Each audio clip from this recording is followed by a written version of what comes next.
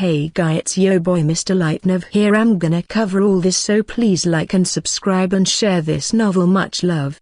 I will kill the author. Chapter 61. Trap. 5 minutes earlier. Lord Commander, we have secured the parameters. No signs of the enemy. A leaf green-haired boy with long ears and a face that could only be described as pretty walked up to Nero and reported, "Good job, William." Nero absent-mindedly replied with a lost look on his face. "Anything bothering you?" asked William. Nero brushed his fingers back through his hair before responding, "Yes, why haven't they attacked us yet? Maybe they gave up on the shopping district." "Impossible. Conquering this area and getting supplies from here is a vital key to winning this mock war. What if maybe they have some other strategy in mind? I'm trying to figure out what they could be after. If they haven't attacked us here and now, then when and where will they?"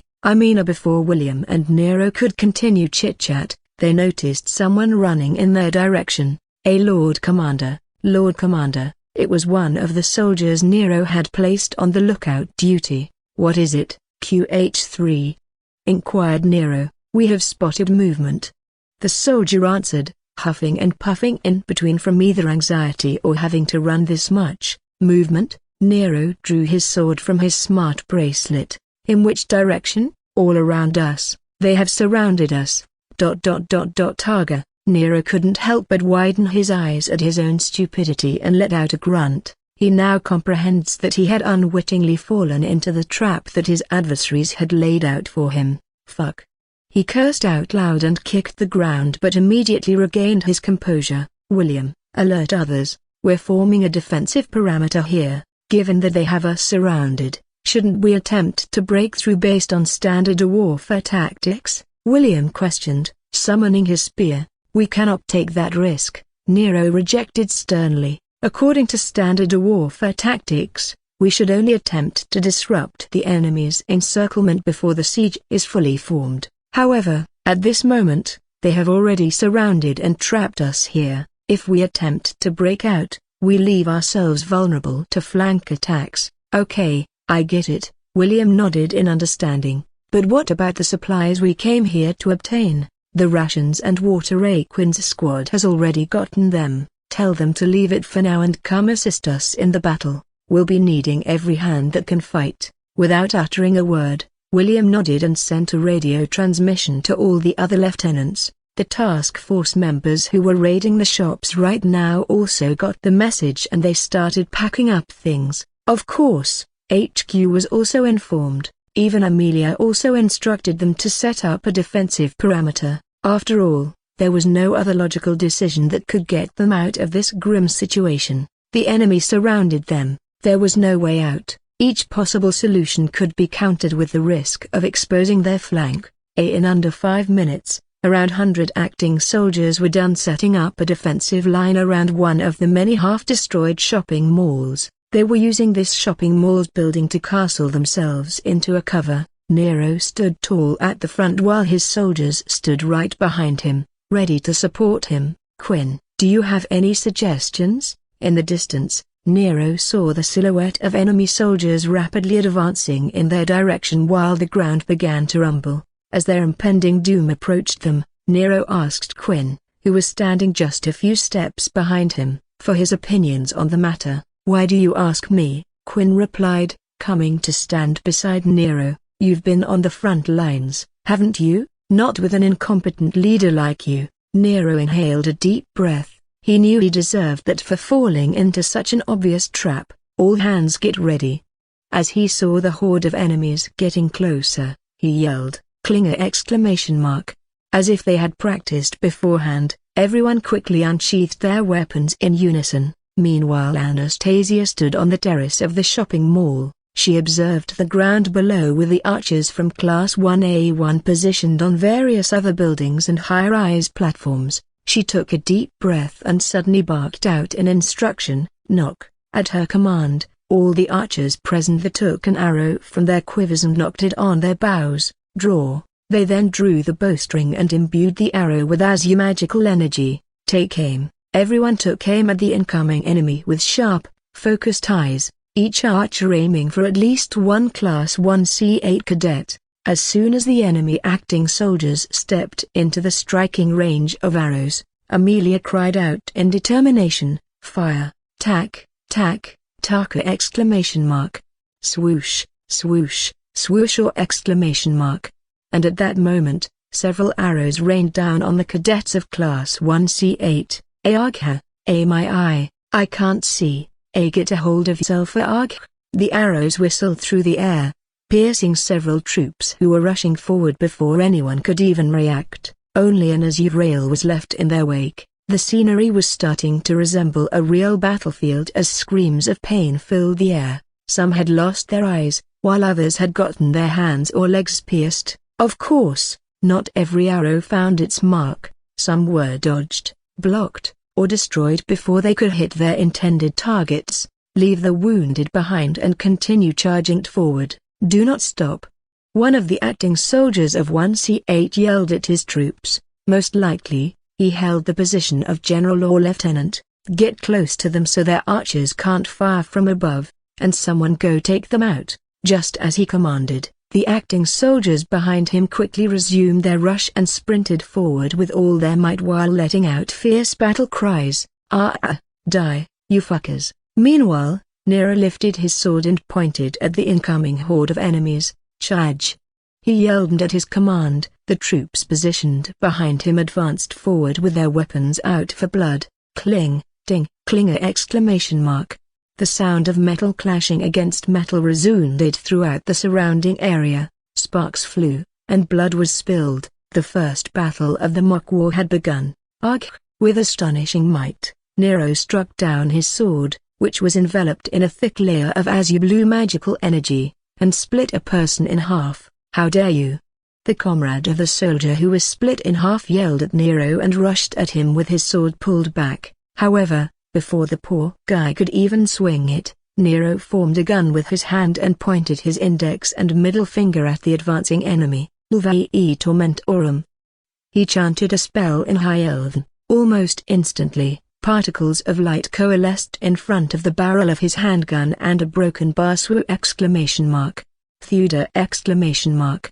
A beam of light erupted from Nero's index and middle finger and blasted a hole in his target's head, killing him before his lifeless body fell to the ground. Letting out a short breath, Nero looked around him. He saw limp and the motionless corpses of his foes and friends alike. Their limbs were torn asunder, their cries of agony filling the atmosphere. A sight of a young woman clutching her exposed intestines spilling out from a wound on her stomach. If hell was real, then it would probably look like this. It was complete madness, Nero thought. What was the reason for this senseless battle? A petty disagreement between two cadets? How could the Queen, the Vice President, even allow such carnage? Was she completely insane? Sure, all of this was not real but virtual reality instead. However, the pain they were feeling or the pain they were making each other feel was all too real. Fuck. Nero gritted his teeth and cursed out loud. It was too late for such thoughts. He could only do one thing now: move forward. Once again, he took a deep breath and scanned his surroundings, his sharp eyes flicking over the gruesome scene before him as he searched for his comrades. This time, however, he seemed a bit indifferent to the violence and gore around him. A wave of relief washed over Nero's face as he spotted some familiar faces amidst the carnage and chaos. Elijah was fending off two opponents. Grace had just now killed an enemy. Quinn had the upper hand against a troop, and Kent was catching his breath. No one was around him, so he was momentarily safe from harm. Just as Nero was about to let out a sigh of relief, something caught his eye in his peripheral vision. He saw a blue-haired elven girl on her knees, about to be struck down by a swordsman. A frown appeared on his face as the face of the blue-haired girl seemed to be familiar to him for some reason. He remembered. He had seen her with Amelia a few times. She was her friend. As the realization hit him, he found his body moving toward the girl. Die. The swordsman, who was about to thrust his sword at the girl, yelled fiercely. The elven girl closed her eyes and her body quaked in fear as all she could do was await her end. Clinger exclamation mark. A broken bar. However, the attack she was waiting for never came. Nero arrived right in front of her in time and deftly parried the attack with a swing of his sword, making the enemy swordsman stumble back in surprise. TSK. The swordsman clicked his tongue and jumped a few meters back before putting a hand on his ears. I have found Nero de Croft, he's on me huh? Unfortunately, before he could even finish the transmission, Nero covered the distance between them in the blink of an eye. Qisha exclamation mark. Thuda exclamation mark. Giving the enemy swordsman no chance to counterattack, Nero swung his sword at his neck and cleaved his head off. With a low thud sound, the swordsman's body fell limp to the ground as his head rolled off. That makes 4. He had slain 4 enemies in total till now. After making his kill count, Nero turned around and looked at the blue-haired girl. Aha broken Barty thank you, Nero I mean, Lord Commander. The girl quickly bowed her head when she saw Nero looking at her and thanked him for saving her virtual life. Flustered, no need, Nero extended a hand to the damsel in distress. You're Amelia's friend, right? Ah, yes. Taking her knight in shining armor's hand, the blue-haired elven girl stood to her feet. My name is Asta Aquaheart. Aquaheart? By any chance, are you related to Captain Gandalf Aquaheart? Nero frowned. You know my grandpa? Asta asked, surprised. Yes. He was called the Sword Saint and Kali's Winter of Death.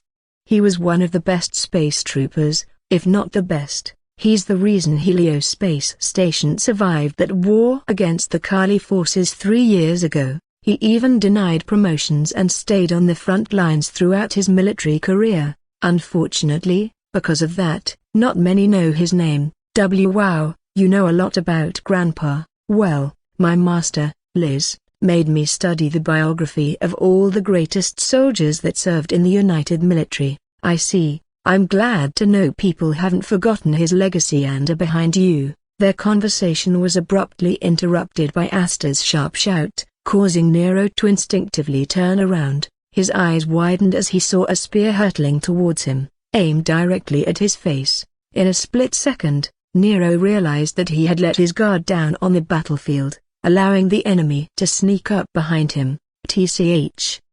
He clicked his tongue in frustration as he quickly raised his left hand to shield his face from the incoming attack. Realizing it was too late to dodge the spear, Nero braced himself to let the spear pierce through his left hand, planning to retaliate and kill the enemy in one swift swing of his sword using his right hand. Tana exclamation mark.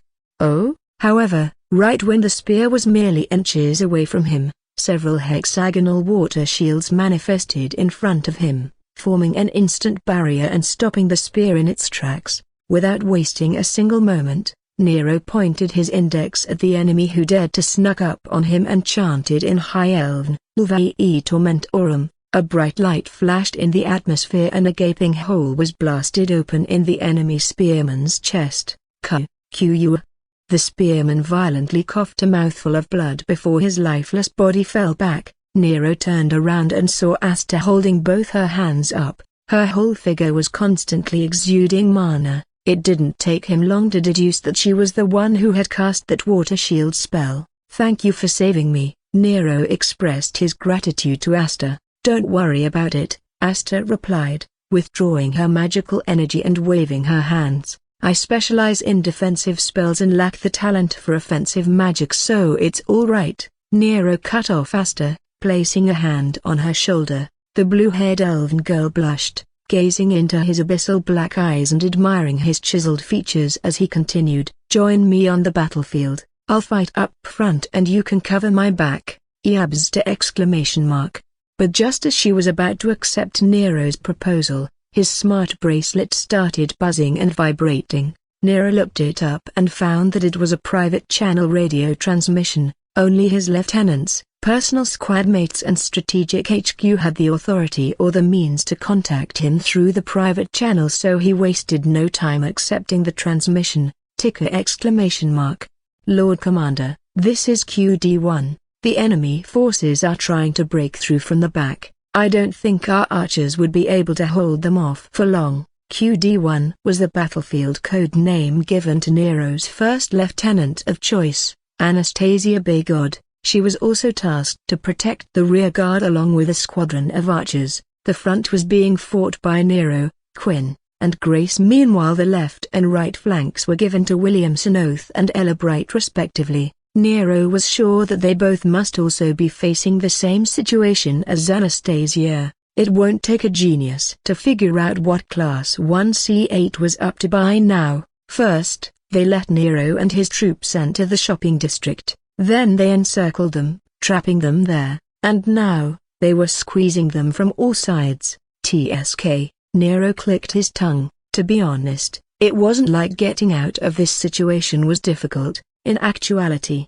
he possessed the ability to overpower every cadet in the virtual world with ease by simply summoning one of the 6 heavenly swords using his gift, although in the real world, using his gift would deplete a minuscule portion of his life force. In the virtual world, he had no such concerns. Once he unleashed his gift, no one present could stand against him. He was that confident in himself. However, there was a minor predicament here. Prior to the commencement of the mock war, his master, Liz Snyder, had explicitly instructed him not to disclose his gift during the event. In spite of that fact, Nero could see no other viable option to get out of this situation right now. Fine, I'll deal with him myself, he had decided. He'll use his gift. He will summon the heavenly sword of fire and use it to control lightning, unleashing a colossal thunderstorm that would bring an end to this war right where they stood. Asta, get behind me. What? Get behind me and create a barrier around us. With an awkward nod, Asta did what she was told and swiftly got behind Nero before creating a water dome around them. At that moment, the boy started reciting something in a low, almost inaudible tone. The air grew thick with a palpable sense of foreboding, as if the very atmosphere itself was holding its breath in anticipation. Suddenly, tiny sparks erupted around Nero, crackling and flickering like fiery apparitions. "Oh Agni, hear my plea," he called out, his voice ringing out in the midst of the overwhelming tumult surrounding him. "Grant me the strength to vanquish my enemies, to burn away their evil and leave nothing but ash in their wake. Grant me !" Unfortunately, before Nero could complete the chant and summon the heavenly sword, his smart bracelet buzzed again, disturbing his focus. The sparks crackling around him died down as a result of him losing his focus. Clicking his tongue again, he was about to reject the radio call until he saw that it was from HQ. He frowned, wondering what Amelia might have to say at this moment. His curiosity got the better of him and he ended up accepting the transmission. "What's it, Amelia?" "Nero, I might have a way to get us out of this situation." "Huh?" Nero widened his eyes at those words. "Are you sure? Tell me." "I can't tell you since it's a complex plan. Can you trust me and hand me over the command for now?" "Usually, here's how it works. The Lord Commander tells the troops what to do on the battlefield, and the head strategists figures out how to actually win the war with clever tactics and battle formations. But truth be told, both positions are pretty similar in terms of power and duties. A Lord Commander can totally brainstorm strategies and improvise on battle plans as needed, while a head strategist can take over commanding the troops if the Lord Commander has permitted it. The only real difference is that being a Lord Commander pays better in real life, probably because they have to brave the actual field, while head strategists can kick back in headquarters and just come up with ideas while looking at a live battle map. Of course, Nero trusted Amelia to take command here. If she had suggested it, then she really must have come up with a strategy that could get them out of this situation. "Okay, I give you the authority to lead the troops. Tell us what to do." 10 minutes earlier, back at Class 1A1 HQ, as I told Amelia right before it happened, our troops were trapped by the enemy in the shopping district. Well, to be more precise, instead of telling her, I let her come to that decision on her own. Currently, she was staring at the holographic map in front of her with her mouth agape. On the map, there were several small dots, some of them red and others green. The green dots had codes like QD1 or CN6 hovering above them. From time to time, some dots would often disappear from view. Yes, the green dots were our allies and the red ones were the enemy present in their line of sight. We were using smart bracelets worn by our troops to track their live location. If they see an enemy, it will show up on the map as a red dot. Thanks to this genius system, strategists could easily monitor the battlefield from headquarters. Suddenly Amelia spun around to face me and started yelling nonsense at me. You knew this would happen. You knew they would trap our troops before it even happened. What? With a blank look plastered on my face, I arched my eyebrows. I didn't know. If you remember correctly, I didn't say a word about them trapping our troops. You came to that conclusion yourself. Slama exclamation mark. Lucas Morningstar, don't fuck with me. Banging her hands on the round table, she roared a fierce warning. You clearly knew what would happen. How? Fine, I deduced a possibility, I answered, raising my hands slightly and leaning back on the chair to calm her down. I wasn't lying. I really did deduce the possibility of this happening. In the novel, the soldiers of Class 1C8 did not surround and trap those of Class 1A1 in the shopping district as they had done now. In the story, Grace had leaked the map that Amelia and I were currently seeing before us to Class 1C8, allowing them to know every minute movement that our soldiers made on the battlefield. They had no need to set up a trap when they simply knew their enemy's live location on the battlefield all the time. But since in this timeline, Grace wasn't able to leak the battle map to the enemy, they had to resort to a more aggressive strategy. I don't know if it's for the better or not, how this story is progressing. Anyway, I came up with 18 different possible scenarios that this battle could go down in. Class 1C8 encircling and trapping our troops was the 10th one. That's how I told Amelia what would happen. I didn't know it, I just guessed it. You deduced it? I'm supposed to believe that nonsense? I pointed at myself and shrugged. Hey, intelligence stat above 180, remember? No matter how much of a genius you are, expecting something like this to happen before it even happened is virtually impossible. Well, I did the impossible. So what? The point is, I can get us out of this situation. Widening her eyes as she heard what I spoke, Amelia looked at me in disbelief. What? With a smirk, I repeated myself. If you let me, I know a way to get us out of this situation. How? Just as I had expected, Amelia immediately showed interest in my offer. First, give up your role as the head strategist to Broken Bar to me. Give up your role as the head strategist to Broken Bar to me. Yeah, number. Huh? What do you mean by no? No, as in, I'll not give you my position. But I can help. I doubt it. Why just give me, number. Please, just no. I was baffled, bewildered, puzzled, confused and literally every other synonym you can think of confused. Why is she not relinquishing the position of the head strategist? Our forces are cornered, there's no way we can win from here. Isn't it worth a shot to give me her position if I claim to have a way to get us out of this situation? Isn't it better than sitting here and watching us lose? So are you just going to sit here and watch us lose? I questioned, speaking my mind. No, I have a plan of my own, she replied, her eyes, a deep shade of forest green, brimming with determination. I can do this. Hearing her response, I shrugged and slumped back on the chair again. Fine, you'll come to me sooner or later anyway. Didn't know you were a dreamer. Letting out a scoff, she sent a radio call to Nero. Exclamation mark. Almost instantly, Nero accepted the call from his side and spoke. What's it, Amelia? Nero, I might have a way to get us out of this situation, she informed. Huh? Are you sure? Tell me. I can't tell you since it's a complex plan. Can you trust me and hand me over the command for now? After a moment of pause, Nero confidently replied, Okay, I give you the authority to lead our troops. Tell us what to do. A smile formed on Amelia's face after hearing the response she had wanted to hear. She studied the holographic map that was displaying the live location of all of our soldiers in front of us for a moment before barking out instructions. Okay, I want you to move what's left of your squad towards Sector 7. We divided the whole shopping district into 25 blocks and called each block a sector. It was to make things easier when giving out strategic instructions. Roger, Squad 20 moving towards Sector 7, beeper exclamation mark. And the radio call with Nero was cut. Amelia, however, didn't rest. She started making more radio calls to our troops instantly, barking instructions at them and moving them like pawns in a chess game. CN5, go forward and take a right turn. Roger, C3H, cover CN5 while slowly backing away to cover.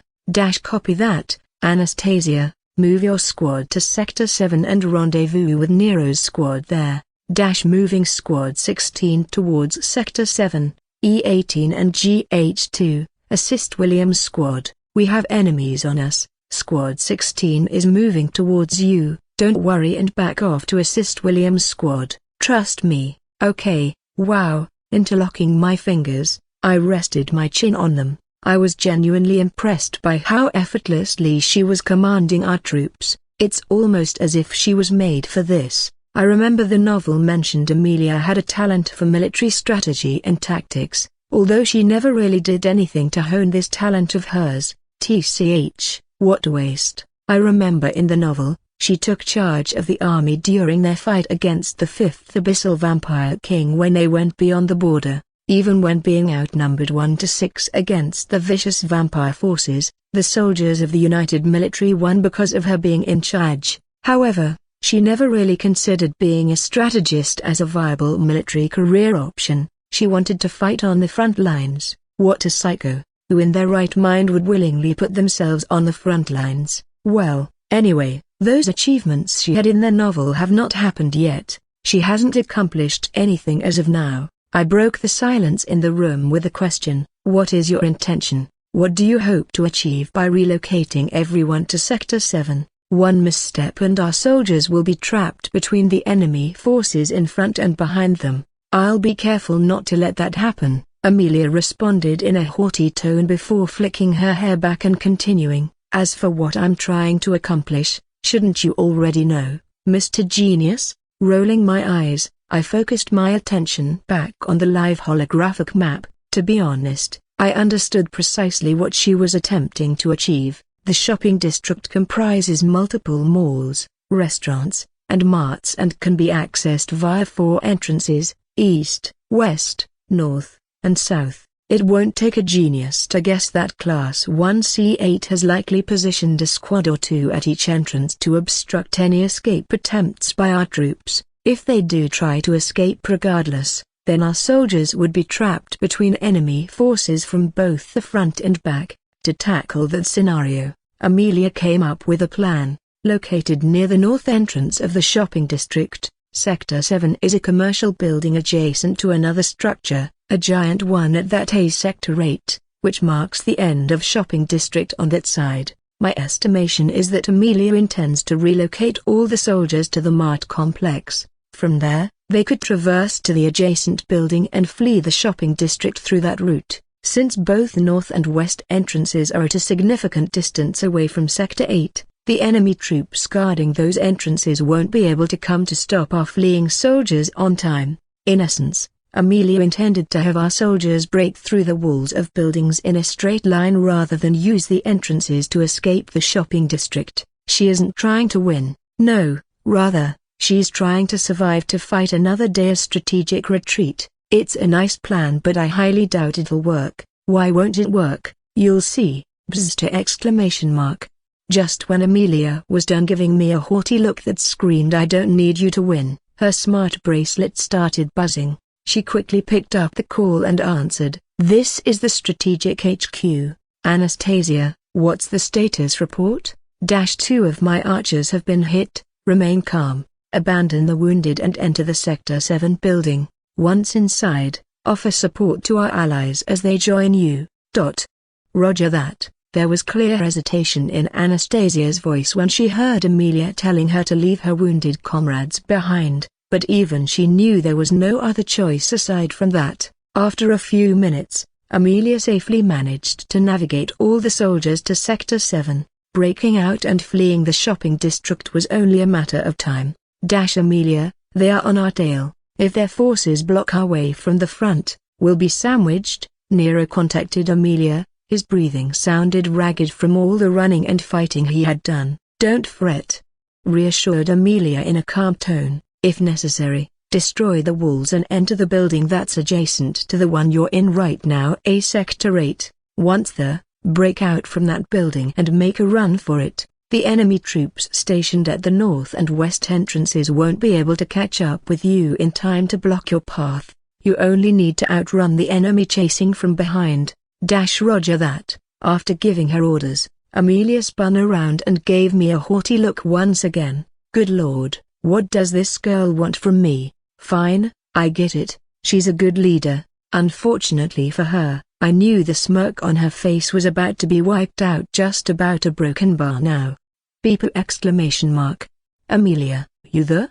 It was Nero. His voice screamed urgency. "Yes, I'm here. What's the status?" Reporter. Before Amelia could even finish giving her reply, Nero cut her off. "Sector 8, there's no Sector 8, confused, a frown appeared on Amelia's face. What do you mean by there's no Sector 8? When we broke out of Sector 7, we found ourselves out in the open field. We could see the enemy forces on our right, and there's a whole lot of them on our back too. We'll be pincered. Why broken bar be but how a broken bar? The map, on the map, it's a exclamation mark.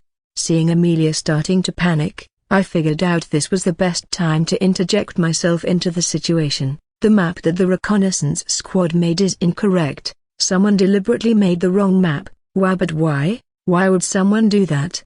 Turning her attention back to me, Amelia focused her shaky eyes on me and asked with quivering lips.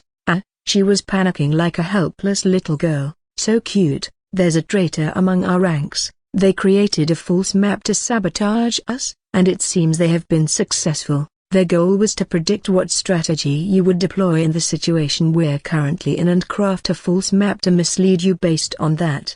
I don't know if there's an easy way to say this, but Amelia Black, they read you like a book, and unfortunately, they defeated you long before the real war had even begun." "Ha ha!" Amelia gasped hysterically, her forehead covered in cold sweat. As my words began to sink in, uneasiness and panic began to spread over her mind. I had hinted of there being a traitor among us here before, but Amelia never took it seriously. She entertained that idea for a little while before dismissing my words. Now all the regret, irritation, and a mix of whole diverse emotions were clearly evident on her face. However, the one emotion that displayed more than the others on her pale face was a fear. Fear of failing her comrades, fear of failing Nero, who believed in her, fear of losing because she was weak, a broken bar even after she promised to herself that she would never be weaker, that she would never lose again. "Amelia," at that moment, my firm voice shook her out of her thoughts. "What are you doing? You are broken bar. I don't know a broken bar. I don't know what to do. Broken bar. We've lost a broken bar. They'll pincer our troops from two sides. A broken bar. After that, it'll only be a matter of time. No matter how strong Nero is, even he won't be able to defeat them all. We lose a broken bar, and it's all because of me. It's because of me. Me. Wrong. We weren't going to lose because of her. In fact, we weren't going to lose at all. Even if I don't turn around this situation, which I am going to, Nero will summon one of his 6 heavenly swords and defeat everyone. It'll be quite the spectacle when that happens. The whole battlefield will be plunged into what'll look like the fiery pits of hell. Unfortunately, I don't want him to do that. In the novel, even after sustaining heavy losses and losing so many troops, Class 1A11, because Nero alone butchered 7 squads on his own, that guy was basically a one-man army. Those weaklings, not like I'm any stronger than them, could never stop him no matter how many of them there were. However, to be able to do that, Nero had to use his ability, 6 divine swords of heaven, and summon the sword of divine fire. Not only that event shook the whole academy but also the rest of the world. A kid who can gain absolute control over an element. That made one big news. That is understandable, since being able to fully control an element essentially sets you on par with the gods. Sure, casting spells using mana lets you control an element you have an affinity with, but even then, you can never fully control it. Some people even called him the boy who has touched the realm of the gods. There were cults made in his name, some people started worshipping him, and some were in denial, unable to process how something as ridiculous as this was even possible. So no surprise though when this news reached the ears of one of the abyssal vampire kings. He sent 3 of his most powerful vampires to the academy to assassinate Nero during the king's tournament. Of course, they weren't able to kill him, however, that did create a massive uproar and chaos, and one of the 3 vampires who were sent to the academy made Lucas his pawn later in the story. Although, as I've established many times before in the past, I love chaos, I don't love it when it comes knocking at my own door. So I would very much like Nero not to use his gift right now and attract the whole world's attention. Plus, it would save many other minor inconveniences that would happen as a result of it. It's all because of me. Yeah, broken bar. I should have thought about there being a possibility of someone tampering with our map. It's all because of me. I led them to a trap. Oh, yeah, almost forgot about her. I can think about the plot later. Right now, I think I should deal with this mess of a girl. Amelia sat at one of the chairs around the round table, holding her head with her hands and murmuring all kinds of gibberish in an incoherent tone. Her forehead was drenched in sweat and her eyes were shaking,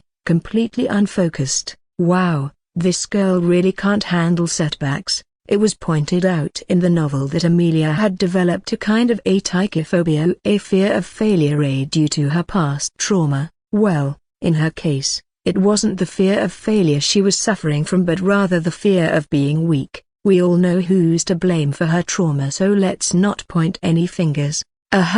Anyway, that was the reason she tried so desperately to be the best at everything she was good at. Unfortunately, the plot wasn't merciful to her either. Not too long into the story, she found out that her talent in archery could never surpass Anastasia. But it really broke her when she realized that archery wasn't what Anastasia was even best at. It was hand-to-hand or unarmed combat, and it wasn't even archery. Amelia slowly realized that Anastasia was better than her at literally everything. However, the hardest part of it all was that no matter how hard she tried, she could never bring herself to hate Anastasia. She couldn't even be her rival.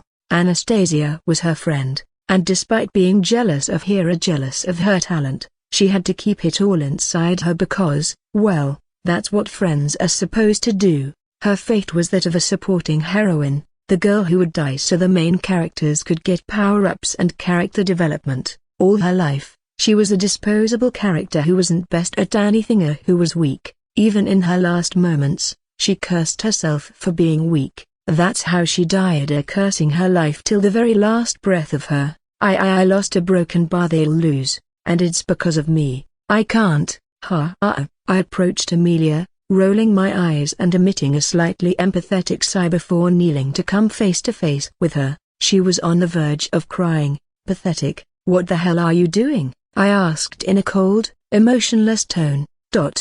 My voice shook her out of her episode. I said, what on earth are you doing? You claimed you weren't the weak little girl I once knew, yet that's all I see right now. I screamed, inches from her face. As I shouted at her, Amelia's eyes began to shake less, and she regained her focus. Did you forget the reason you wanted to be strong? I yelled. Did you forget why you picked up a bow? A broken bar. I don't a broken bar. I remember it. A broken bar. Through quivering lips, she let out a shivering voice. Tell me the reason, I demanded, rising to my feet. It was so that I would never again face injustice. It was so that I couldn't be oppressed by the powerful. It was so that I could assist the weak. It was so that no one could ever wrong me. A broken bar. It was so that I could win.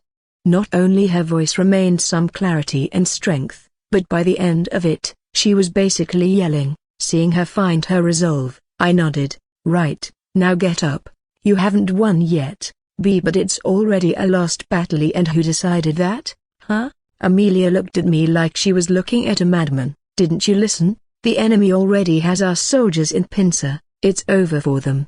No, it's not. Resign your position to me, and I shall grant you victory. No, rather, I'll show you how not to lose. I'll show you the difference between strategy and tactics. It took a few minutes, but at the end of it, Amelia Black had no choice but to comply with my request. Fine, I surrender my position as the head strategist to you." She gave it up. She gave her position to me. It took all of the willpower I had in me not to burst out into a pilavival erratic laughter right then and there. I did it. I broke her.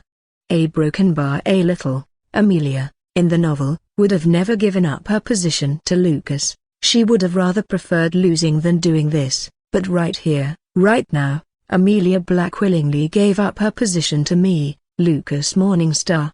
Hey, I don't know why, but it gave me a weird sense of satisfaction.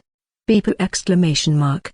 Dash Amelia, you there? Do you have a plan? Anything? The enemy has blocked our path ahead. Once their main force catches us from behind, we'll be done for a comma. Anyway, now that I got the position I had wanted from the start, I should get working. Calm down, Nero. I can see your live positions on the map before me. I can see you're being pincered. Don't worry, I have a plan.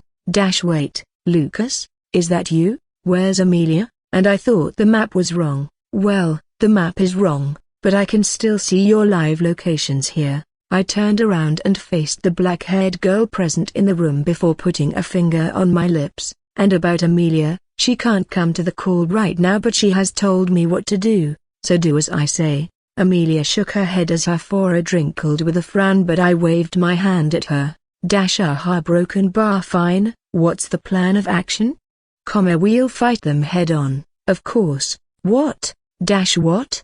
Both Nero and Amelia voiced their mix of shock and disbelief at my matter-of-factly answer. Their overreaction was understandable. Dash Lucas, we've been pincered from the front and back. Soon they'll cover our right and left flanks too. We'll be surrounded in the open field. Good, that means you all can fire in every direction. Where please, can I get Amelia back?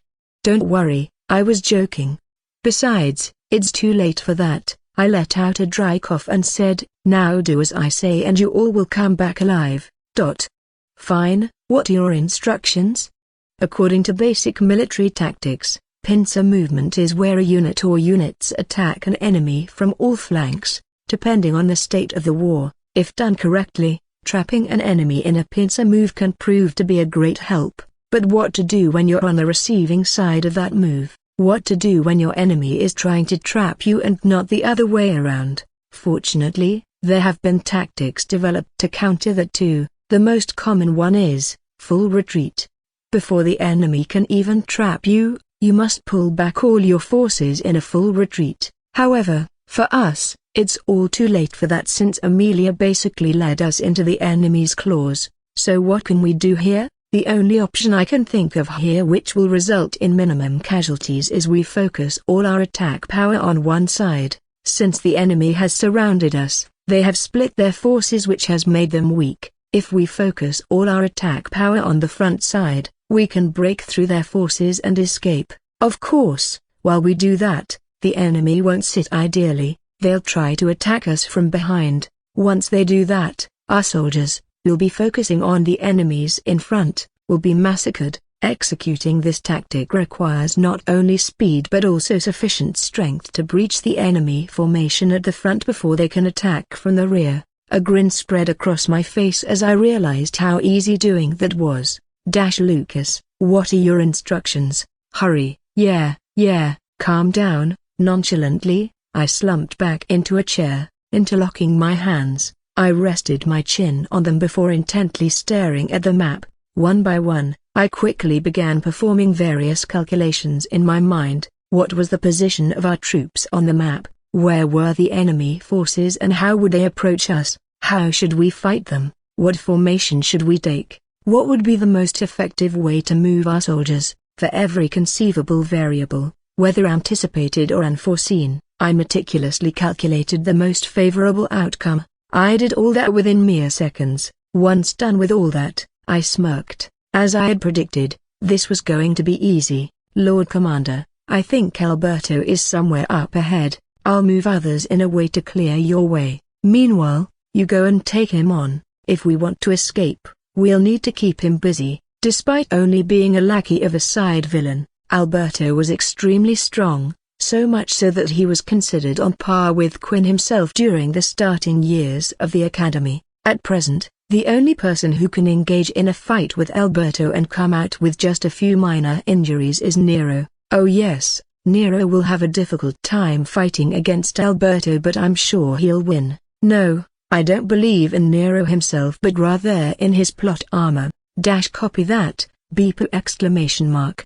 With a beep, the transmission with Nero was cut. I didn't waste any time and instantly started connecting radio calls to other people. NC4, can you hear me? I want you to advance forward and engage the enemy in front of you.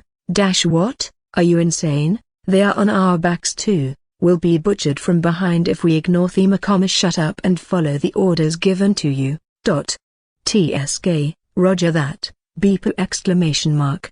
BU4, cover N squad's back, assist an N squad now, beep exclamation mark.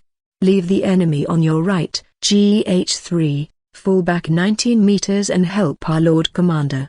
Got it, beep exclamation mark. Anastasia, do you copy? I do. Is that you, Lucas?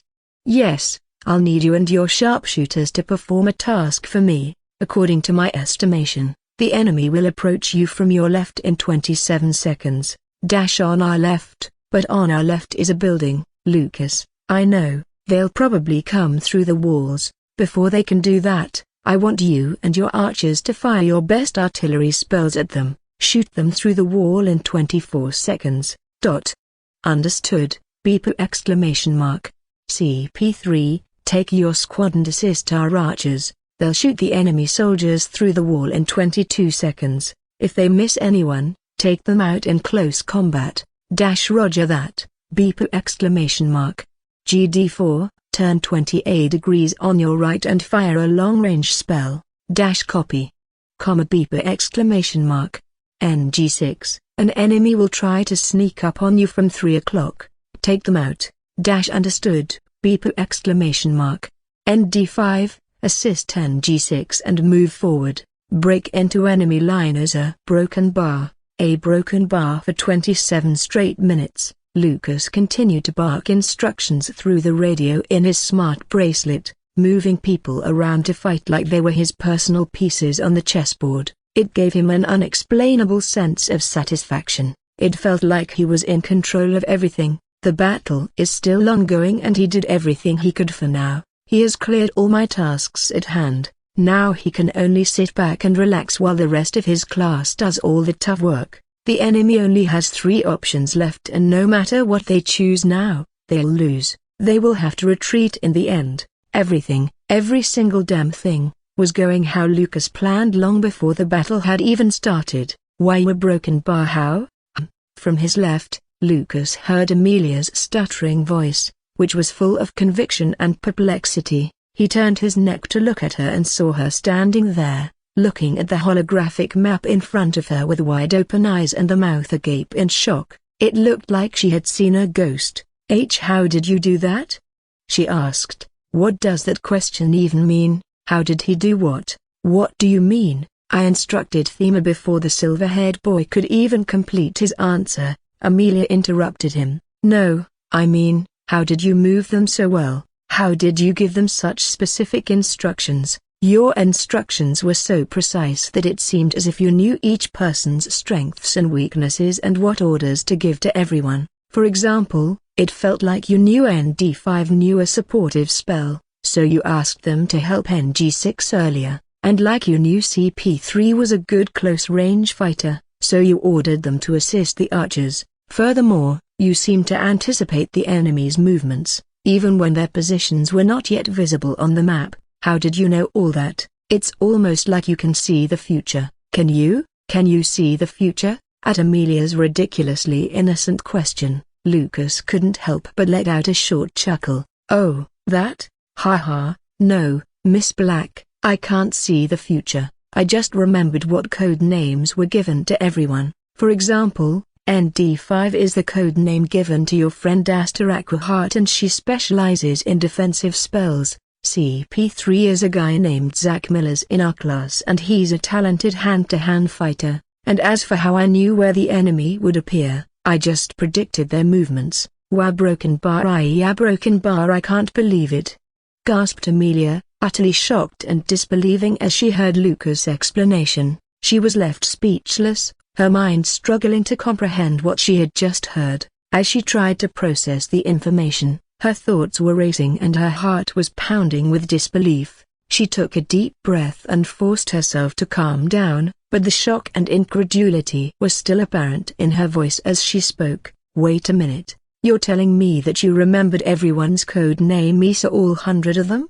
And not only that, but you also knew everyone's strengths and strong spells? How is that even possible? But if that wasn't enough, you predicted the enemy's movement?" Lucas replied with a casual shrug, as if his achievement was nothing out of the ordinary. "Yeah, pretty much," he said. "I'm just good at memorizing things. It didn't take me long to learn everyone's code names. Plus, I'm really observant, and I always watch everyone practice so I know how they think and fight. I strategically positioned everyone to make the most of their strengths. Once that was done, predicting the enemy's movements was a breeze. That was the final nail."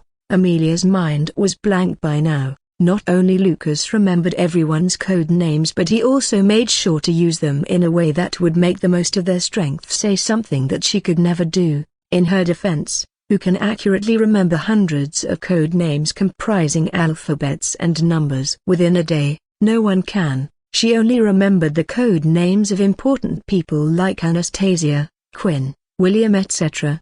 Moving on.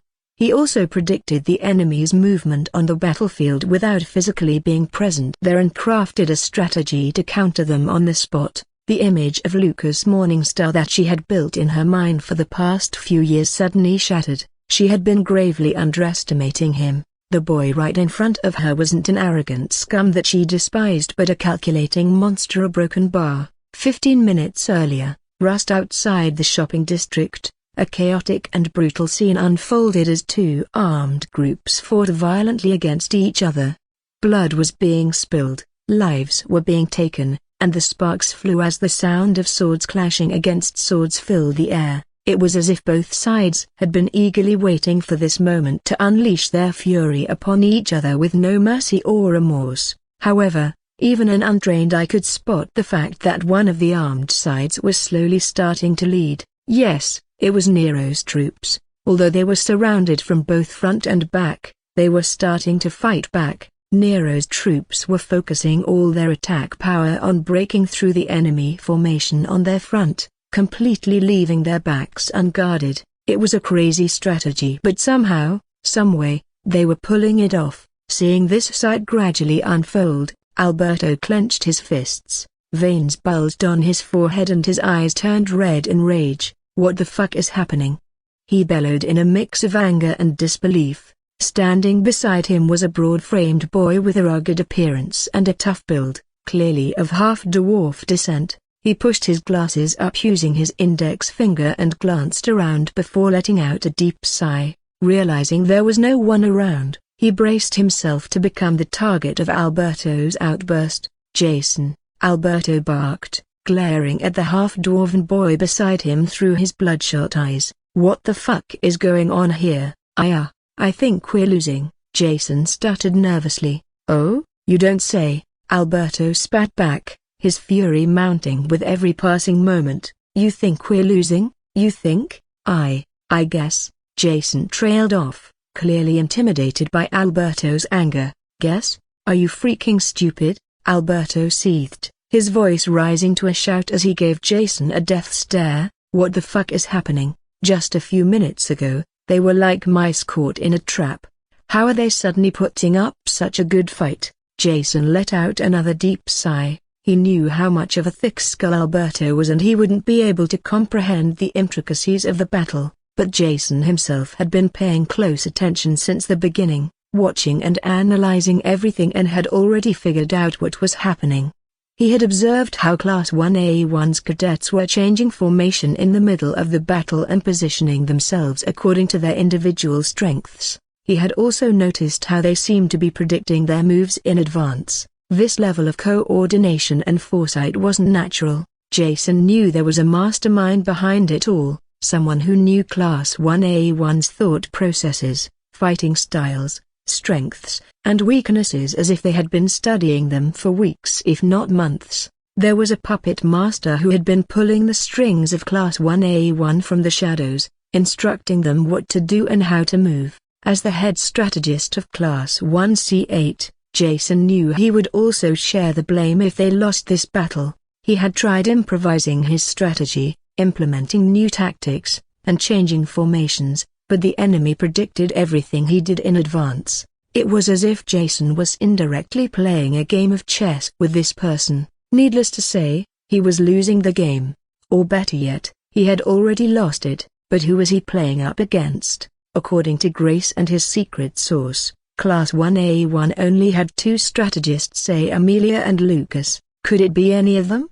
From what he had heard about Lucas, Jason doubted the fact that he would have trouble outsmarting him, so maybe it was Amelia. But if that was the case, then why didn't she show this level of battle intelligence and foresight until now and let so many of her troops die? No, it couldn't be her. But if neither Amelia nor Lucas, then who?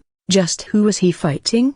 Arghh, this is so frustrating. Whoever we're up against is not only a brilliant strategist but also a keen observer who knows the strengths of their troops and how to cover up their weaknesses, Jason muttered, his eyes fixed on the ongoing battle. Despite his best efforts, he knew he had been bested. He had been utterly and truly defeated. Just who the hell am I up against? He wondered aloud, his frustration and disbelief palpable. Alberto shot a side glance at the boy standing next to him. Jason had been his companion practically since childhood. They grew up together in the slums, fought on the streets, formed their gang, and were both recruited by Kai Wiseman before attending Global Academy through his assistance. Yes, recruited here means beaten to a pulp by Kai before being forced into joining him. In short, despite Alberto never saying it out loud, Jason was a friend to him and a close one at that, and yet, he had never witnessed Jason so agitated before. He remembered him always being so calm and collected. He was the smartest person Alberto knew, although he couldn't understand what was going on and how this battle had been turned around so easily since he was a bit of what Jason would call him from time to time, thick skull. He knew if even Jason was having trouble dealing with the situation, then they were up against a genius mastermind. Alberto let out a breath before placing a hand on the half-dwarven boy's shoulders. Jason shook out of his thoughts and looked at Alberto. For a second, they both shared a moment of silence. Bro, I'm into girls. The first one to break that silence was Jason. And that little comment earned him a smack at the back of his head. You brute, I'm going in.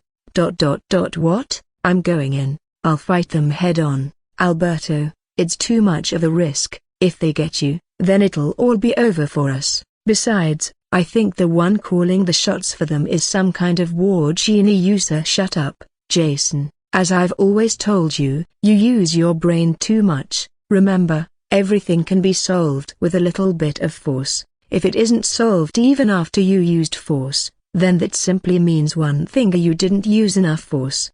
That's so stupid on so many levels. What the fuck? Just as they were wrapping up their conversation, Jason noticed something hurtling toward their group, causing his classmates to be sent flying. What the hell is that? Jason exclaimed, bewildered. It's him, Alberto replied through gritted teeth. In no time, he summoned his great sword by channeling mana into his smart bracelet. Arghh, I stop them. Stop him. He's going toward the Lord Commander. Don't let him get to him. Arghh. Alberto's soldiers screamed in panic as the perpetrator continued to advance, finally hurling the last soldier who stood in his path to the side as if he was a ragdoll. Alberto bent his knees and took a low defensive stance, ready to face the black-haired young man in an anomatal combat suit similar to his, holding a long sword in his right hand. It's you, Alberto growled with contempt, recognizing him instantly. How could he not recognize him? This boy was the reason Alberto had to face so much humiliation. It was, to no one's surprise, Nero. He had expected this confrontation with Nero sooner or later, so Alberto wasn't caught off guard. Instead of shock or fear, A mocking smirk formed on Alberto's face as he spat. "I'll kill you, bastard. Shouldn't I be the one saying that?" The black-haired young man assumed a fighting stance with his sword and retorted with a scoff, "I will kill you, you ugly virgin." A group of Nero's men trailed behind him, but they were met with resistance from Alberto's troops. Observing the skirmish, Jason removed his glasses and summoned an axe. "Jason, assist our soldiers. I'll handle this scoundrel." "As you command, Lord Commander." Without hesitation, Jason rushed to the aid of his allies, engaging Nero's soldiers in combat. With that, the two Lord Commanders were now left alone. "Remember how you begged for your breath the last time you dared to raise your head against me?" mocked Nero.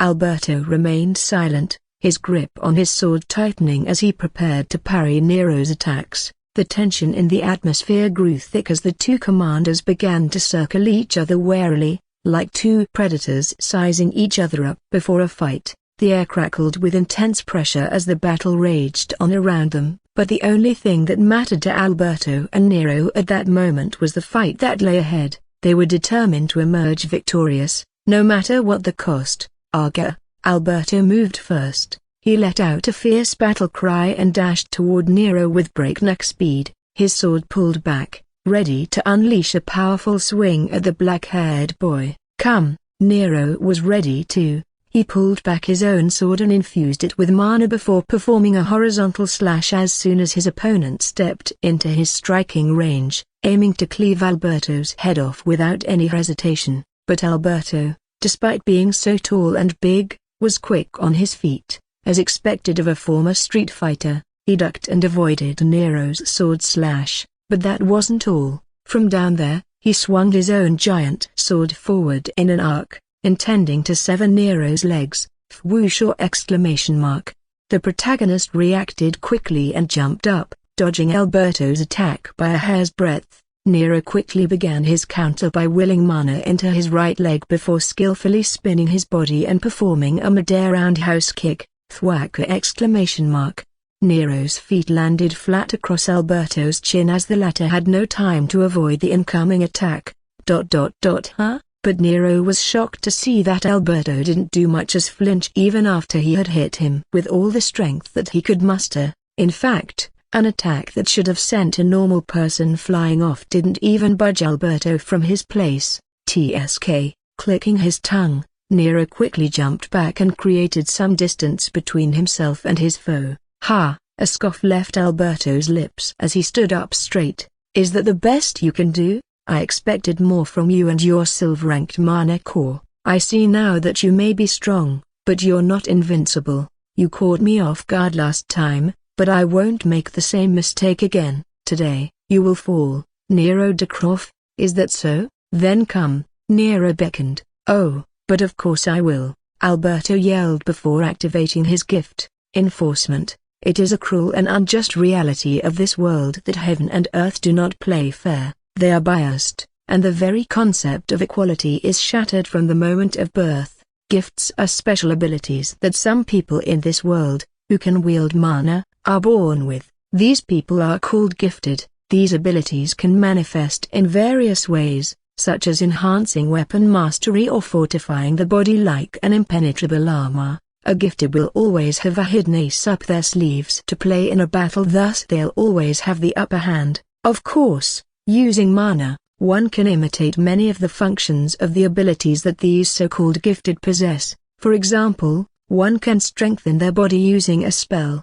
much like someone born with a body-strengthening gift. However, here's the catch: spells don't grow but gifts do. As a person's physical and mental strength grows through constant practice and combat, their gift also evolves and becomes more powerful with them. Consequently, an individual who has devoted all his life since childhood to the pursuit of being strong would possess a gift that surpasses the might that a typical person can imagine. Enforcement. As those words were uttered, the world itself fell silent for a moment before a loud thundering crack echoed throughout the surrounding. Alberto's short, messy black hair started to elongate right before Nero's eyes, transforming into strands of golden as if the mane of a lion. His one stark eyes erupted into a dazzling golden white hue, radiating a fierce intensity that could rival the sun before the muscles in his torso ballooned up and hardened like a goldish-white exoskeleton. In under a few seconds,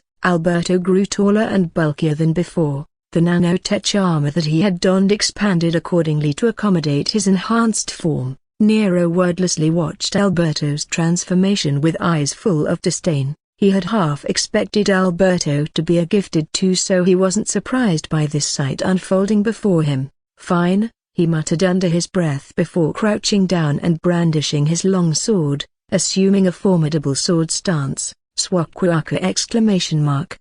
As if to size up his opponent, Nero released a wave of silver-ranked mana core pressure into the surroundings, enveloping Alberto in its suffocating embrace. But unlike their previous encounter in the Academy cafeteria, the Lord Commander of Class 1C8 remained unfazed this time. "What did I tell you? It won't work this time," roared Alberto before his giant figure vanished into thin air and appeared right before Nero's eyes. Nero wasn't able to follow his opponent's movements even with his trained eyes. Did his gift give him a buff in speed?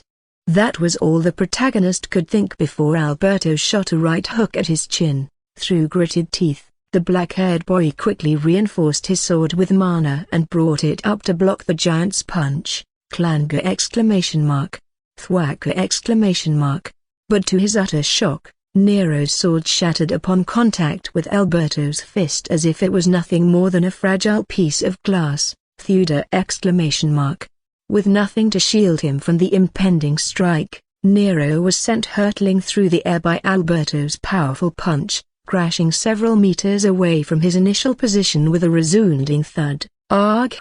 Nero groaned in pain as he massaged the tender spot where Alberto's fist had made contact. Despite the throbbing ache, he summoned his reserves of willpower and gradually forced himself back onto his feet. Had Nero not reinforced his chin with mana at the last possible moment, he would have lost his head to Alberto's devastating blow. So his gift gives him a massive buff in strength too. Observing his opponent with newfound wariness, Nero took note of the immense strength that Alberto's gift appeared to bestow upon him. His gaze flickered towards his right hand, still clenching the hilt of his shattered sword, before returning to Alberto's towering form. "Tsk."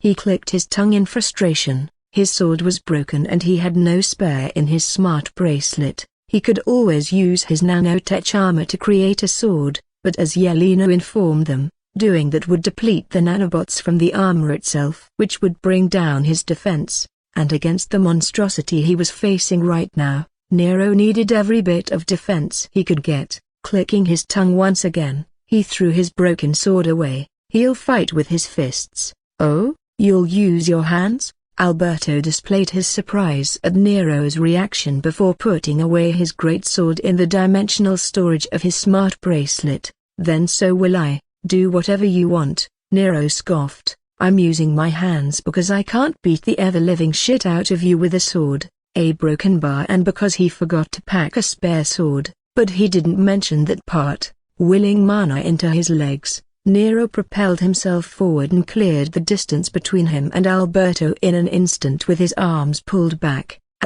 Letting out a fierce battle cry, he shot forward his right hand and delivered a boulder-shattering punch to Alberto's solar plexus. "Tana!" Fuck. So his gift buffed his defense too. Great.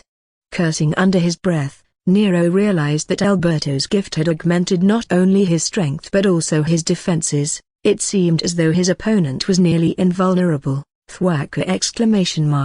Gripping Nero's head using his giant hands, Alberto struck his knee at Nero's abdomen. Ka!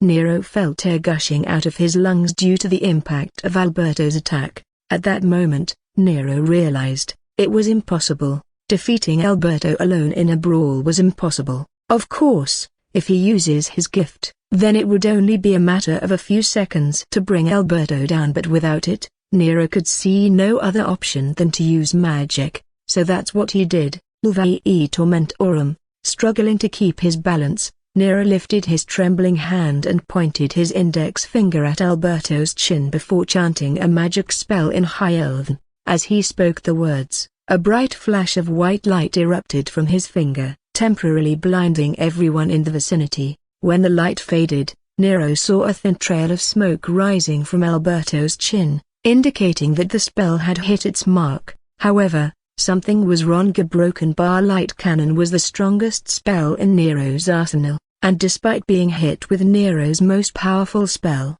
Alberto remained unfazed. He slowly brought his head down to look at Nero, towering over him with his massive frame. "Is that all?" he growled, a sneer forming on his lips. "Beg for mercy now and I might just spare you a painful death." Huff, ha ah, ha ah. Gasping for air, Nero's chest heaved up and down as he struggled to catch his breath. The strain of the fight was evident on his face, with sweat pouring down his forehead and his breathing ragged. The cracks in his nanotech armor showed the intense pressure he had been under, and even as they healed themselves, Nero's body bore the marks of the brutal battle. Bruises and cuts covered his arms and torso while blood trickled from his mouth, staining his chin and the front of his armor. He had tried everything in his last few exchanges of attacks with Alberto. He tried using his strongest magic spell and mana-infused martial arts, but no matter what he did, he couldn't break through Alberto's defenses. However, he couldn't give up now. No, it's more like he refused to give up. Wiping the blood from the side of his lips, Nero raised his hands and put up his guard while eyeing the opponent in front of him. Alberto stood a few steps away from Nero, a smug expression etched onto his face. Unlike Nero, he had only sustained a single cut under his right eye. "All that for a single cut?" Alberto taunted, a twisted grin forming on his face as he pressed a finger against the cut under his eye. "Even with your silver-ranked mana core, you're no match for my gift that I've been honing since my childhood. Every punch I throw carries the weight of the hunger, pain, and anger I endured in those dark times. You can't defeat me even with your outstanding talent because you've never truly suffered." His words cut through the air like a blade and Nero felt his determination falter for a moment, but then the picture of his late mother flashed in Nero's head before he clenched his fists and ironed his resolve again. "You think I've never suffered?" Nero spat back, his voice dripping in venom. He tensed the muscles in his glaive and leapt forward like a tiger. "What the fuck do you even know about me?" Alberto didn't back down either. He let out a scoff and charged ahead, intending to meet Nero's advance head-on. As soon as Alberto stepped into his strike range, Nero feinted a left hook before delivering a brutal right uppercut to Alberto's chin. The force of that punch made Alberto stumble back a few steps, but much like the previous attacks, he didn't register any damage whatsoever. Regaining his balance, he looked up front in hopes of seeing Nero, but to his surprise the black-haired boy had already vanished from his spot. "What?" Alberto's eyes darted from side to side in search of Nero, who was nowhere to be seen. Suddenly, he sensed someone sneaking up on him from behind. Reflexively, Alberto spun around only to be met with a high side thrust kick to his chin once again and a sharp pain shot through his jaw. "Arghh!" Alberto grunted his discontent and balled his fists, intending to crush Nero right here, but the black-haired boy was quick to act. He jumped back and created a safe distance between himself and the Lord Commander of Class 1C8 again before chanting in High Elven, "Nuvae tormentorum, quo exclamation mark. A bright flash of light erupted from Nero's index finger and hit Alberto straight in his chin, but Nero didn't stop there. He kept spamming his magic spell, hitting Alberto 2 more times with the mid-air light magic spell, "Nuvae tormentorum, quo exclamation mark. Nuvae tormentorum, quo exclamation mark." After hitting him 2 more times with his mid-air light magic spell, Nero infused mana into his left leg and shot forward like an arrow, aiming to hit Alberto with a roundhouse kick, thwack exclamation mark. But before Nero's kick could gain enough momentum, Alberto caught his leg. "Enough!" he yelled. "You wish." Nero smirked before tensing his right leg, jumping up, and twisting his body like a tornado, cracker exclamation mark. The bones in Nero's left leg, still in Alberto's hands, cracked, but Nero ignored the pain and connected his right leg with a powerful hit to Alberto's chin, thwacker exclamation mark. "Arghh!" Alberto winced, letting go of Nero's leg as he fell to the ground, stumbling backward again. "What the fuck is wrong with you?" He frowned as if judging the boy in front of him as a madman before regaining his balance. "You sacrificed your right leg only to land a hit on me that didn't even do Anna?" Before he could finish his sentence, the world began to spin, the ground felt like a trampoline, and the giant boy fell to the ground on all fours. Fuck. Finally, Alberto understood what his opponent was trying to do. From the start, even before Alberto had used his gift to reinforce his body, Nero had been targeting his chin with all his spells, punches, and kicks. As a seasoned street fighter, Alberto knew the importance of defending one's jaw during a fistfight. Getting hit in the chin can cause various effects on the body. It can result in a knockout if the force of the impact is strong enough to jar the brain inside the skull, leading to a temporary loss of consciousness. Of course, sustaining fractures and other injuries can also be one of the effects. Despite knowing all that, Alberto grew overconfident when he struck Nero and forced him to back down several times during their fight. He ignored his defense not because he was ignorant but because he underestimated his opponent. Using his hands as support, Nero got himself up on his good leg, his right leg all twisted and bleeding as nearly all the bones had now been broken. After managing to stand up, Nero formed his hand in the shape of a gun and pointed its barrel straight at Alberto. "Your exoskeleton is tough, I'll give you that," he said. "But even so, I'll only need to fire around 10 or so light cannon spells before I break it and blast open a hole in your head." A broken bar. Alberto struggled to rise to his feet, but each time he failed and collapsed back down, powerless and defenseless. The thought of calling for backup crossed his mind, but he knew that by the time they arrived, he would already be defeated. He couldn't let that happen. They couldn't afford to lose. Nero's voice cut through his thoughts, taunting him. "I just want you to know you never had a fighting chance, Alberto. The moment you decided to take me on alone, I won." Alberto's eyes flickered with anger and frustration, but he was too weak to respond. He watched as Nero began to charge up his spell, the tiny particles of light gathering at the tip of his gun. Ear beeper! But before Nero could chant his spell, his smart bracelet beeped, signaling a radio transmission. It was HQ. Frowning, Nero picked it up and quickly replied, "Lucas, what is it? I'm about to end this battle." "No, you're not. Their forces have destroyed our rear guard and will catch up to our main forces any time now." "What?" "Yeah. But the good news is, our main force has broken through their formation and now we can escape. I've sent William your way. He'll carry you and you both will escape." Beaver time about to end. "Nero, your casting time is 0.83 seconds. The cooldown time you take with your light cannon spell is 2 seconds. To break through Alberto's tough skin, you'll need to fire at least 13 of those. It'll take around 36 seconds for you to take him down, and not to mention, you're exhausted currently so your cooldown time and casting time will probably be longer. We don't have that time. William is already there. Escape." Nero gritted his teeth hearing Lucas explain all that. He wanted to ask how he knew all that about him but this wasn't the time for it. He knew he was exhausted so it'll probably take a minute or so to finish Alberto off. By that time, the enemy forces could really catch up to him. If he gets surrounded now, he won't be able to fight back without using his gift, and he doesn't want to do that or reveal his gift and go against his master's instructions. Lucas was right. The best plan of action right here was to escape. As frustrating and cowardly as it was, he had no choice but to accept it. "Fine," he muttered. "Nero." Right then, he heard someone shouting his name from his right. He turned to see a leaf-green-haired boy running towards him. It was William. "Lord Commander, are you okay?" William asked, arriving before Nero and noticing his injured leg. "I'm fine, William. I can't walk, though." "It's fine. Lucas told me I had to carry you." "He did?" Nero was surprised. He couldn't remember telling Lucas about his leg. Did Lucas predict this outcome too? No.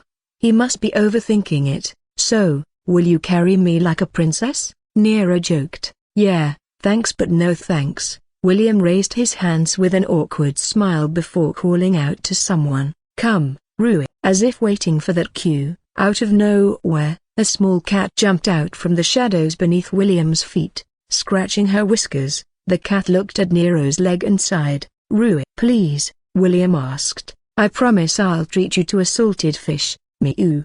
The cat reluctantly agreed after hearing that promise. Sighing again, ominous black energy surrounded the cat's body before she transformed into a black-furred golden-spotted cheetah. William quickly pointed at her and spoke in a hurried tone. "Hop on, Nero."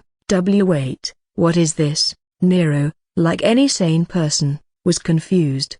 "She is my companion cat, Rue." "This is one of her transformations." "No, I mean, how did she enter the virtual world?" "Oh, she can merge with my shadow, essentially becoming a part of me, so she came with me." "Anyway, let's talk about that later. For now, let's move," William urged. Nero hesitantly nodded before he could even understand what he was nodding about and approached the black cheetah before hopping on her back. He didn't forget to give one last look to Alberto, who was still recovering from their fight. Alberto noticed his gaze and matched it, clear, unadulterated hatred visible in his eye. However, he didn't speak anything, probably still too weak to move his mouth. "I'll kill you next time," Nero spoke in a mocking tone, giving Alberto a smug look. In the novel, the mock war continued for 6 days, 6 days of continuous bloodshed and relentless killing. While I kind of liked the depiction of so much blood, gore, and violence intriguing, as a participant, I see no reason for it to continue for that long. I mean, not to be rude or anything, but I really think there are thousands of other things that require my focus right now. So, to end the mock war early, I devised a foolproof plan. There were 2 reasons that resulted in the factor of mock war dragging out for 6 virtual days. Firstly, there was a traitor in the protagonist's class, Grace Goodwill. She released crucial information to Class 1C8, which made her own class struggle to fight. Secondly, Alberto was stronger than expected. During their meeting at the academy cafeteria, all that Nero had to do was release his silver-ranked mana pressure to bring Alberto down to his knees. There were 2 reasons why Nero was able to do that. First, Alberto was caught off guard by Nero, and second, he didn't try to resist since he knew this was something their class could use against Class 1A1. But contrary to the cafeteria incident, in reality, defeating Alberto wasn't that easy. Not only did his gift buff all his physical stats by 60% and gave him an armor-like exoskeleton, but he was also a formidable fighter. Yes, he was definitely very, very strong.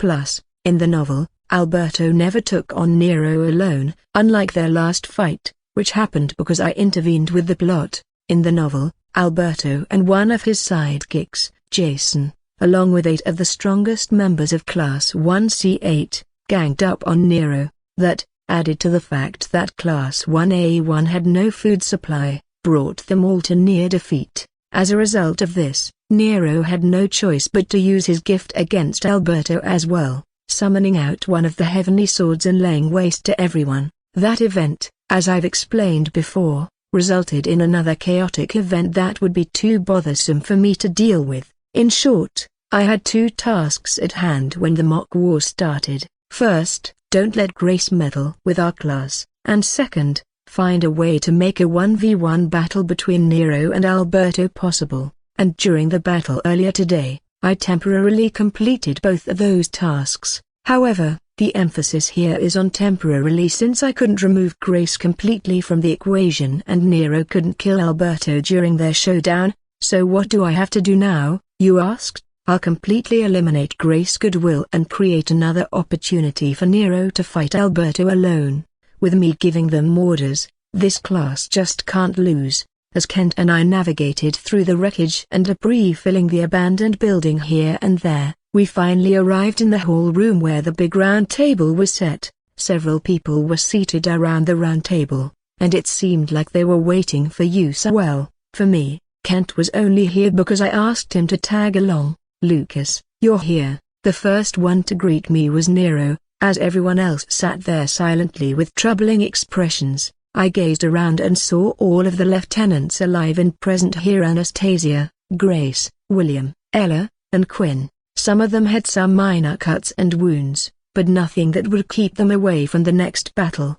Aside from them, there was Amelia, Kent, me, and a tall, well-built guy with sharp facial features and light brown hair tied into a man bun. Wait, he was Chase Woods. Why was he here? I pointed at him and casually asked, why is he here? And for some reason, that little action of mine sent Chase into a fit of fury. What the fuck do you mean, you little shithead?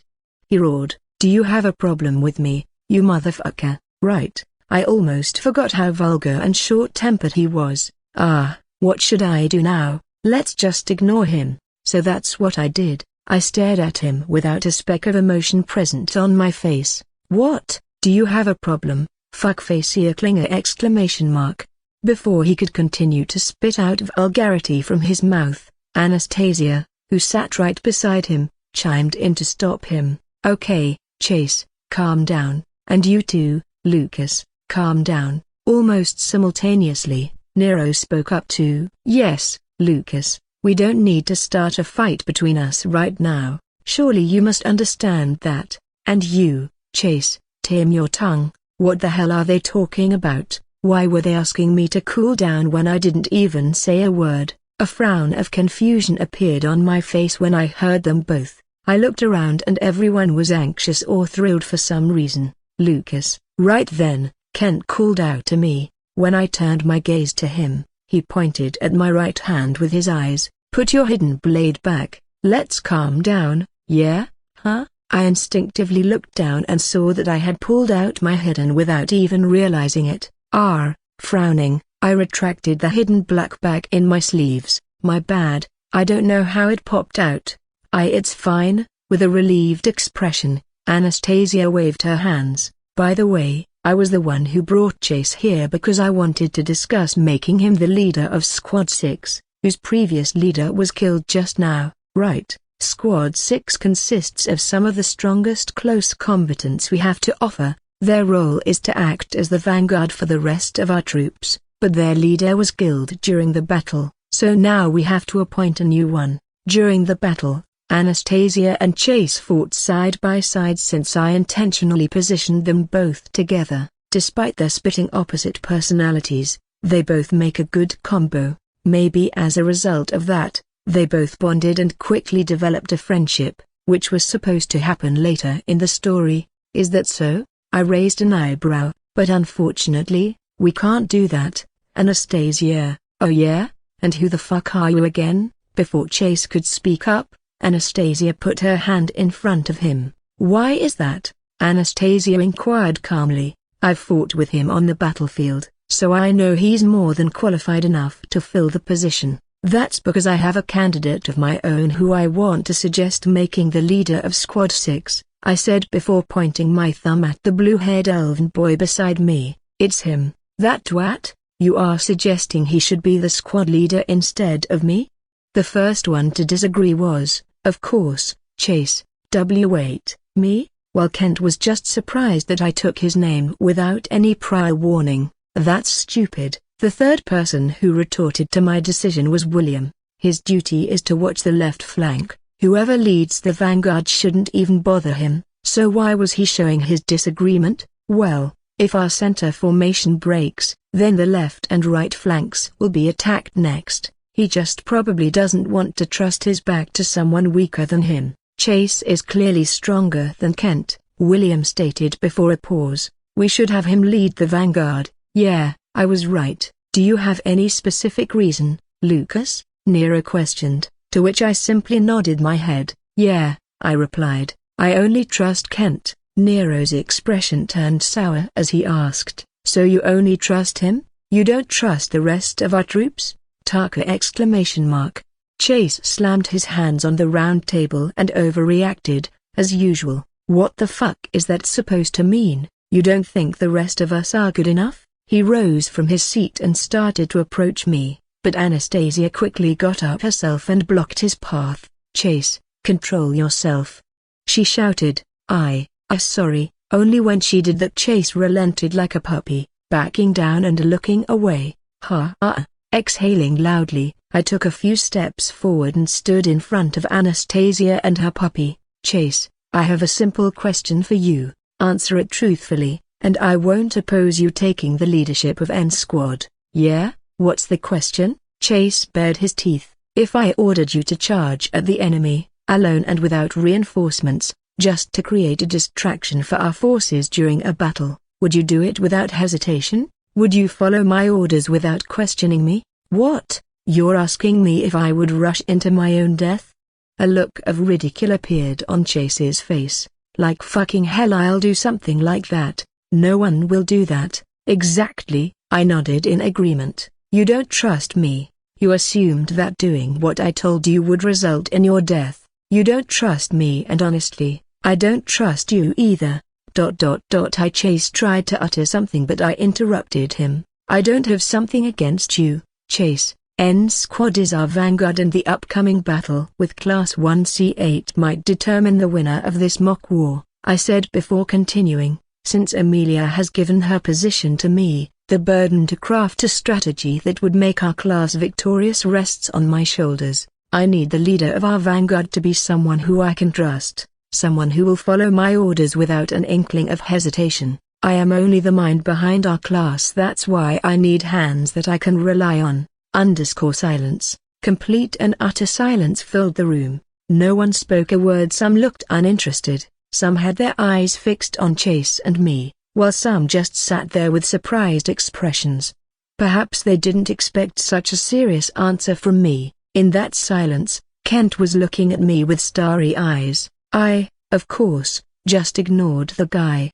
I see. Nero was the first to break that silence. If you think Kent can carry out your orders on the battlefield, then sure, I'll put him in charge of N Squad. But now, what do we do with Chase? He was in G Squad and it's all but wiped out now. I know. I suggest we put Chase in defense guard for our sharpshooters, I said before turning to look at the boy in the spotlight. If you're okay with it, of course, since sharpshooters, or long-range fighters, can't fight properly in close range, there is usually a defensive line of soldiers formed around them. The leader of our sharpshooters squad is Anastasia Bigoda, the girl Chase has taken a liking to, already on his path to becoming the fated love rival of our protagonist. I believe that if I suggest to him a position close to her, he won't refuse it. I mean, come on, I'm basically playing his wingman here. Yeah, sure. And just like I had predicted, the puppy instantly agreed. I'll join the defense guard. Hey, predictable little fool. With that, we can move to the main focus of this meeting. Okay, good. Nero nodded happily after avoiding what could have been a potential conflict. With that, we can now move to the main focus of this meeting. After saying that, he looked at me. Lucas, although you aren't the head strategist I assigned originally, you did get us out of a situation that could have resulted in our loss. Lies. This bastard was lying with a straight face. No way a bunch of teenagers could defeat a monster like him. If push had come to shove, he would have used his gift to single-handedly eradicate the enemy class. But of course, I can't say that to his face because I, or the rest of the world for that matter, shouldn't know about his gift yet. So with an amicable smile, I replied, "It was my pleasure to help. So why did you take her position?" Huh? Out of nowhere, Ella raised a question. If it was you helping us, then why did you have to take Amelia's position as the head strategist? You could have just suggested your strategies to her and asked her to convey them to us. Or, better yet, you could have taken only temporary command. Why did you take her position? Oh, this girl. I haven't talked to her since coming into this world, so it slipped my mind how much of an analyst she was. Shrugging, I was about to reply when Amelia chimed in. I gave up my position to him on my own. Oh, wait a second, did she just a broken bar defend me? No, number. I must be overthinking. So you're just a quitter? A thing or two didn't go your way and you just quit? Grace joined the conversation, not leaving this chance to mock Amelia. That's not it, Miss Goodwill. Before Amelia could respond and initiate an argument, I spoke up while raising my bandage-covered left hand. As you can see, My arm is still injured. I can't assist our class in battles, and the upcoming battles may very well be our last, so we need every good hand fighting in it." "So?" Grace arched an eyebrow. "What's your point?" "Well, part of the reason Miss Black resigned her position to me was so that she could assist you all in battle. The other part was that I'm naturally a brilliant strategist, of course." They all awkwardly fell silent as I said those words. Even Kent, who was looking at me with stars in his eyes, facepalmed embarrassingly. "What? Why are they all acting like I'm some kind of a narcissist or something?" Anyway," coughing dryly, I continued, "Miss Black will assist you in the upcoming battle, and I'll be your sole strategist." I turned to Ella as I said more. "That is all the reason you need to know why I took her position. Anything else?" Ella looked at me for a moment with her usual stoic face and replied, "No, that's all." "Phoo." Letting out an exhausted sigh, Nero said, "Okay, now all that out of the way, let's begin our strategy meeting." After that, we engaged in a heated exchange of ideas and battle plans. Sigh.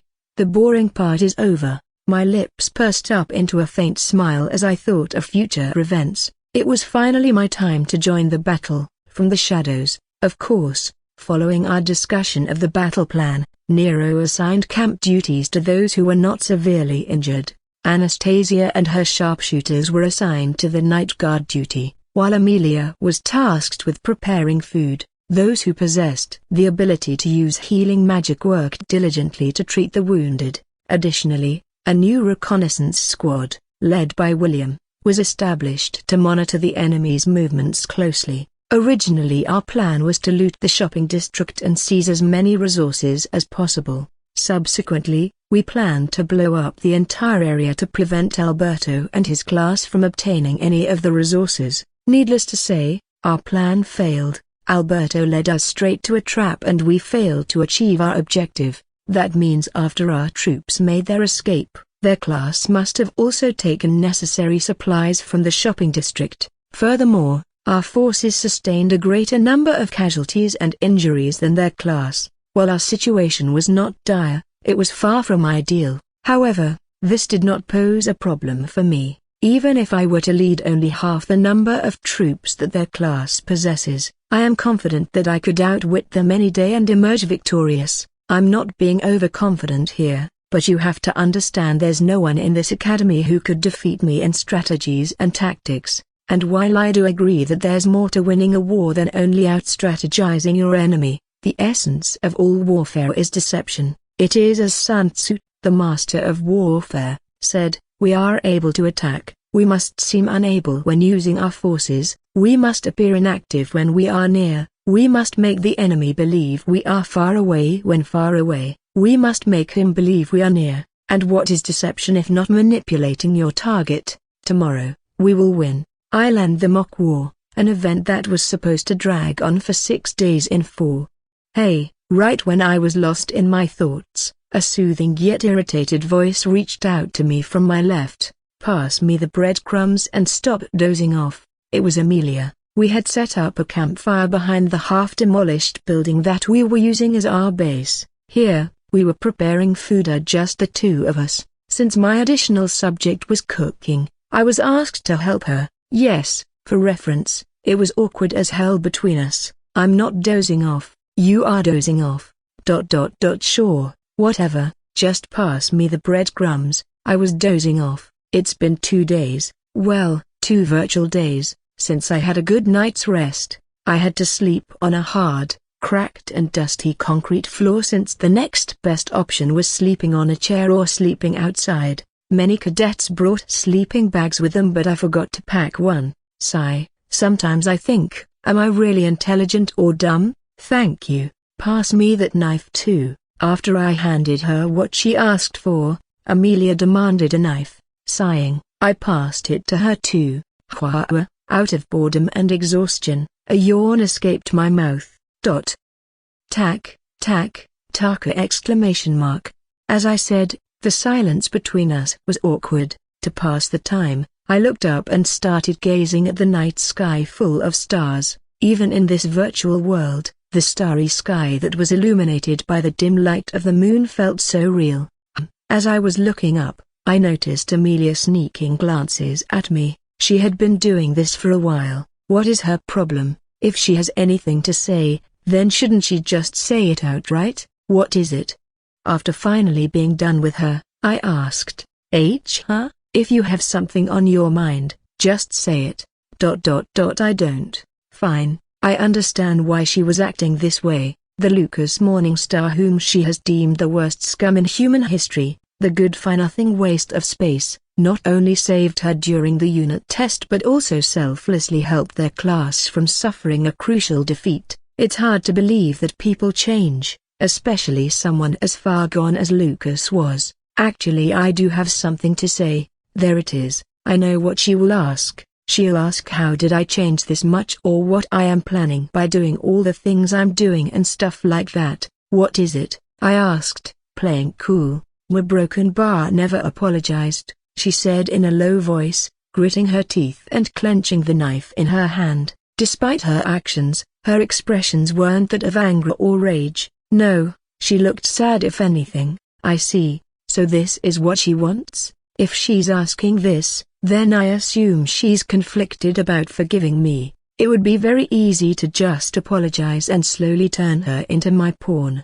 However, a broken bar, it's because I won't. Amelia looked at me, a hint of anger present in her eyes this time. So you don't feel guilty for what you did? That's not the point. People change, Amelia. I won't apologize for something that I have done in the past because I'm not that person anymore. But I will say this, I am not that person anymore. I won't lie, I do feel guilty sometimes when I look at her and I don't know the reason for it. However, I am not going to apologize for it. After all, why would I have to apologize for something I never did in the first place? And I really am not that Lucas of the past. I really am a different person.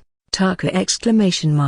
She slammed the knife against the flat stone she was using as a chopping board and spun around to look me in the eyes. With a visible look of sorrow and fury, she yelled, people change, yes, but not without owning up to their past. Even if you have changed, your past won't disappear. You broke my trust. I broke her trust? What is she talking about? What trust?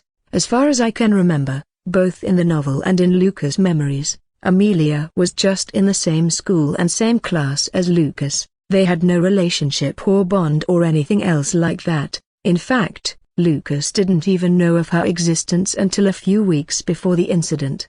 So what trust was she talking about, Amelia? But before I could ask her about it, she stomped her feet on the ground and turned around, resuming her work. Leave it. Don't know what I was expecting from someone like you.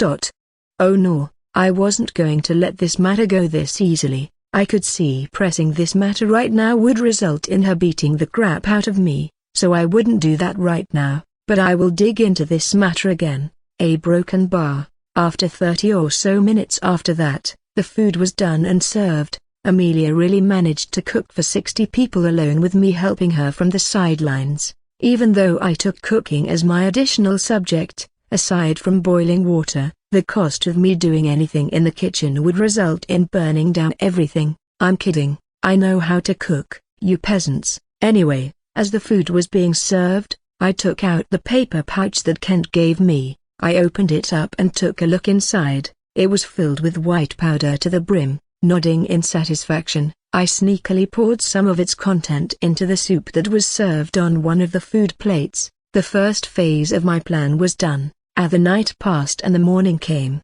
Since everyone got to eat proper food after 2 whole days last night, no one had any complaints today. But of course, the war wasn't over yet. A round-table meeting was held one last time today to reconfirm our plan. I was currently making my way there while yawning. I was still feeling sleepy. On my way to the main hall, I saw a girl with long strands of black hair cascading down her back, elegantly making her way toward where I was headed. Good morning, I greeted while catching up to her. It was Amelia. She, of course, ignored me. She has been doing that since last night after our talk. Well, fine, I just want her to listen to what I have to say. Anyway, okay, I know you're still angry at me, rightfully so, but I have a question. You were part of the reconnaissance squad on the first day, right? A frown wrinkled Amelia's face as she heard my question. She was probably wondering why I was asking her that. After a brief moment, she replied with a nod. Yes, I was. Why do you ask? Well, you see, I touched my chin. I was thinking about how that map of the shopping district was tempered. What are you suggesting? She asked, her interest piqued. Who was in charge of scouting the northern area? It was Quinn. Are you saying he's the traitor? I don't think so. I confidently shook my head. The reconnaissance squad was divided to scout the north, east, west, south, and center area separately. After that, they were tasked to work together and create a map. It wouldn't take a genius to figure out that the traitor was someone who was in the reconnaissance squad. However, that was not possible since I knew who the traitor was. It was Grace, and she was not part of the squad, so that means she must have tampered with the map after it was made. But when? Was anyone supervising the reconnaissance squad when they were crafting the map? Yes, Amelia responded. That bitch, Grace, was there keeping an eye on us. She said she would help, but she did not lend a weight. Are you saying a broken bar? I knew it. That is when she must have messed up with the map. Well, not like I care about that. I already have enough proof that she's the traitor. Let's go.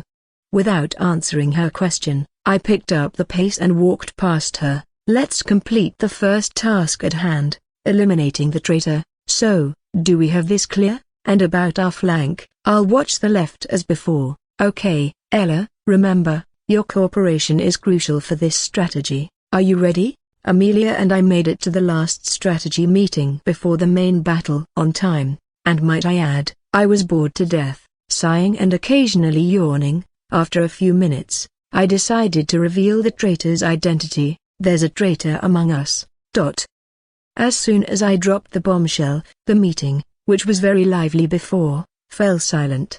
Lucas, what did you say? Nira looked at me in utter confusion. Oh, wasn't I clear? I said, there's a traitor among us, and everyone felt silent once again. I thought about this. William touched his chin and commented, breaking the silence. After all, someone added a whole sector in our map just to mislead us. It was obvious from the start, you fools. The one who made that rude comment was Quinn, and he had a point. So wait, who is this traitor you speak of? Ella asked. Do you know their identity? Yes, I do, I nodded and answered calmly. And before you ask, it took me this long to reveal this to you all because I have been collecting proofs and connecting dots to draw a solid conclusion.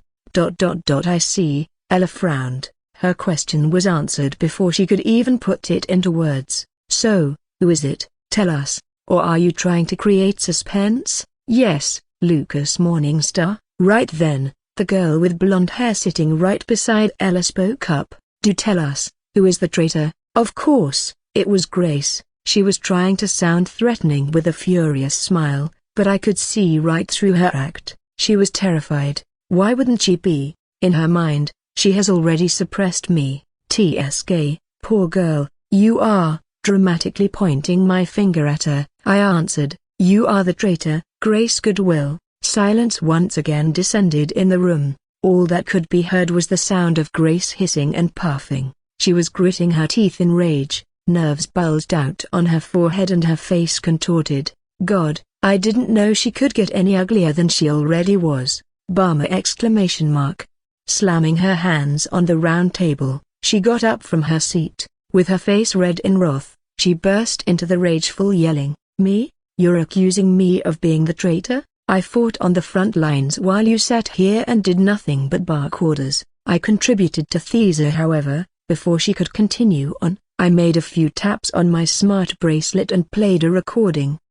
Yes. They only plan to engage in battle long enough for their task force to empty the supplies and blow up the shops there. Yes, I haven't aroused any suspicions yet. No, they don't know. They don't even have a clue about what you're planning to do. Nero will be behind our vanguard along with Quinn, and William and Ella will command the left and right flanks while Anastasia will watch our backs. No, you won't have to rely on him to sabotage us. Just carry out according to my information and you'll win. Beep exclamation mark. And with that, I cut the recording. For a moment, a look of disbelief washed over Grace's face as everyone present in this room looked over at her. Some were curious, some were relishing this, and some were concerned. Under the gazes of everyone, Grace tried to make her last-ditch attempt to get out of this situation. It's obviously doctored. That's not my voice. You must have got someone to voice like me beforehand and then a question mark. And just like earlier, before she could present her argument, I tapped on my smart bracelet once again, and a picture projected out of its screen. It was a picture taken precisely outside the entrance of an apartment complex, with two people clearly visible in it. From the looks of it, they were exchanging words. Yes, you've guessed it, they were Grace and Alberto. What about this? Is this edited too? With a smug smile, I asked. I could legit see her alluring pale face contorting and getting redder every second. It looked like she was about to burst, and that added to the smug smile on my face, which had now been turned into a grin instead. Oh come on, she really didn't envision this happening? I told her what I would do beforehand. In the time that I gave her, she could have at least come up with a counterplan. Or did she think threatening me and hoping I would not reveal her was the best tactic? That's just wishful thinking, and I really like trampling those. That's ridiculous. We are in the same friend group. Even I meet up with Alberto sometimes, but that doesn't mean I'm a traitor. Ella, Grace's childhood sister-like friend, tried to defend her, and by friend group here, she means the group Young Elites. Oh, and in Ella's defense, she really didn't know Grace was the traitor here. Her friend told her that after the virtual war was over, no, meeting up with a member of their class doesn't prove you're a traitor alone, but in acquaintance with that recording earlier, the circumstantial evidence points towards Grace. The one who raised that point was none other than Anastasia. Grace tried to retort and come up with some kind of an excuse, but before she could even put words out of her mouth, I spoke up. Oh, and if you all still don't believe this, you can check the recent contact list on her smart bracelet. There will be a contact under the name of C. Spectre, which is actually Alberto's contact info that she has saved under a false name. Ha, you're wrong, Ella exclaimed as she stood up. Alberto's contact details aren't saved under that name in her contact list. If you don't believe me, you can check and see for yourself. That will prove your accusations are totally unfounded. She was half right, but prior to logging into her VR pod, Grace changed Alberto's name in her contact list. How did I know that? That scene was briefly shown in the novel. Grace was completely petrified from shock, with her mouth agape and her eyes about to pop out of her sockets any time now. Her reaction was understandable. No one should have known what name she changed Alberto's contact to. Then how did he know? Is probably what she must be thinking. Grace, show them, do it and prove him wrong. Ella grabbed Grace's hand and shook her, urging her to show us her contact list, but the blonde girl remained frozen. Even though Ella was a member of Young Elites, a group of rich and bratty troublemakers, she always upheld her personal morals. Ella the virtuous, the goddess of truth and righteousness, the just warrior. These were the nicknames given to her in the novel. Even in the story, when Grace told her she was the traitor after the mock war and how she framed Lucas to take the fall in her stead, Ella almost broke her friendship with her, a friend that she valued like a sister. In fact, in the later parts of the story, Ella was the reason Grace's heart changed, and she saved Anastasia from a threat that could have very well claimed the female lead's life. And now Ella had to face the truth that her own friend was lying to her too all this time. Yes, go on, Grace. The grin on my face only widened as I said that.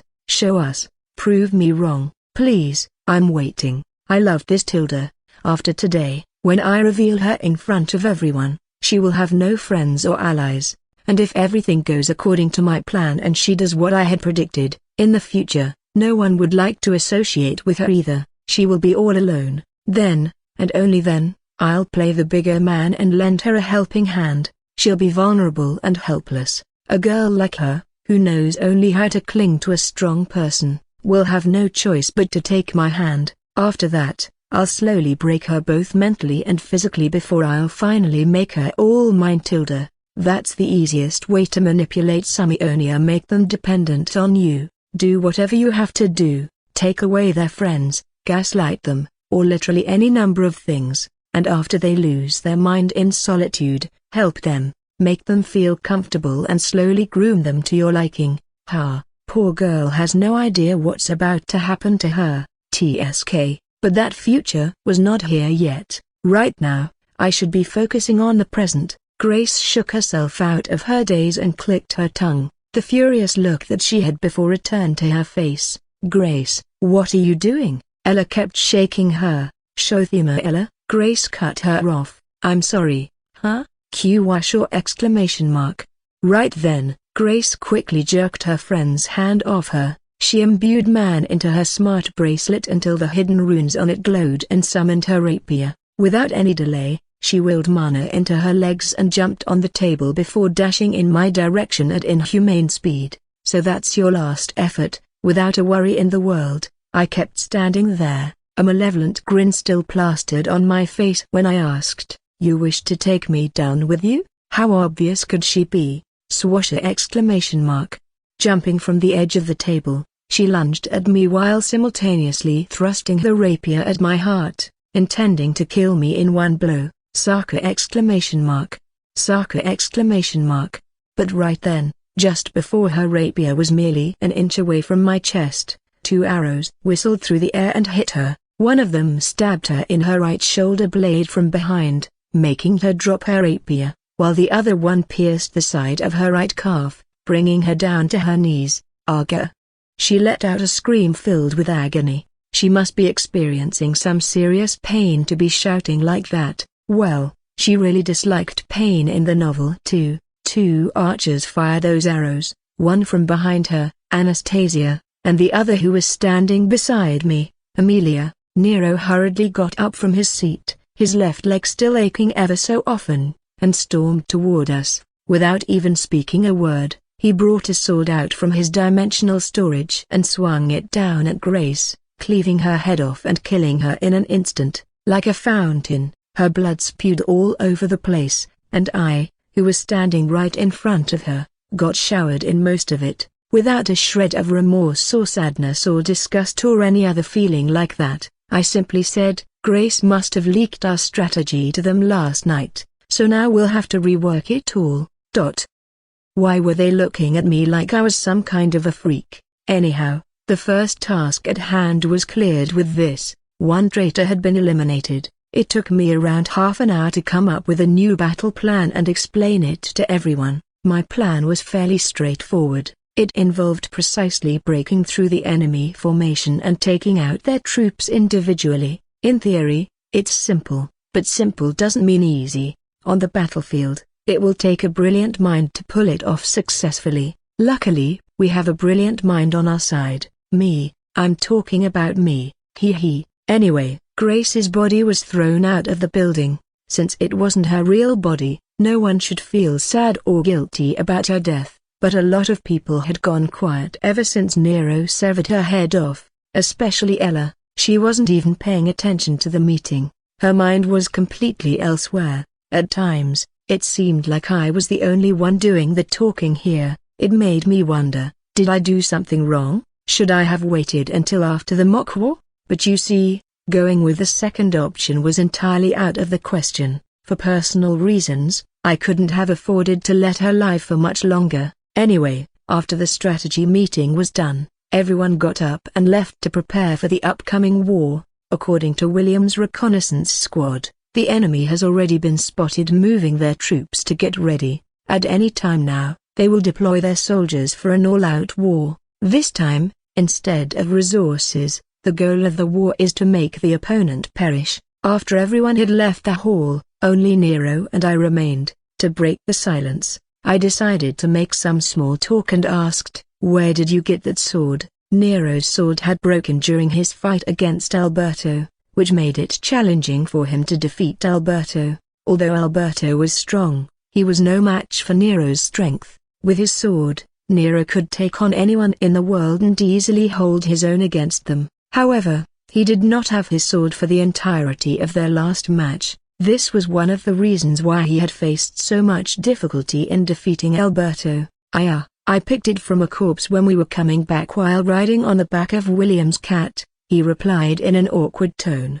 I see. And just like that, the silence once again returned. Maybe I should excuse myself and get the fuck out too. So, I'll go and see her. But before I could get up to leave, Nero called out to me, Lucas. Yes, how did you know? How did I know what? I was confused. What was this guy trying to ask? And why was he being so serious? Everything. How do you know all the things, even the things that have yet to happen? Tell me the truth. Do you have a gift that enables you to see the future or something like that? Oh, it's about that? Gosh, I was worried for a second. Why is everyone asking that? Kent and Amelia both asked me the same thing earlier. No, I can't see the future, and I do possess a gift, but it's nothing related to future sight or anything like that. In fact, future sight was a rare gift. Even in the novel, not many people possessed something like that, or it would have been very valuable and sought out.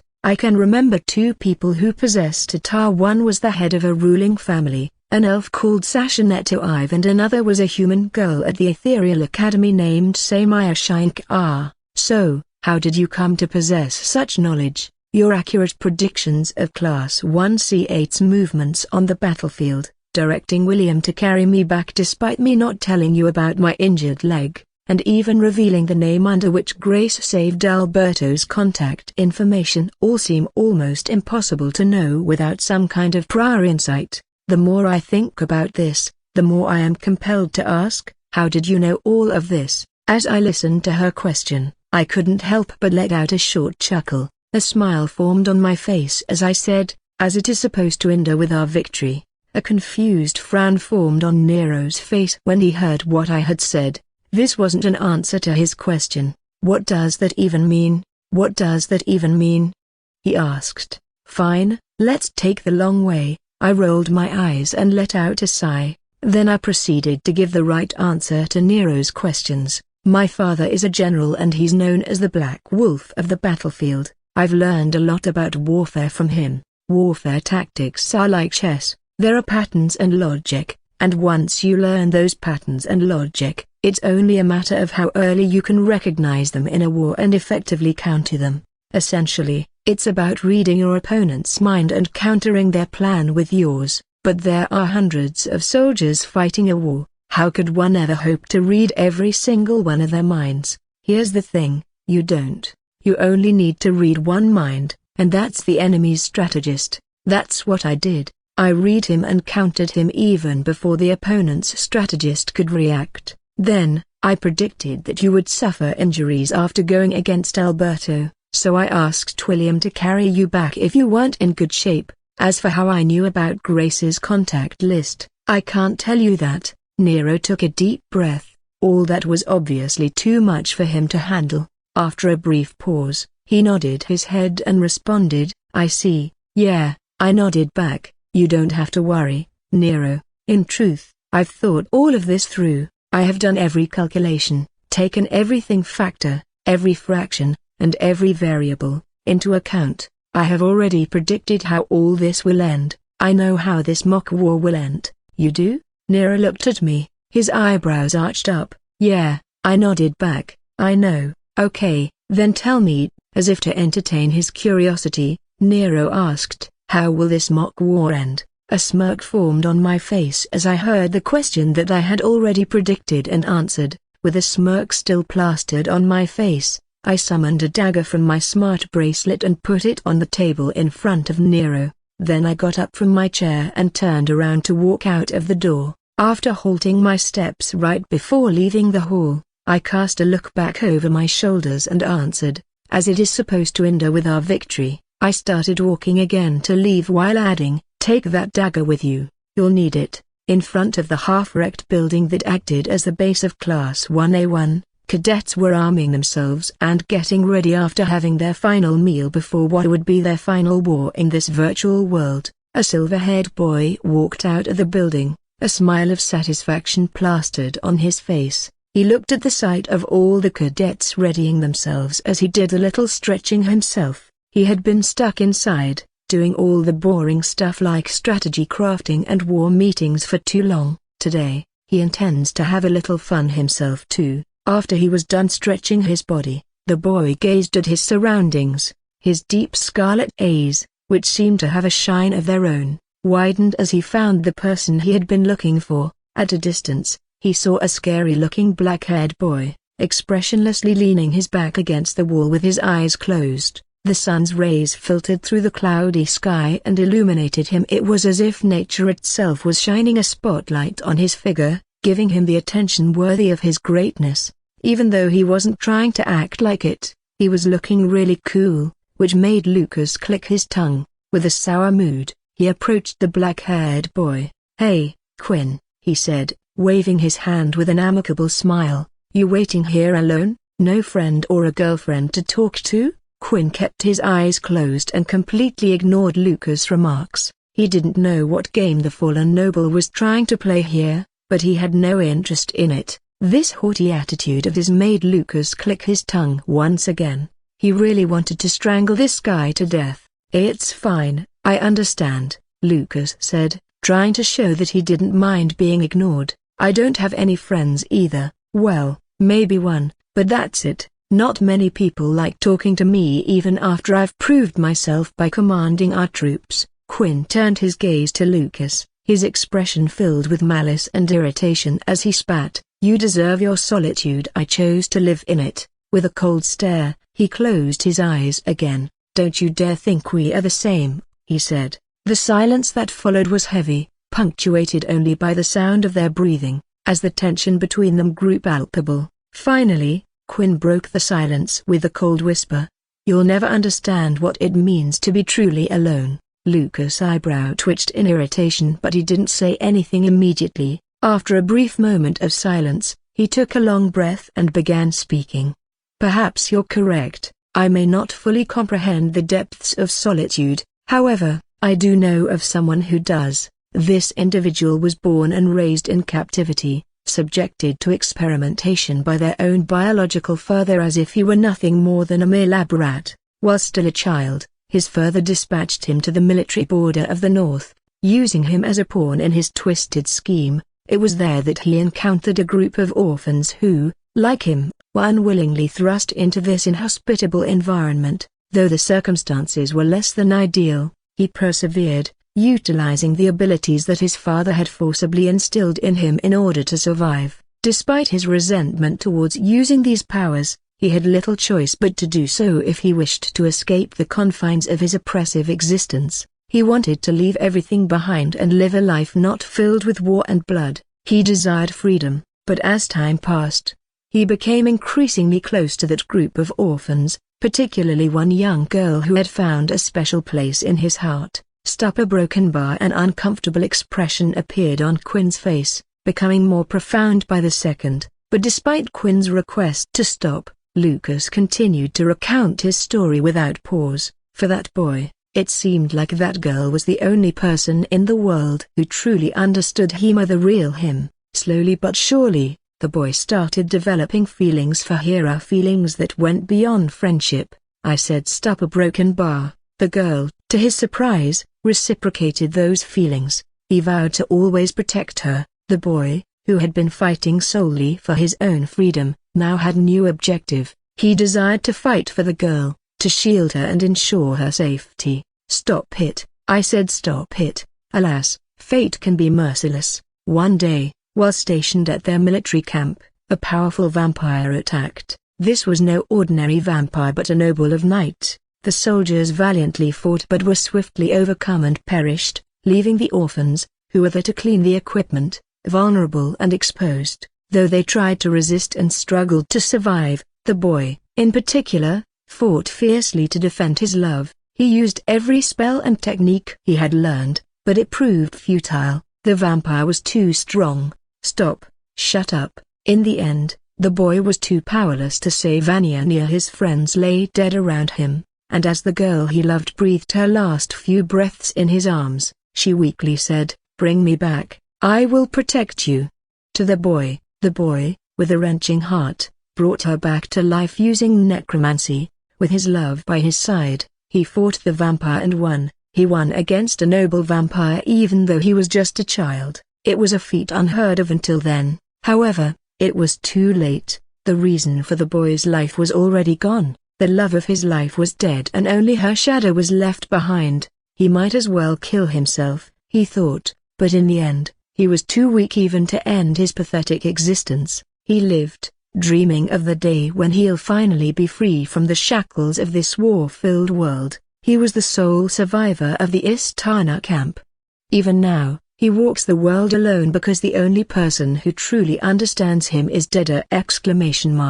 Right when Lucas was about to finish his take, Quinn lost his patience and spun to his side, grabbing the fallen noble by his neck. "I don't know who the fuck told you about all this, Buta Quinn. I know you're the second traitor." Cutting the black-haired boy, Lucas spoke. His eyes were empty of any emotions as he continued to speak in a monotonous tone. "When everyone will be fighting the enemy, you'll come back here and meet me. If you don't do as I say, I'll tell the academy about her." Quinn bared his teeth like a dog and yelled from an inch away from Lucas' face. "You wouldn't dare, are you sure?" Seeing the way Lucas was looking at him with his hollow eyes, a cold chill ran down Quinn's spine. He could tell that Lucas wasn't bluffing. If he doesn't comply with his request, Lucas really will tell the academy about her. No, anything but that. Quinn thought to himself. "Oh, and mind letting me go," Lucas said, shaking the necromancer out of his thoughts. "You're making quite the scene." Frowning, Quinn looked around him and saw several cadets looking back at them, whispering in a muffled tone, "TSK." Quinn clicked his tongue and let go of Lucas' neck, walking away with a face contorted with rage. As he watched Quinn's back fading into the distance, a depraved grin formed on Lucas' face and his eyebrows arched up in excitement. His previously handsome face turned creepy and he couldn't help but let out short bursts of erratic chuckles as if he had lost his sanity. In the novel, Class 1A1 only had one traitor amongst Thema's Grace Goodwill, so that's why until recently, I too had believed that we only had to deal with one traitor. However, some of the recent events made me question myself and the novel's storyline itself. You see, Quinn, the perfect necromancer, had the ability to summon hundreds of minions to assist us in our fight against Class 1C8, but not only did he not do it, but he also didn't kill any of the enemy soldiers either, not a single one. You're telling me that Quinn Darkstar, the one whom they call the perfect necromancer and the calamity bringer, couldn't kill a single teenager running at him with a weapon? Yeah, I call bullshit. I kept a close eye on him while barking orders. He didn't kill any soldiers, nor did he provide cover for his allies. He might have thought that his inaction would go unnoticed amidst the chaos of the battle, but I noticed everything. I always notice everything. Of course, his uncooperative attitude wasn't enough to confirm his role as the second traitor, so I didn't bring this matter up to anyone. However, there were more signs than that. For example, he didn't object when Nero was chosen as our class commander, which is totally out of his character. Additionally, the area of the shopping district that he claimed to have scouted turned out to be false on the map. Furthermore, when talking to Alberto, Grace mentioned that they wouldn't have to rely on him to sabotage us, implying the presence of another traitor among us. All these signs connected, but I still lacked solid proof that I could present to Nero and the others. In fact, even I myself wasn't entirely sure that Quinn was the second traitor even at this point. So, I took a leap of faith. I confronted him and pushed him off the edge by reciting his traumatic past in front of him. This infuriated him enough to lash out at me, and I instantly revealed him as the second traitor. And just as I had predicted, Quinn didn't deny my accusations, confirming his betrayal. I'm a genius. In truth, even before this arc began, a part of me knew there could be a possibility of a second traitor. However, another part of me denied that possibility since nothing like that was mentioned in the novel. Now, however, I know better than to trust the damned novel. This is the second time something that wasn't mentioned in the novel has happened. The first time was when I saw Lucas' memories and got to know the depth of his character. The second time is right now, since in the novel, disgrace was never caught. Quinn never had to come out of his shadow and act. In short, Quinn was just a backup. Damn that Kai Wiseman, I had to give it to him. He was a genius worthy of my applause. Most manipulators don't bother crafting a plan B in case their plan A goes wrong, but this guy, instead of being cocky, did that. He created a backup plan, and if not for me knowing the future and being a little observant, his backup plan could have just worked. Anyway, it was almost time now. In front of me was a holographic map. I could see everyone's live location on it except for one persona, Quinn Darkstar. He had turned his location off, and that could only mean one thing. He was headed toward me. Foo-you-you. My body was quivering, and my heart was slamming hard against my chest. Cold chills ran down my spine as my stomach churned. To be honest, at first, I thought about just sitting back and letting Nero deal with Quinn when the time was right. However, that option posed a problem. By the time Nero will deal with Quinn, it will be too late. By that time in the novel, Quinn had already caused irreversible destruction, and while I do not give one flying fuck about this world or its people, I do care about myself. Too many people died against Quinn, who could have been useful in the fight against the vampire monarch. Thinking that made me realize that I could not let that happen. While I was a little scared of Quinn, I had to do something about him, because if I only wait for Nero's useless ass, then it would be too late to save anything. I will counter this calamity before it even happens. Foo-you-you. Letting out another long breath, I imbued mana into my smart bracelet until the hidden runes on it shone violet. Suddenly, a bright light flashed in my hand, and a mask materialized in my palm. It was a plain full-face white mask. Although it looked really simple and bland, it was something I had enchanted with my edit pen. This mask could create an illusion and alter my identity. Holding the mask over my face, a smile formed on my quivering lips. Yes, my body was shaking not from fear but from excitement. Now don't get me wrong, I was still a little afraid of Quinn, but at this moment, I was sure to win in a fight between us. How was I so sure? Because I had already predicted every possibility of how this fight would go down. Amidst the cluttered and desolate street, an eye-catching figure stood tall, a young boy with a mop of fiery red hair and striking silver eyes. His handsome face was complemented by his well-built and tall physique. In one hand, he grasped a bow while a quiver filled with arrows rested on his back. The surroundings were littered with wrecked cars and the decaying remains of buildings, yet the boy stood steadfastly, exuding an aura of confidence as a smirk was plastered on his face. In reality, his identity was none other than Lucas Morningstar. Lucas had used illusion face mask prior to coming out of the base to change his appearance. As the sun began to dip below the horizon, signaling the onset of twilight, a haunting figure became visible against the backdrop of the city in ruins. With jet black hair and an eerie presence, the silhouette of a boy appeared in the midst of the beautiful yet tragic scenery. It was Quinn. With slow, powerful steps akin to a predator,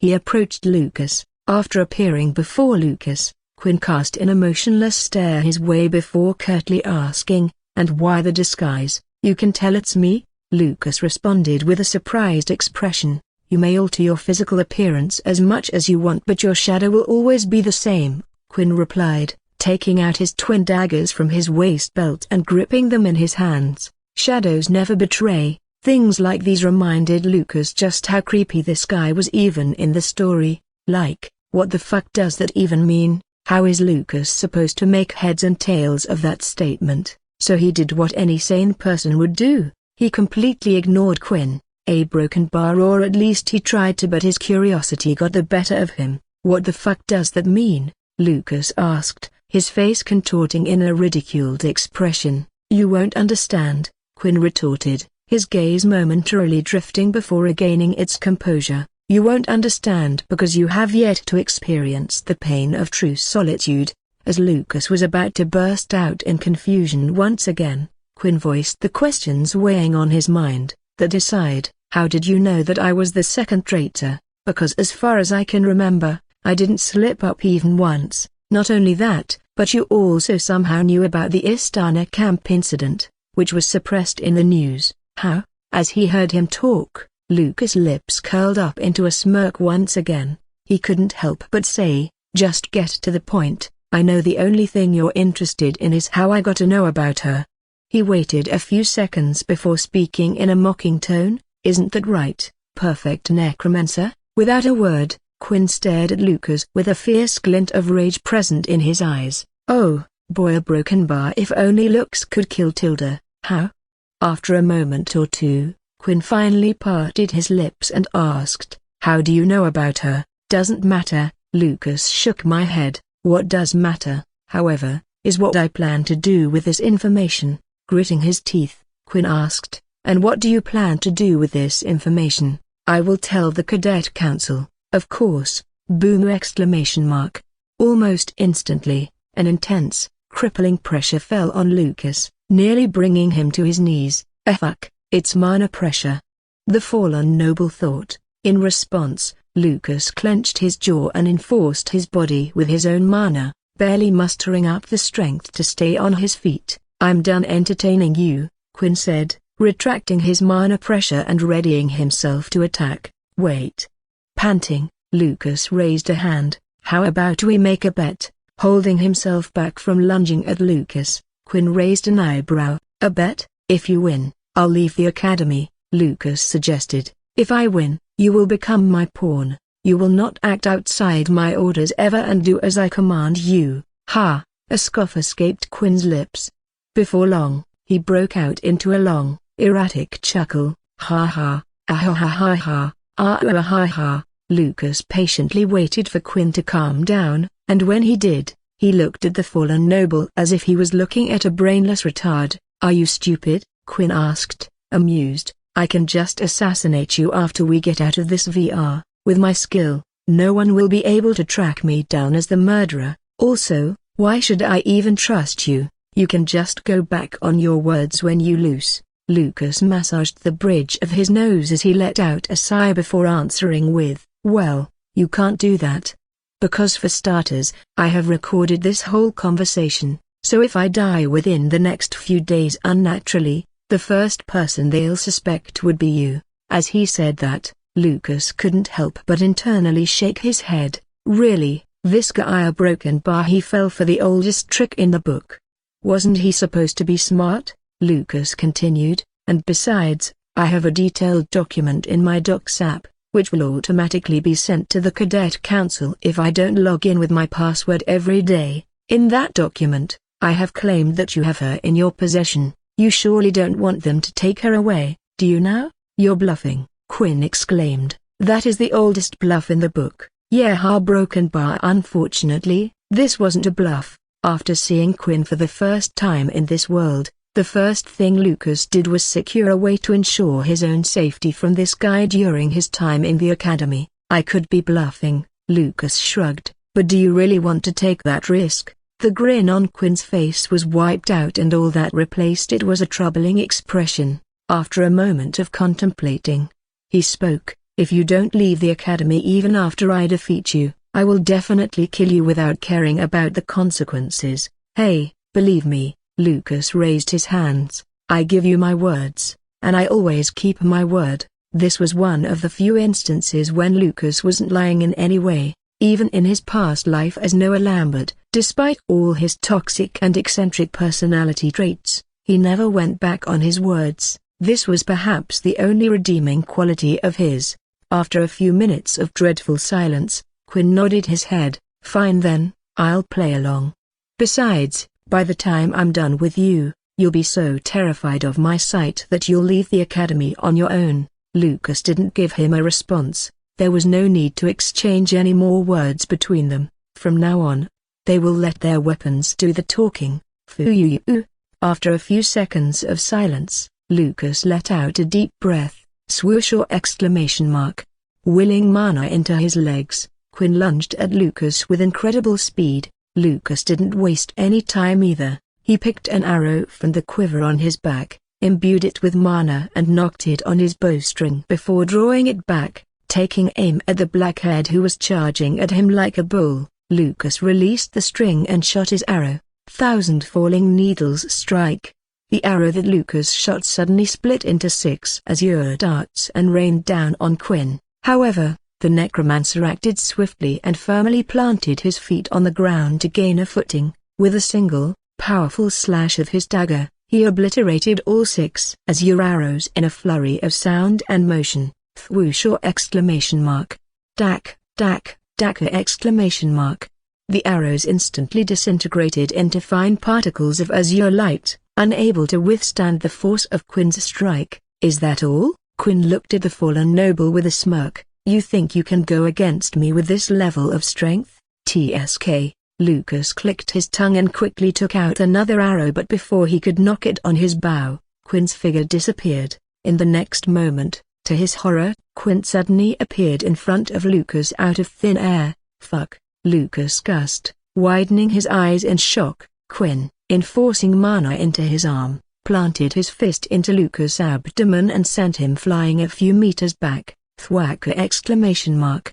Qua, qua, ha, ha. When Quinn's fist connected, Lucas felt air gushing out of his lungs. Everything momentarily blacked out before he was sent flying back a few good meters. His body fiddled on the ground like a flat stone on the water's surface before finally coming to a halt. He soon came to his senses, however, and violently coughed up a mouthful of blood before gathering the strength in his body and getting up on his feet. Fucking hell, Lucas cursed, wiping the blood from the side of his lips. He held the in his hand tighter and looked at Quinn, who had a haughty smirk on his face. Despite realizing the stark difference in power between himself and Quinn, which would typically cause fear or despair in any normal person, Lucas inexplicably felt irked upon seeing him smirk. Honestly, he just wanted to beat the shit out of his face. Clicking his tongue, Lucas raised his bow and took an arrow while simultaneously imbuing it in mana.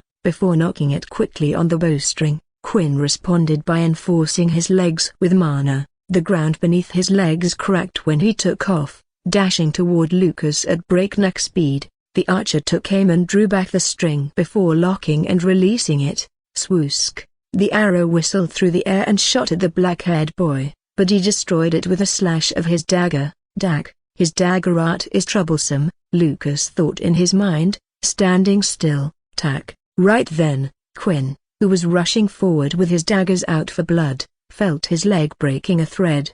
Trip wire, Quinn exclaimed, realizing almost instantly what he had done. He had activated a trip wire. That means his opponent has set up traps in this area beforehand. Swook! As if waiting for that cue, an arrow from the window of one of the nearby ruined buildings shot out at Quinn. Quinn widened his eyes in surprise, but he reacted quickly and hopped a few steps back. Tack! The arrow landed on the ground where he stood before, making Quinn think that he was safe, but right at that moment, swook! Pierce! An arrow pierced Quinn's left leg from behind his blind spot. Arghh!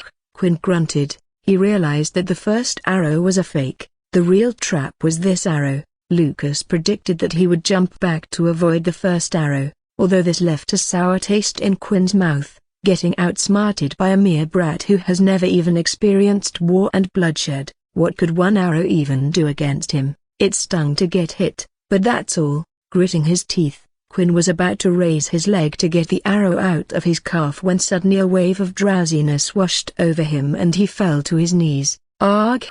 Grunting again, he couldn't help but wonder what was happening. What the fuck? Good, right? Lucas said while setting an arrow on his bow. I got 2 crossbows while choosing our secondary weapons. Here, I used them to set up a tripwire trap. As he explained that, he shot another arrow at the necromancer. Swook! But right when the arrow was just an inch away from Quinn, he caught it with his bare hands and broke it. He then looked down to his left leg, the area that was pierced by that trap arrow earlier, and what he saw shook him. Instead of a normal arrowhead, the arrow that pierced his left calf had a syringe attached to it. In a fury, he looked in front to see Lucas and roared, "You coward, what have you injected me with?" "Oh, that?" Lucas pointed at his leg playfully. "That's just some watered sedatives like diazepam, doxepin, Rameltian, and other stuff like that." "Why, you fucker," Quinn cursed while getting up. Lucas chuckled, seemingly proud of his actions. "I've actually been secretly adding all these crushed sedatives to your food since last night. That's why you've been feeling tired and sluggish." At that revelation, Quinn was left flabbergasted. Just as Lucas mentioned, he had been feeling drowsy all this time, but he didn't think much of it and blamed it on exhaustion. Of course, he kept circulating mana in his body to keep himself functioning, but now, since a huge load of sedatives was directly injected into him, Quinn could actually feel his mind shutting down. Breathing became difficult for him and his heart rate slowed down dangerously. Not long after, his head started spinning and he felt wave after wave of drowsiness washing over him. Swook. To seize this chance, Lucas shot an arrow, but Quinn, even in this state, deflected it using his dagger. "Wow," Lucas spoke, impressed. "That right there, what you're experiencing now, is called respiratory depression, but even in this state, you're able to react to my arrows, you fool." Quinn spoke, regaining some of his strength and breathing properly. "You think these cheap tricks will work on me?" No, Lucas didn't think that. He knew few sedatives, especially those meant for human usage, wouldn't be enough to put down Quinn. But still, when Kent went out to the shopping district, Lucas asked him to look for a pharmacy and bring any drug he could find. Why did he do that? "Don't worry," Lucas said, "I know better than to hope this would be enough for you." "Then why did you even bother with this?" asked Quinn while standing up, his condition seemingly getting better than before. Thankfully, since Quinn's mana core is only at Bronze 3, at this point in time, he still has to actively circulate mana in his body to suppress any harmful toxins. Unlike those with a silver-ranked mana core, his body can't get rid of those toxins on its own. "Why, you ask?" Lucas repeated with a mocking smirk and knocked an arrow on his bow. "Because now you'll have to use mana to even keep standing properly while simultaneously fighting me." For the sake of simplicity, it was a handicap. Quinn will have to actively use his mana for casting spells, enforcing his body for close combat, and suppressing the effects of sedatives. Not only will this put a strain on his mana core, but it will also tire out his mind. It might seem like a cowardly tactic from Lucas, but in reality it was a perfect plan to fight a much stronger opponent than himself like Quinn Darkstar. "Now, why don't you just admit defeat and become my pawn, yeah?" Lucas laughed. "No matter how strong you are, you can't defeat me in your current state. I'll make this a battle of endurance and you'll lose." Quinn replied with a roar, "If you think this can stop me, you're a fool." Immediately, dark, ominous energy enveloped him, crackling around him like a swirling tornado. Powerful gusts of wind erupted, causing Lucas to squint his eyes in discomfort as the black vortex in front of him only grew even taller and wider. "Must I always jinx myself?" Lucas sighed, resigning to his stupidity and hopping a few meters back to create a safe distance between himself and his opponent. From the shadows, I call forth the spirits of the departed. From the center of the black vortex, a thundering sound reverberated throughout the world. The dark energy swirling around Quinn began to take humanoid shapes. Only now did Lucas see that this ominous energy was coming from the shadow beneath Quinn's feet. "Rise." As soon as Quinn said that, the shapes materialized completely and around 30 or so humanoids and mana beasts like bears, wolves, giant mantis, etc. appeared before Lucas. Quinn had used his perfect necromancy spell. The reason why he was called the perfect necromancer and others who practiced necromancy did not hold that title was not one but quite a few. For starters, instead of using flesh and bones to bring back the dead, Quinn uses a person's shadows. When someone dies, he traps a part of their shadow on his own and calls them forth when in need. That means, as long as he can keep supplying his shadow minions mana, they would keep coming back to life. Unlike other necromancers' flesh and bone minions, these minions of his are completely obedient to him and have no free will whatsoever. They are puppets and Quinn is the puppeteer. Sensing that things were getting heated up, Lucas got serious himself.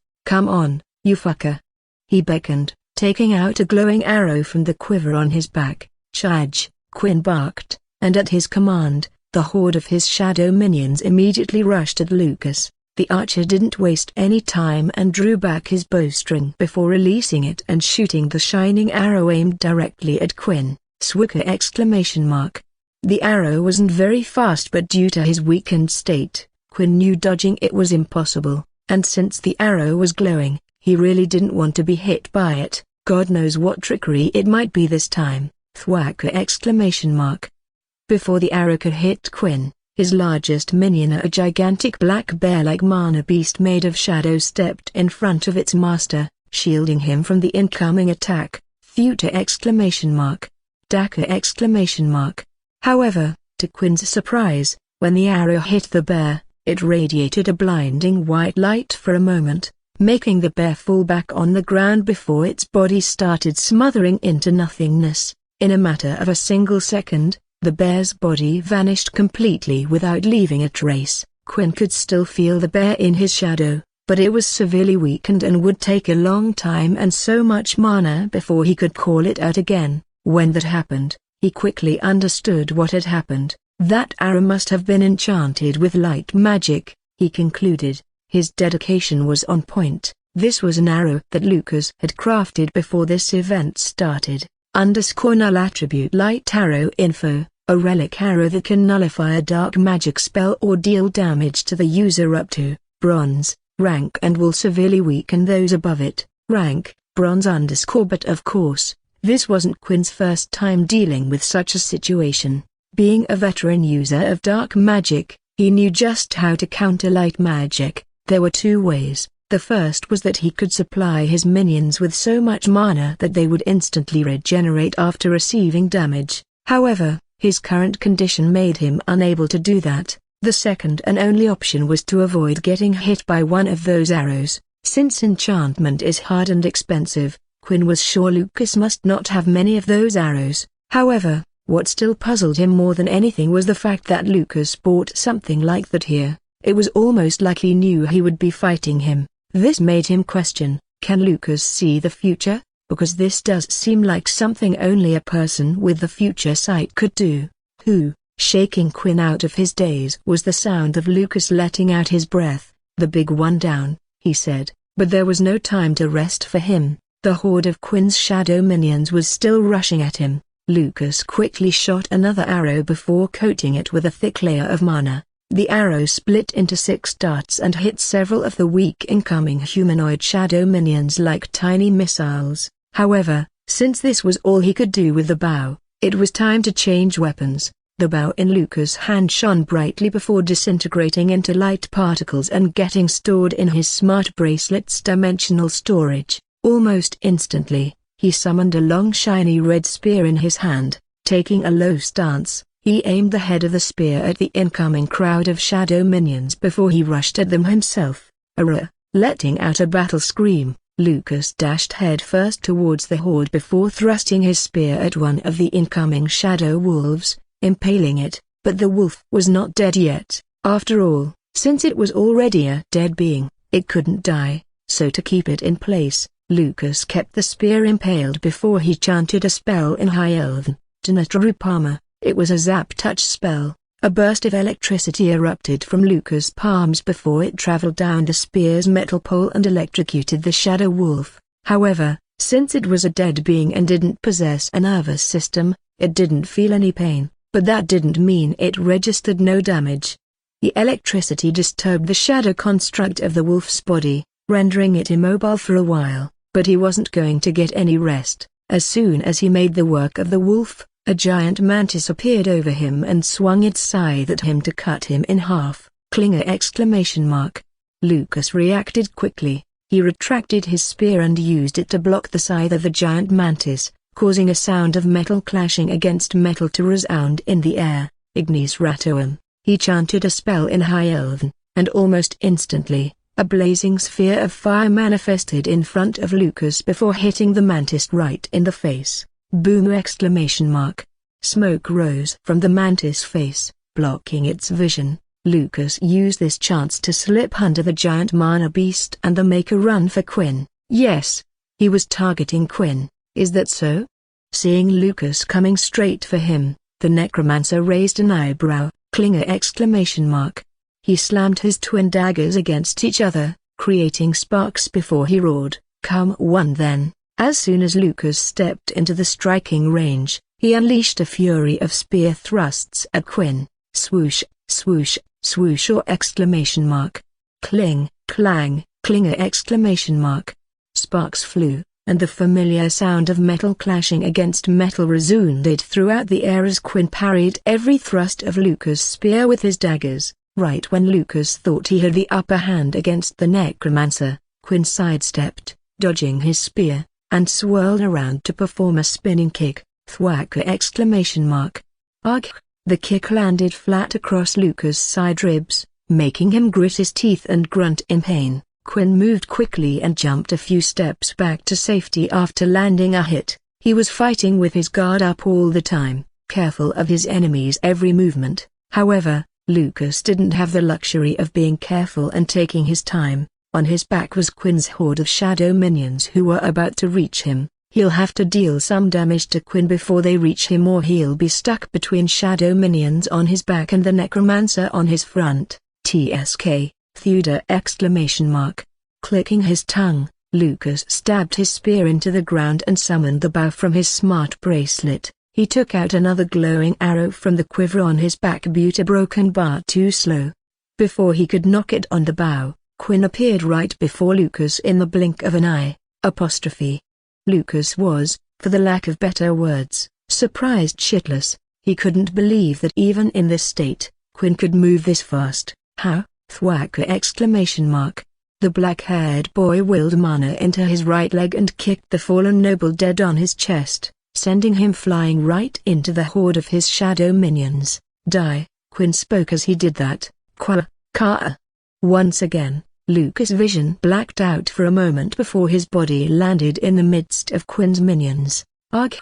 Massaging his forehead, he quickly rolled and got up on his feet. He picked up his bow that had jerked from his hand when he landed and tried to ignore the stinging pain in his chest. Fuck that guy. Letting out a few curses, he knocked the glowing arrow on his bow and closed one of his eyes before taking aim at the largest remaining shadow minion, a giant mantis. It was that same giant mantis as before, and it was coming at him, seemingly recovered from the fireball that Lucas shot him with. "Stay the fuck down," he said, and shot his light enchanted arrow. The arrow pierced the head of the mantis, causing it to fall, before radiating a white light and disintegrating its body into nothingness. Lucas swiftly stowed his bow into the dimensional storage of his smart bracelet and proceeded to touch his black and red nanometal armor. With a mere mental command, the tiny nanobots constituting his armor began to retract from his body and converge into his right palm. In no time, they morphed into a spear which he firmly grasped. He was without any armor now, but he had a weapon. Gilth swoon. Right at that moment, Quinn yelled a chant for one of his shadow magic spells in High Elven before raising his palm and aiming it at Lucas. To the fallen noble's horror, Lucas very well knew what the chant was, since it was one of Quinn's signature spells in the first few volumes of the novel. Although the pronunciation was a little different from what he had imagined while reading, he was sure of it. Fuck, he's casting Shadow Pulse, Lucas thought, clicking his tongue again. Suddenly, tendrils of purple lightning crackled around Quinn's extended palm. A dark, violet aura began to gather before him, coalescing into an ominous shadow energy orb.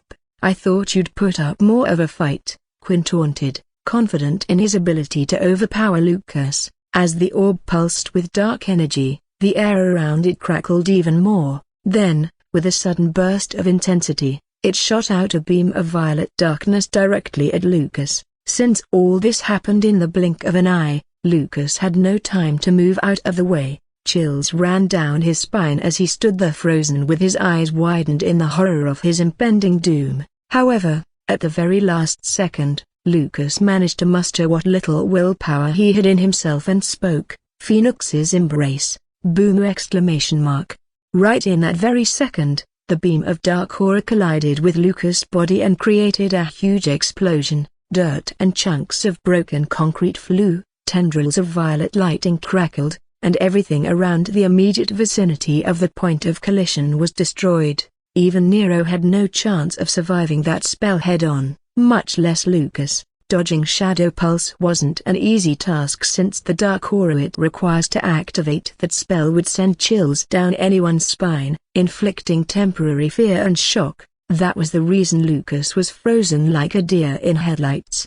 "Hey," Quinn scoffed. Usually, demolishing brats like the one he had just killed wasn't even something he considered fun, but something about this guy irked him down to his very soul. He just did not only want to kill him, no, he wanted to torture him first to his heart's content. Maybe these feelings were the result of Lucas knowing about her and using that information to threaten Quinn. However, his condition right now made him unable to do anything else besides barely beating him. In fact, he used his strongest spell not because Lucas was worthy of his full might but because Quinn had no other option. Using shadow minions to fight was taking too much of his mana and putting a strain on his consciousness. Yes, since Quinn had to control every single minion by himself with his mind, it put a great deal of strain on his mental strength. Usually, it's not something he can't manage, but right now, even standing properly was taking a toll on him. But after that last spell of his, everything was over. He had emerged victorious and now he could finally rest. Although he wanted to do the favor Kai had asked of him and help Class 1C8 win, what he wanted to do more was fall asleep. Probably the effects of all those sedatives. Letting out a satisfactory sigh, Quinn turned around and began to walk as his minions returned to his shadow like obedient pets. Swoosh, huh? However, right then, he felt something on his back, which made him instantly spin around and look at the spot from where the smoke was rising, at the very same spot where his spell made the work of Lucas. As the dust gradually settled, Quinn's eyes widened as he took in a sight that left them shocked. Standing before him was a being that could only be described as an angel descended from the heavens. It was a tall, young man with fiery red hair whose piercing silver eyes shone like an ocean on a sunny day. The most striking feature of this divine apparition, however, were the wings of pure, blazing red flames that were on his back, illuminating the surroundings with their radiant glow. But Quinn's attention was soon drawn to the youth's upper body, which was encased in sleek golden and red armor, its intricate details gleaming in the flickering light of the flames. On the youth's chest was an engraved red ruby that seemed to have possessed a shine of its own. Quinn noticed the design of the armor matched the golden earrings that Lucas had worn on his ears. That settled it. Quinn was sure that Lucas had used a relic or powerful one at Theta to survive the might of his strongest spell. "Hey," Lucas began to speak as the wings of flame on his back gradually extinguished. "That tickled. Phoenix's Embracier, the Knight of the Starlight's gift, has been used in the making of nigh indestructible armor, which is crafted by a skilled dwarven blacksmith. When attacked with magical physical objects, the armor can reduce the strength of the attack to 1/10 of its original power, ensuring the user's protection. Once shed, the armor provides a significant boost in all stats and grants an extra life to the wearer. The armor can be summoned again, provided the user does not lose the additional life." Quinn's face contorted with rage as he bellowed, "You used a relic." Lucas nonchalantly shrugged and replied, "What's the big deal? Don't accuse me of being unfair. After all, aren't you Quinn Darkstar, the one they call the Calamity Bringer? This is merely a testament to your might." Before Quinn could speak further, Lucas willed mana into his legs and dashed at the necromancer, closing the distance between them in a mere second. Klinger! Lucas swung his spear at his opponent's face with great might. Quinn, however, raised his hands and deftly blocked the spear with his twin daggers. Using quick footwork, Quinn slipped away and swiftly ducked down. From his crouched position, he thrust his dagger upward, intending to stab Lucas in his throat, an unguarded part that his golden armor wasn't covering. But unexpectedly, a sharp metallic sound echoed through the air and a searing pain shot through Quinn's hand. It was as if he had attempted to penetrate a thick metal wall rather than stab through flesh. "What?" he thought before quickly coming to a conclusion. "His armor, it's negating the physical damage ideal." Quinn's conclusion wasn't far off. Lucas' armor was, in fact, capable of rendering any outside attack thrown at its wearer to 1/10 of its original strength. Nice try, but Lucas spoke and quickly put away the spear in his hand into his smart bracelet while also grabbing Quinn's hand, which held a knife to his throat, with his left hand. You can't win. As he said that, Lucas swiftly slipped his right hand under Quinn's arm before pulling him towards himself, putting Quinn off balance. Lucas then turned his body towards Quinn and used his opponent's arm as leverage before bending his own body to flip the necromancer over his shoulder. Thwacka! With a flawless judo throw, Lucas slammed Quinn crashing onto the cold, hard concrete. Quinn's breath escaped through his lips in a loud gasp, and the impact left him dazed as the world momentarily turned upside down. Utilizing this chance, Lucas summoned his spear and lifted it high, preparing to strike Quinn with deadly force. Thwacka! But as he struck down his spear, it met nothing but the ground since Quinn quickly rolled out of the way, missing a deadly strike by a hair's breadth. Huffing and puffing, Quinn tried to get up on his feet, but it was hard for him. He was barely able to keep his eyes open when all he wanted to do was rest. Really? You are the calamity bringer? Lucas taunted as he watched Quinn struggle to stand up straight. And you think you're stronger than Nero when you can't even defeat me? Pathetic. Ha ha ha. Instead of the reaction that Lucas expected, Quinn broke out in a fit of laughter. You have to sedate me to even match me in combat, and even then you have to use a high-grade relic. You think before he can go on with his rant. Lucas cuts him off. So, the heavens blessed you with strength and I was given intelligence. Am I wrong to make use of what I have? Quinn remained silent for a moment before chuckling and jerking his head. Oh, really? All right then, let's curse the heavens for this. With a sudden outburst of dense, ominous energy, the shadow under Quinn's feet manifested in the physical realm. Standing beside him, a humanoid figure composed entirely of dark violet shadows materialized. The figure appeared to be a young girl, roughly 12 or 13 years old, judging by her size. Comprised entirely of darkness, the girl's long black hair flowed down her back, and her eyes consisted of two glowing purple voids. So you have finally decided to bring her out, huh? Lucas sighed, knowing that the necromancer wasn't going to admit defeat. The shadow minion that had made its appearance was special to Quinn in more ways than one. Her name was Shia and she was Quinn's dead lover. He met her when he was forced to go to the northern border. There, at Istana military camp, he met a group of orphans who were also forcefully sent there, much like him, and she was among them. After a series of events, they became close, but one day, when a strong vampire attacked their camp, Quinn had to watch Shia die in front of him. However, unable to let go, Quinn trapped a part of Shia's soul within his shadows, bringing her back to life as his shadow minion. Ga-wow.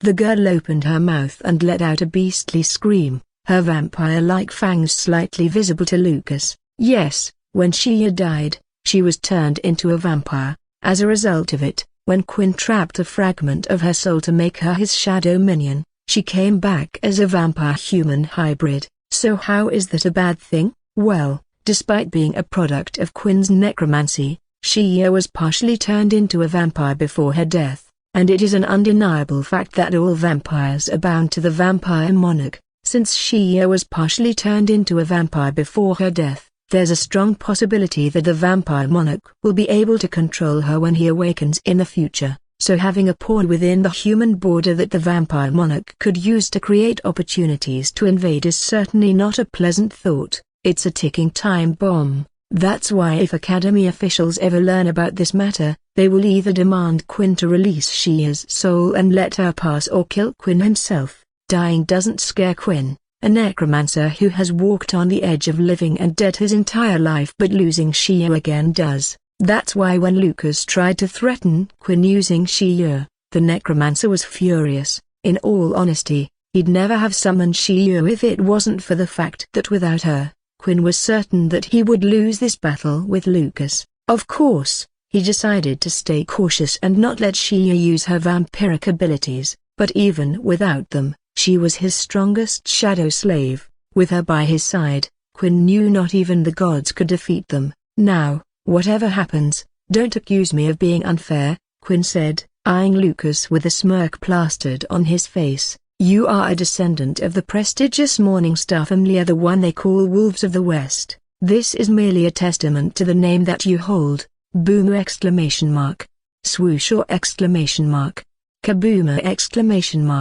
Shockwaves after shockwaves erupted as an unstoppable object collided with an immovable object. Goa, a young girl, whose entire body seemed to have been made of darkness, jumped up high over Lucas' head before stretching out her right leg and descending down on him like a meteor. Performing an axe kick, Lucas swiftly raised his right arm up to guard his face as he bent his knee and braced for impact. Thwama! Boomer! Another shockwave erupted when Lucas blocked Shia's axe kick. Crevices appeared on the ground beneath Lucas' feet. Arghh! He gritted his teeth as a slight sharp pain shot through his arm. Even though he had his armor on and all the physical attacks directed at him rendered to 1/10 of their original strength, Lucas still felt a slight pain. This made him think, just how strong was Shia? Well, after all, she was turned by a higher-ranked vampire, so her power didn't come off as a surprise. Besides, Lucas also knew the full extent of Shia's capabilities from reading about it in the novel. However, even then, going against such a monster, in reality, was much harder than he had thought.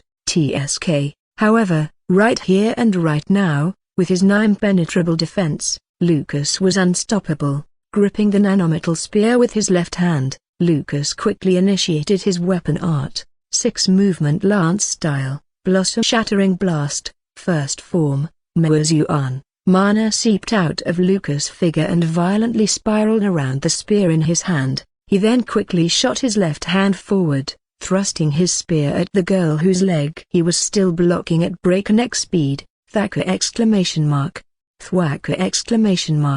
As soon as his spear came in contact with Shia's shadow body, a gaping hole was drilled open in her abdomen. Swoosh!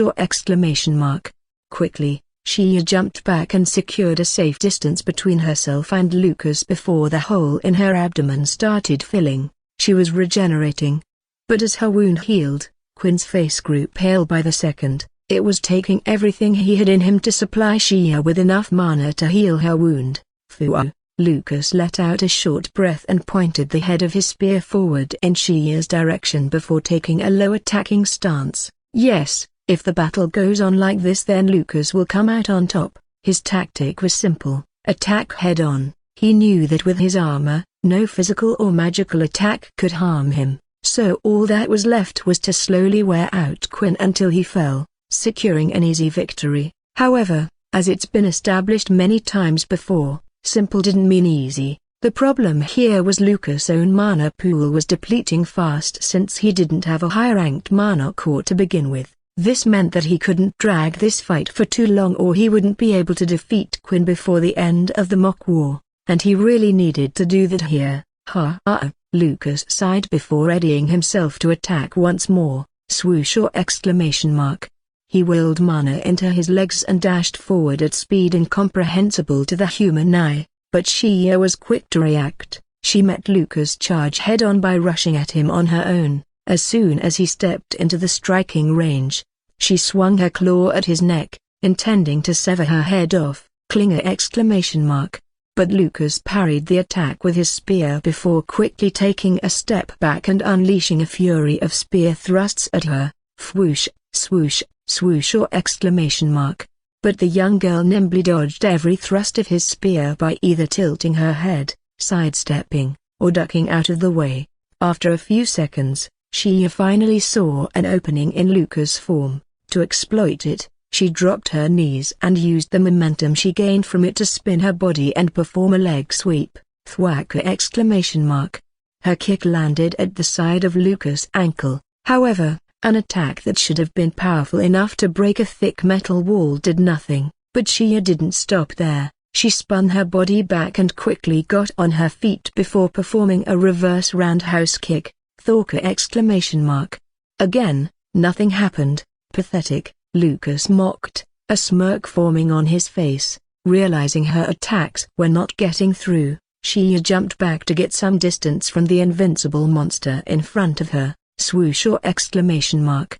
But Lucas was fast to follow. He dashed straight and thrust his spear at the young girl again, clinger exclamation mark. This time, however, Shia caught the spear in her hand and applied strength to her grip, intending to break it and render her opponent weaponless. Hey, as if waiting for this chance, Lucas invoked his spear art once again. 6-movement lance style, blossom shattering blast, second form, Moasili. Lucas channeled mana into his spear, causing it to swirl around before he twisted his grip and twirled the weapon with all his strength. Orca exclamation mark. The mana surrounding the spear spun like a tornado, and in an instant, Shia's hand that held the spear in place was shredded to pieces. The sound of tearing flesh filled the air before Shia quickly jumped back and appeared beside Quinn. The necromancer was down on his knees, panting and gasping heavily. His face was as pale as snow and it looked like he would drop dead any moment now. Just give it up, Lucas said while looking at Quinn without a speck of emotion in his eyes. You can't hope to win against me. Fuck off. As if he had found some hidden source of strength within himself, Quinn roared before forcing himself onto his feet. Shia, come. At that command, the shadow minion approached Quinn before Shia started enveloping his body, merging with her master. In just under a second, Quinn's hands, torso, and legs were covered in pure purplish darkness like gauntlets, chest protection, and foot armor. Oh, come on, dude. Lucas rolled his eyes as he witnessed Quinn going through yet another power-up. This had made it the third time already. This is your last struggle, huh? This was Quinn's strongest skill in his arsenal, Shadow Rain. Quinn had used his shadow minion to augment his own body, buffing his strength and defense. Meanwhile, the battle between Class 1A1 and 1C8 underwent. C Squad, continue your advance. Roger.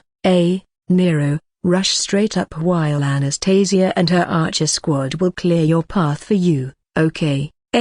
Amelia, retreat 50 meters back and watch for any potential backstab.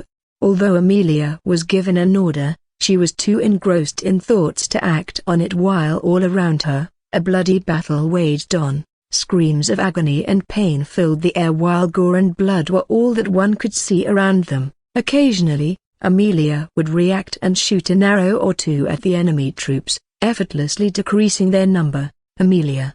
Right then, a blue-haired elven girl called out her name. You're asked to retreat. It was Astarakahart, a friend of hers. Her voice shook Amelia out of her thoughts. A frown appeared on her face as she asked, "What?" A look of concern became visible on Asta's face after hearing the question. "Are you all right?" she asked. Yes, I'm fine."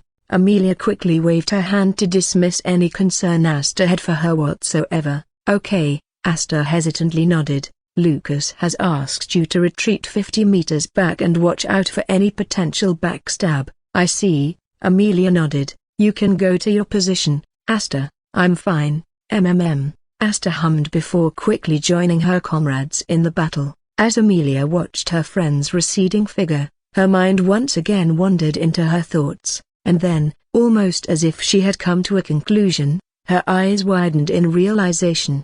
"Beep!" exclamation mark. She quickly tapped on her smart bracelet a few times before connecting a call to someone. "HQ, do you copy?" she asked. However, no reply came from the other side. "Lucas, do you copy?" She repeated her words again. "Is Quinn there? Are you with him, Lucas?" However, once again, no reply came. TSK. In frustration, Amelia couldn't help but click her tongue. Why is he not replying? He was clearly barking instructions at them through radio transmission, so she knew he was safe and alive. But then why wasn't he replying? Touching her chin, Amelia looked around to survey the state of the ongoing battle. Following Lucas' instructions, their class had quickly broken through the enemy formation with ease. Now all that was left was to pick them apart one by one, so that's what they were doing now. William and Ella were about to press the enemy from two sides. Anastasia was providing cover to Nero as he charged forward at Alberto, who was alone with all his comrades either dead or cornered. In conclusion, the battle was already in the endgame phase. Amelia's participation wasn't necessary from here on out. She nodded and stashed her bow into the dimensional storage of her smart bracelet before she started sprinting back toward their base. Boom! Exclamation mark. A loud shockwave echoed in the air. The surrounding area appeared devastated. Several craters and potholes, along with tons of debris, littered the landscape. Smoke ascended into the air, and several explosions occurred, causing wave after wave of vibration to surge through the ruined city. As that happened, the perpetrators of this destruction stood tall on the quaking ground, facing each other. One, a redhead was out of breath, panting heavily as he knelt on the ground. The other, a black-haired boy clad in gauntlets and armor that was made of what could only be described as darkness, seemed to be on the verge of fainting too. None of them were in their top condition, yet neither refused to give up. "Just stay down, dude," Lucas yelled, clutching the spear in his hand tighter and initiating his weapon art. 6-movement lance style, blossom-shattering blast, mows you on. As mana swirled around his weapon, Lucas rushed at the black-haired boy as fast as he could. Clinger! Exclamation mark. However, Quinn effortlessly thwarted the incoming attack by simply raising his hand in front of him, which appeared more like a claw after being engulfed in darkness. Swoosh! Exclamation mark. But he didn't stop there. Thwack! Exclamation mark. After he successfully parried Lucas' spear, Quinn swung his hand upward to throw the fallen noble off balance before he swiftly stepped in and landed a powerful punch on his solar plexus. Although he didn't register any serious damage, the force from the impact of the punch sent Lucas flying. Arghh!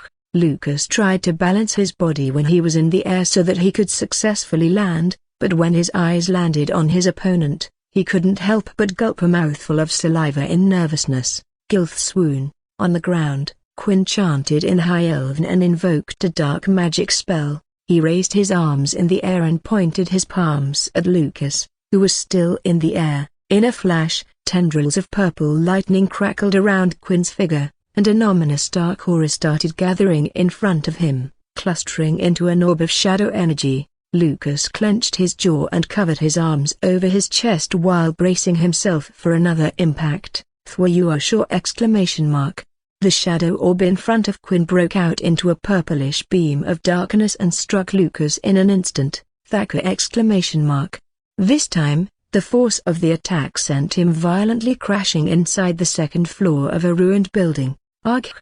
Grunting in dissatisfaction, Lucas pushed the chunks of concrete and debris aside and rose up to his feet, severely out of breath. "Fucking hell!"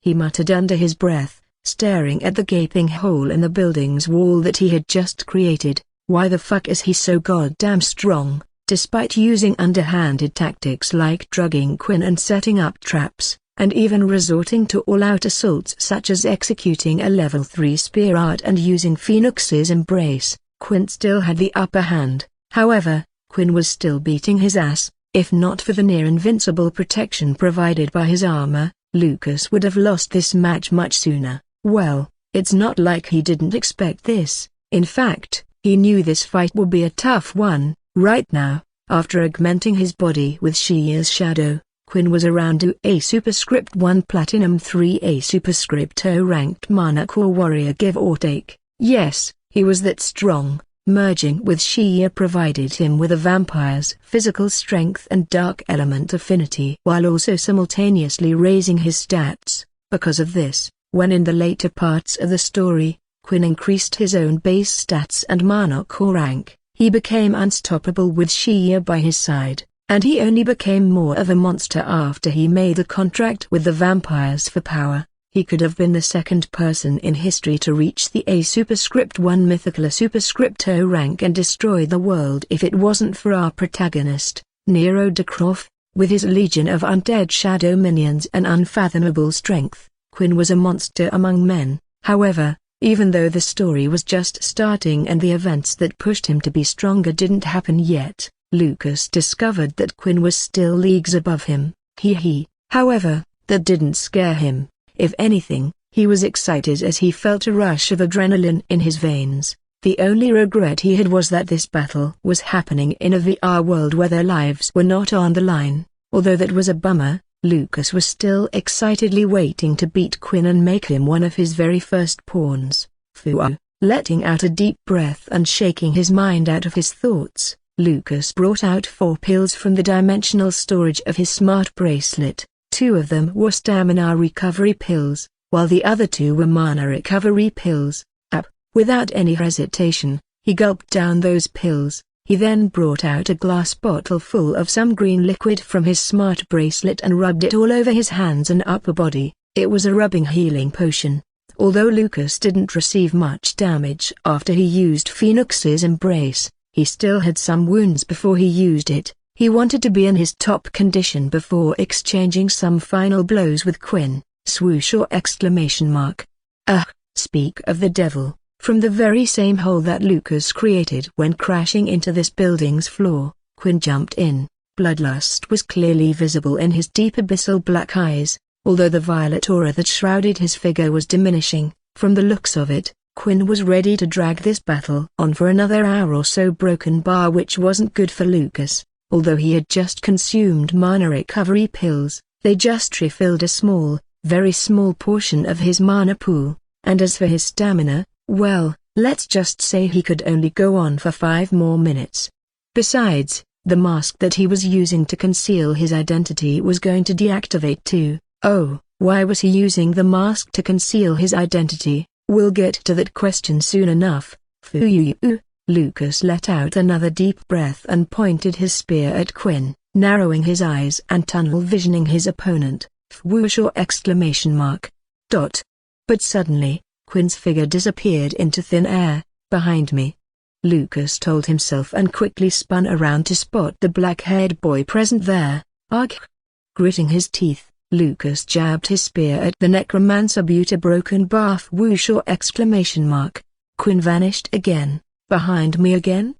As Lucas was on the cusp of turning around, a powerful force struck his back. Despite his armor reducing the strength of the impact to a mere 1/10 of its original force, he still experienced some discomfort as his body was flung at the wall. After crashing into the wall, Lucas landed on his feet and regained his balance before quickly turning around to face his enemy. But when he turned around, he found Quinn already right in front of him, and before he could react, a powerful force blurred into his chin, knocking him to the ground. It was Quinn. He had punched him, and the speed of his punch was so fast that Lucas couldn't even react. The fuck? Surprised, before Lucas could even try to get up, Quinn mounted himself on top of him and pinned his hands down on the floor using his knees. Arghh! Your armor may shield you from external physical and magical assaults, but what if I were to shoot an attack into your mouth? Would it still protect you? And what if one of my shadow minions gets in your body and contorts your insides until your body ruptures? Oh, I know. I'll just cast an illusion spell on you and break your mind. Tell me, will your armor still protect you from such a threat? Pinning Lucas down, Quinn barked at his face with a glint of rageful insanity visible in his eyes. As Lucas struggled to shake Quinn off of him, he realized he was too weak. Letting out a defeated sigh, Lucas calmed down and stopped struggling. Oh, if only you had done this before, Quinn spoke with a mocking smug, but it's too late. I told you, you never stood a chance, Lucas said, cutting the necromancer off. What? A frown appeared on Quinn's face as he asked in confusion. Fine, Lucas chuckled hysterically. Let's take the long way. Quinn had no intention of waiting around to see what this madman was talking about, so he decided to cast an illusion spell on him and break his mind, but before he could even start his chant, Lucas yelled. Mana burst. In the novel, Lucas only used his gift twice, once when he was fighting against Nero, and again when he was, fighting against Nero after making a contract with the vampires and becoming their slave.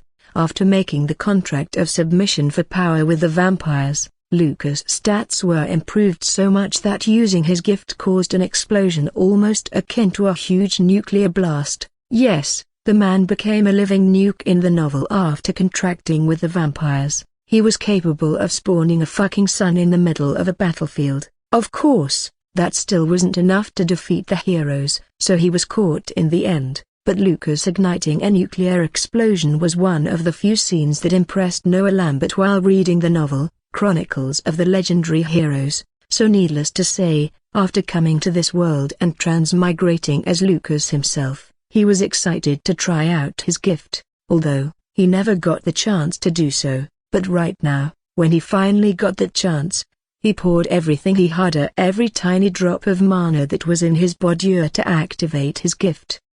Mana burst, and although the explosion that followed wasn't as strong as a nuclear blast, it was comparable to a truckload of TNT exploding. Kaboom! Exclamation mark. A few minutes earlier, Thrucker! Exclamation mark. Thrusting his sword forward in a swift motion, Nero struck his blade in an enemy's chest, sniffing out the light of life in his eyes. Thuda! Exclamation mark.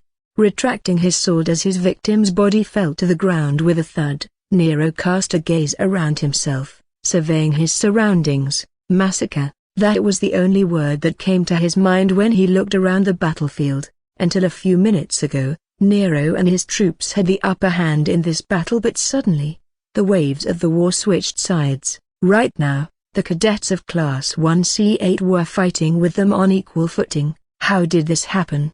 Based on the radio transmissions he received, Nero was able to piece together that the enemy had dispatched a small strike team to flank his troops and launch an attack on their vulnerable rear. Since the strike team was small, it went unnoticed until it was too late. However, that created a distraction which in turn created a few openings. Class 1C8 didn't fail to exploit those openings and change the tide of the war. In all honesty, it was a desperate attempt to sending a strike team to backstab. However, since no one was guarding their rear, it worked. It worked very well. In fact, even amidst all this bloodshed, Nero could help but appreciate the enemy's strategist for their quick thinking in such a hopeless situation. However, that made him think about something else too. Did Lucas forget to assign someone to guard our backstab and flank? But almost instantly, as soon as that crossed his mind, Nero dismissed it. From what he had recently seen of Lucas, he wouldn't make such a rookie mistake. That only means something unexpected might have happened. Whooshaw! Exclamation mark.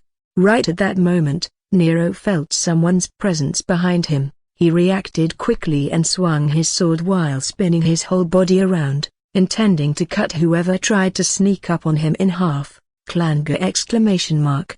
But to his surprise, his sword shattered like glass as soon as it collided with his opponent. Only then he realized it was Alberto. Alberto was clad in a golden-white exoskeleton that surrounded his body like a suit of armor, and his hair, the palest shade of white, billowing through the air like the mane of a lion. TSK, Nero clicked his tongue in frustration at this sight. You again. Throwing away the broken sword in his hand, Nero decided to jump back and create some distance between himself and this monstrosity, but Alberto quickly grabbed him by his neck to hold him in place.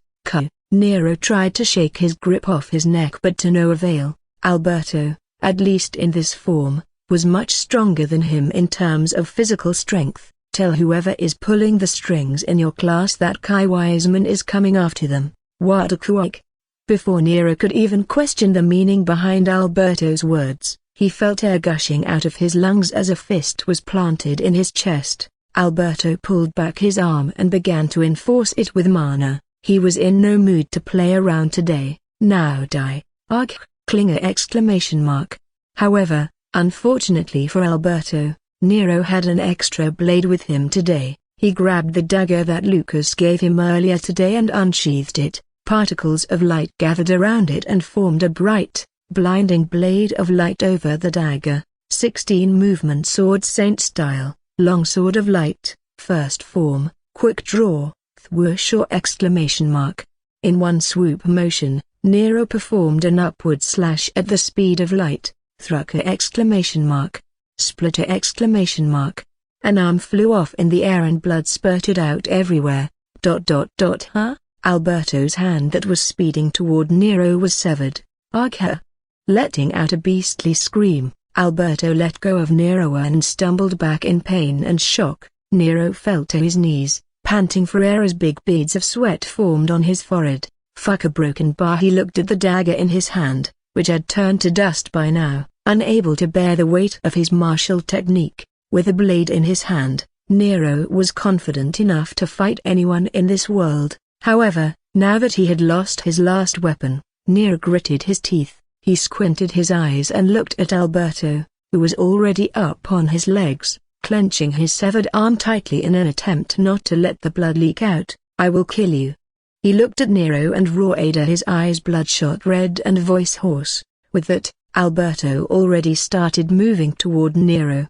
He was truly a monster. Despite the pain, he was still hell-bent on continuing to fight. "Fine," Nero nodded in understanding. "I recognize you, Alberto. Not only did you survive multiple of my light cannon spell during our last clash, but you also withstood the first form of my strongest weapon art."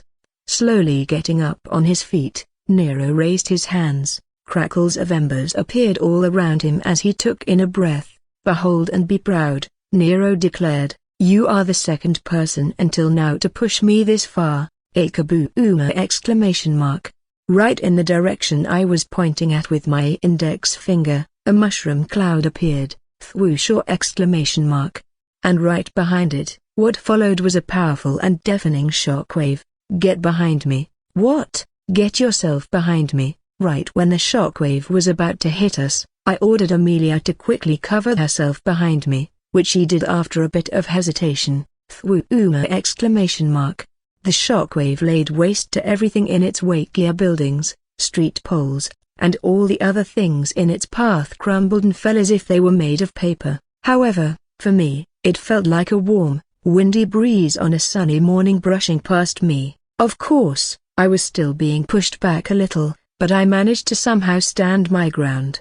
And finally, after only a few seconds, the shockwave washed past us. I widened my eyes, which I had previously narrowed to endure the unsettling gusts of wind, and surveyed the area around me. Yup, pretty much everything was flat. Thankfully, we weren't around any of the wrecked buildings, or else we could have been crushed by one of them collapsing on us. Actually, it would have been Amelia who would have gotten crushed, not me. I mean, I might survive a building falling on me, but I'd probably end up with a few broken bones. What was that? From behind me, a shaky voice rang in my ears. "I don't know, a nuclear blast maybe, a fuck." And right then, it hit me. I realized the cause of that mushroom cloud explosion. No. I gripped my hair as my eyes widened in horror. What is it, Lucas? What's going on? I knew what caused the explosion to happen, but what I couldn't understand was how. Lucas, how did it come to this? In my mind, I had done every calculation and predicted every outcome of Nero's conflict with Alberto. It shouldn't have ended like this. Then how? Did I make a miscalculation? No, impossible. How can I make any mistakes? But judging from the results, I clearly did. Arghh, Lucas, stop acting crazy and tell me, what's going on? How did it end this way? Unable to comprehend the situation, I bit my thumbnail and started doing some mental calculations. I needed to understand what went wrong. One by one, I predicted everything again and again, but nothing made sense. Something went wrong during the clash between classes 1A1 and 1C8, but I didn't know what. Lucas, right then, I felt a strong force grabbing my shoulders and spinning me around, shaking me out of my daze. What is going on? It was Amelia, as she asked me some questions that I couldn't quite make sense of due to the disoriented state of my mind. I stared blankly at her face.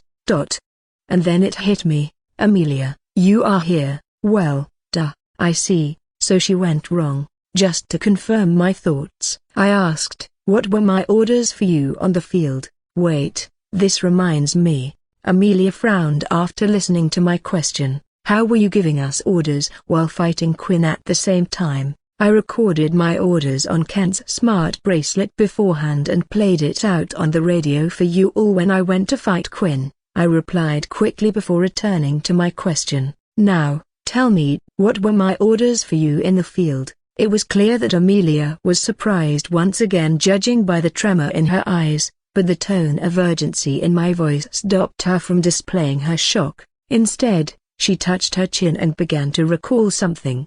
After a few seconds, her eyebrows furrowed in a frown. "I don't remember exactly, but I think your orders had something to do with retreat and a broken bar." Right then, as she remembered the task she was assigned, a loud gasp leaked from her lips. "I had to retreat and guard the rear." Yes, she had to guard the rear for any potential backstab or flank attempts. Since she left her post and came here, I think our troops were attacked from a blind spot. Wait, but I don't understand. What was that explosion? Putting a hand over my face and pinching the bridge of my nose, I said, "That was Nero's gift. He had to use it to defeat Alberto and his class." Wait, Nero possessed a blessing? And it was this strong too?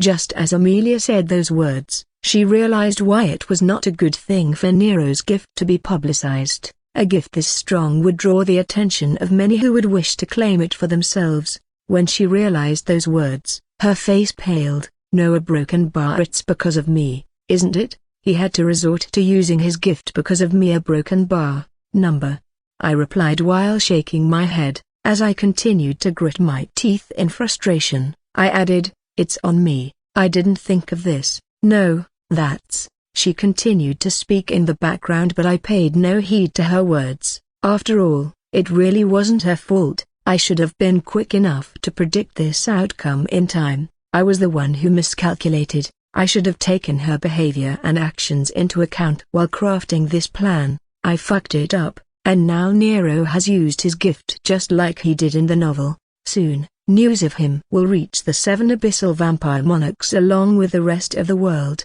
prompting them to dispatch a team of elite vampire soldiers to track him down during the king's tournament. I couldn't change this outcome. I failed. Congratulations, cadet. Your class has emerged victorious against all odds. Contribution rankings: 1. Nero Decroft number 0000212, Anastasia Bigod number 7231 3, Lucas Morningstar number 116969, A broken bar 69. Can't take a hint number 122212. Okay, well, at least I won that punch bet. A few minutes earlier. Dylan, what the hell is going on? I don't know. I'm trying to see if something's wrong with Athena's system. Inside the VR room of Global Military Academy Building 5, neatly arranged in rows, numerous high-end VR pods stood with their sleek, semi-transparent metallic frames revealing the cadets inside them. All of them were still breathing as if they had been sleeping all this time. In the front end of the room, a spiky orange-haired guy stood with a panicked expression. He had his right hand raised to his chest, on which he wore his smart bracelet. From that device, several holographic screens were projected out in front of Dylan. Click, click, clicker exclamation mark. Sounds of his finger tapping against the holographic keyboard echoed in the room, his panic-stricken face growing increasingly with each passing second. Dylan, an elven maiden with long ears and a captivating countenance, her hair coiled into a silver bun atop her head, spoke up from behind him, indicating her dwindling patience through the tone of her voice. "What is going on?" Yelena spoke. In front of the pair, a large holographic screen was on display. On this screen, the live telecast of the VR world was being played. What's wrong then, one might ask? Well, the spectating screen glitched a few seconds ago, and now they can't control what it shows. A few minutes ago, Yelena was monitoring Quinn. She wanted to know why he decided to go back to the base, but now, the screen was stuck on Nero's point of view. She can't see anything else aside from what Nero has been seeing. Is there a malfunction in Athena's mainframe? Yelena voiced her thoughts aloud. Impossible, Dylan quickly replied. No way in hell there could be a problem with Athena's system. I know, Yelena agreed, but let me just confirm. Tapping the screen of her smart bracelet once, Yelena called out to the Academy's AI assistant, Athena. Almost instantly, a reply came from her smart bracelet. Yes, mistress, there's a problem with the spectating screen. Yelena notified the AI assistant from her smart bracelet. "Fix it," she demanded. "I would like to apologize, mistress, but I cannot do that." "What? What do you mean you can't do that?"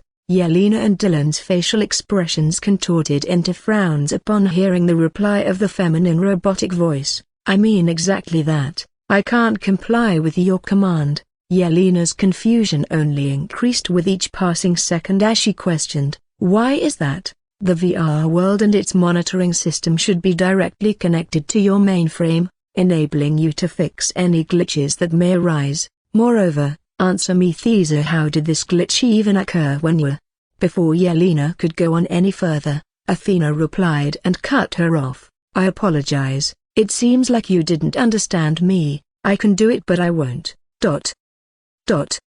Silence. Absolute silence. No one knew how to respond to the statement. Is it the day? The day when AI finally turns on humans? For a split second, Yelena thought now they would have to fight vampires, callous, and super robots. But of course, it was a fleeting thought that she quickly shook off. After all, defeating Athena is as simple as breaking its core. So massaging the bridge of her nose, Yelena spoke up, "And just why would you not comply with my orders? Last I checked, I have the authority to ask you to do just about anything as the queen of this city." "Yes, but at the moment, someone is interfering with my mainframe. As a result, I cannot follow your instructions because the individual tampering with my mainframe does not wish me to do so." Wait. And finally, Yelena understood what was going on. "Athena, are you saying you've been hacked? In simple words, you can say that." "Yes. How did they breach your firewall?" "Na broken bar." "Oh no, Athena, why is your voice glitching?" "I'm slowly Ima broken bar. I'm slowly getting my control back, mistress." "Yelena, this ice." A broken bar. Cold sweat formed on Dylan's forehead as he couldn't find the right words for the situation. Without trying to complete his sentence, he quickly got back to clicking the keys on his virtual keyboard, now even more panicked than before. "This is bad, I know." Yelena, on the other hand, tried to keep a calm head. "Athena is connected to everything in the Academy: our smart bracelets, our records, our technology, and literally everything else. The person who hacked her had gained full access to everything we have. I'm trying to restore her firewalls and Dylan tried to report his actions, but Yelena voiced a command before he could finish. "Never mind that. Try to regain access to the spectating screen and show me where Quinn is." After hearing that command, Dylan was at a loss for words. "So that skull of yours is really full of ice?" "What?" Yelena looked at her childhood friend absurdly. "What else am I to make of your command?" Dylan snapped. "A hacker has gotten into Athena's mainframe and you are still interested in this stupid virtual war when all our data could be being leaked to God knows who." "Calm down, Dylan, and think." Pinching the bridge of her nose, Yelena replied, "Our smart bracelets are functioning and Yelena can still reply to us. The instructors haven't issued any alert, so they probably don't even know about this. So isn't that all the more reason to notify them about Thesa?" "And what would that do?" Yelena shook her head. "It will just create panic and confusion. We don't need that. Right now, we need to find the culprit. ... And you think we can find the culprit?" "Of course, the culprit is someone among these first years." By now, Dylan was looking at the elven girl as if he was looking at a crazy person. "Yelena broken bar, do you really, in all your mind, think that someone among the first years is capable of breaking Athena's firewalls and hacking her? Seriously?" Yelena sighed, realizing that her childhood friend was as dumb as ever. "Of course not. Aside from being first years, they are currently unconscious. How do you think they will achieve such an impossible task?" "Exactly my pointer. That only means one thing: someone is helping them." Dylan thought it over for a good minute before a frown formed on his face again. "But then how will watching this war tell us who the culprit behind the situation is?" "It's simple. As I said, since even instructors don't know what's happening yet, it won't be wrong to say the hacker only interfered with the spectating system to divert our eyes somewhere else away from the culprit." Dylan couldn't ignore the sound reasoning in Yelena's words. It was an evident deduction that didn't require exceptional intelligence, but rather anyone could arrive at the same conclusion with enough time. However, right now, Yelena didn't have time. She had to make a call and she had to do it quickly, so she did just that. She made a call by quickly accessing a theory. Interestingly, both Dylan and Yelena were unaware that her conclusion wasn't entirely accurate, but neither was it entirely inaccurate. Suppressing his admiration, Dylan nodded his head. Fine, I'll try to regain access to the spectating screen. I'll then switch it to Quinn's POF. Good, Yelena nodded back. Do that. It took Dylan a few minutes and more than a few hundred clicks on his holographic keyboard to regain access. Arghh, if only Josh was here, he could have done it in a blink, while letting out a few complaints. He pressed one final key on his keyboard, clicker! After getting his access back, Dylan searched Quinn's location and started spectating him, playing the live telecast of his battle with a strange redhead on the monitoring screen. From the looks of it, the battle was already in its final stage. What? Quinn was pushed back. On the screen, both Quinn and the red-haired boy were standing with rubble and debris surrounding them. In the middle, a spear was struck out from the rubble. In an instant, both of the warriors made a run for the spear. However, at that moment, a bright light flashed and obstructed their vision, turning the spectating screen white for a few seconds. When the telecast resumed, Quinn's throat was slit and the redhead was grabbing his spear. It was clear that Quinn had lost to whoever this boy was. However, that didn't remotely shock Yelena as much as what came next. Afu! The red-haired boy let out a deep breath and pulled back his spear, taking a stance. However, the stance he took wasn't that of a spearman. No, the stance he took belonged to a swordsman. Tensing his shoulder muscles and slightly bending his knees, the red-haired boy unleashed a power swing with his spear. Everything around the redhead was blown away in an arc and Quinn's body was sliced in half. That wasn't the scary thing, however. The scary thing was the redhead didn't use an ounce of mana in his attack. Why, Yelena? Did you see that? Dylan, obviously surprised at the display of strength, asked in a trembling voice. Thera broken bar Riala broken bar RTS.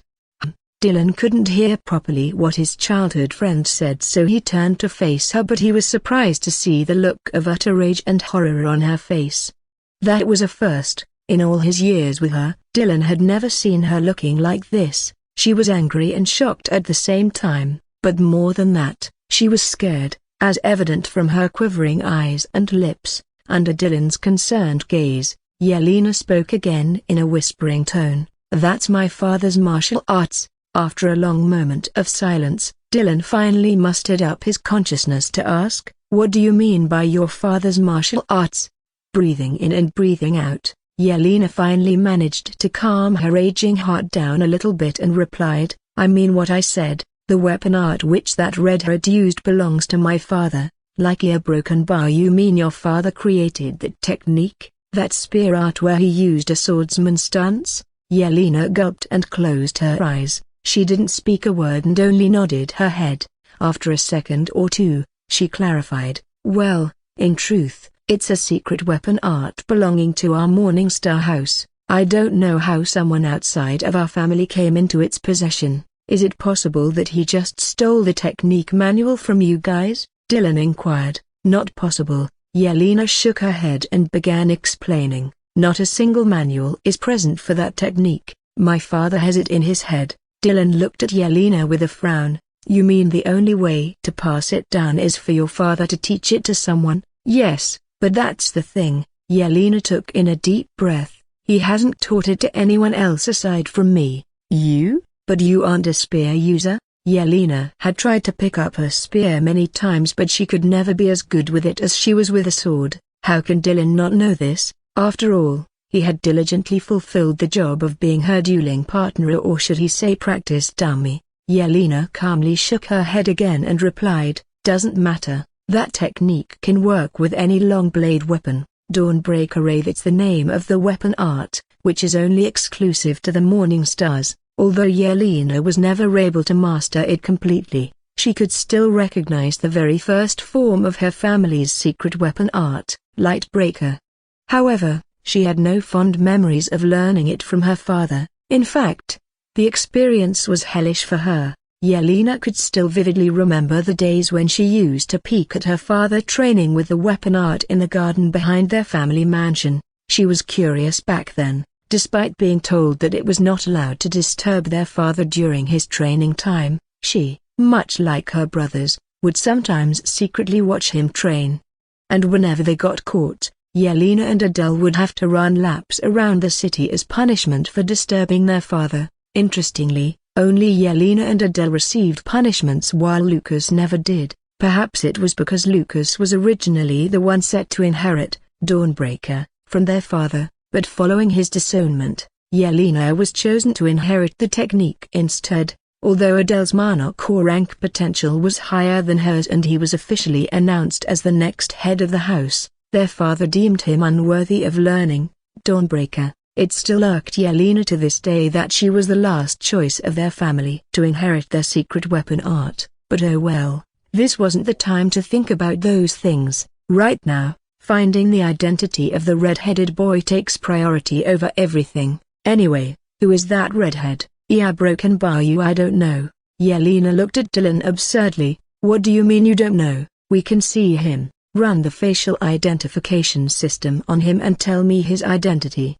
Yelena, I've been trying that for as long as we've been talking. The facial recognition system is failing. It's almost like he's not in the Academy's records. Yelena narrowed her eyes at those words, but of course, being a genius in her own right, it didn't take her even a full second to come to a conclusion. Someone is using illusion magic to alter their physical appearance. Illusion magic? These first years should not be capable of that yet, I know. Which only means that they are using a relic, but how? First-year cadets haven't gone outside the Academy city yet, and they also shouldn't have enough merits to buy a relic like that within the Academy grounds. So then a broken bar, how could someone have gotten their hands on a relic capable of casting illusion? TSK, clicking her tongue while stroking her chin, Yelena decided to let go of those thoughts. Right now, she should focus on finding the boy's identity so she could inquire him about all these things later. Could it be? For a second, Yelena thought about the possibility of the redhead being Lucas. After all, aside from Adele and her, he was the only person who ever witnessed that weapon art. No, it couldn't be, but she quickly dismissed that possibility. Learning it solely by watching it once or twice is impossible, and not to mention, Lucas is a bowman now. He once used to learn spearmanship when they were kids, but to Yelena's knowledge it's been ages since he picked up a spear. Do me a favor and run a scan on his smart bracelet to identify its model number. From there, we can find out his identity. Every smart bracelet provided by the Academy has a unique model number engraved in it. If you can find out the model number, you can find out its owner's identity. Yelena, I'm trying that too. This is not working either. Athena is not allowing me to run a scan on his bracelet. TSK, they have thought of this too, huh? He and the hacker must have planned for this ahead of time. Yelena wasn't far off. The hacker and the red-headed planned this ahead of time. What she didn't know was that both of those were the same person, her own brother, Lucas Morningstar. Fine, we'll eliminate everyone as suspects one by one. What do you mean? I want you to one by one switch POFs to every single person present in the virtual world right now. As soon as Yelena issued her command, she tapped her smart bracelet and a blue holographic screen instantly appeared in front of her. On the screen, a list of names was displayed, consisting of every cadet who was currently alive in the virtual world. Yelena had devised a simple plan. She would locate the position of each and every individual in the virtual world and cross off their names in her list one by one. If there was still someone whose name remained uncrossed, then that person must be the redhead in disguise. Nodding, Dylan began switching POFs from person to person, spectating them all one after another. As he did so, Yelena also began crossing off their names in her list. However, just when Yelena thought her plan was working, from one of the cadets' POFs, she saw a great amount of mana gathering around Nero. Not good, Dylan commented. It seems like that first year is single-handedly going to end the war soon. Whoa, is that his gift? Can we stop their rejection after the war concludes? Yelena asked. Nah, Dylan shook his head. I don't think we can. I still haven't regained access to Athena's mainframe. TSK, Yelena clicked her tongue. Then we have no choice, we have to work fast. Only 20 cadets are remaining to be verified anyway. With that, they increased their speed, switching paths from person to person, crossing off their names, and repeating the process. From 20 to 18 to 15, the number of suspects quickly started decreasing. However, a broken bar. A kaboom! Exclamation mark. Right around when only 12 or so cadets were remaining, Nero unleashed a single fire explosion spell so big that it would have been impossible for a boy his age to perform. And with that a broken bar. No, damn it, the war concluded, and soon the cadets automatically started being ejected out of the virtual reality. As soon as the contribution rankings were shared, darkness took over my vision. As I opened my eyes and the world came back into view, I realized I was still inside the very same VR pod that I had used to enter virtual reality. Oh oof, that was epic. Everything felt so real in there, the touch, the sense of smell, the sense of vision. It was so realistic that even now, after being out, I can't distinguish what I experienced there from reality. With a wild grin plastered on my face, I gripped the edge of the VR pod and hoisted myself up using my hands for support. It was only after I stepped out of the pod did I notice that not everyone had enjoyed the experience we had in the virtual as much as I did. As I emerged, I was greeted by a sea of faces displaying a variety of emotions, including shock, anger, admiration, fear, regret, irritation, and a myriad of other feelings.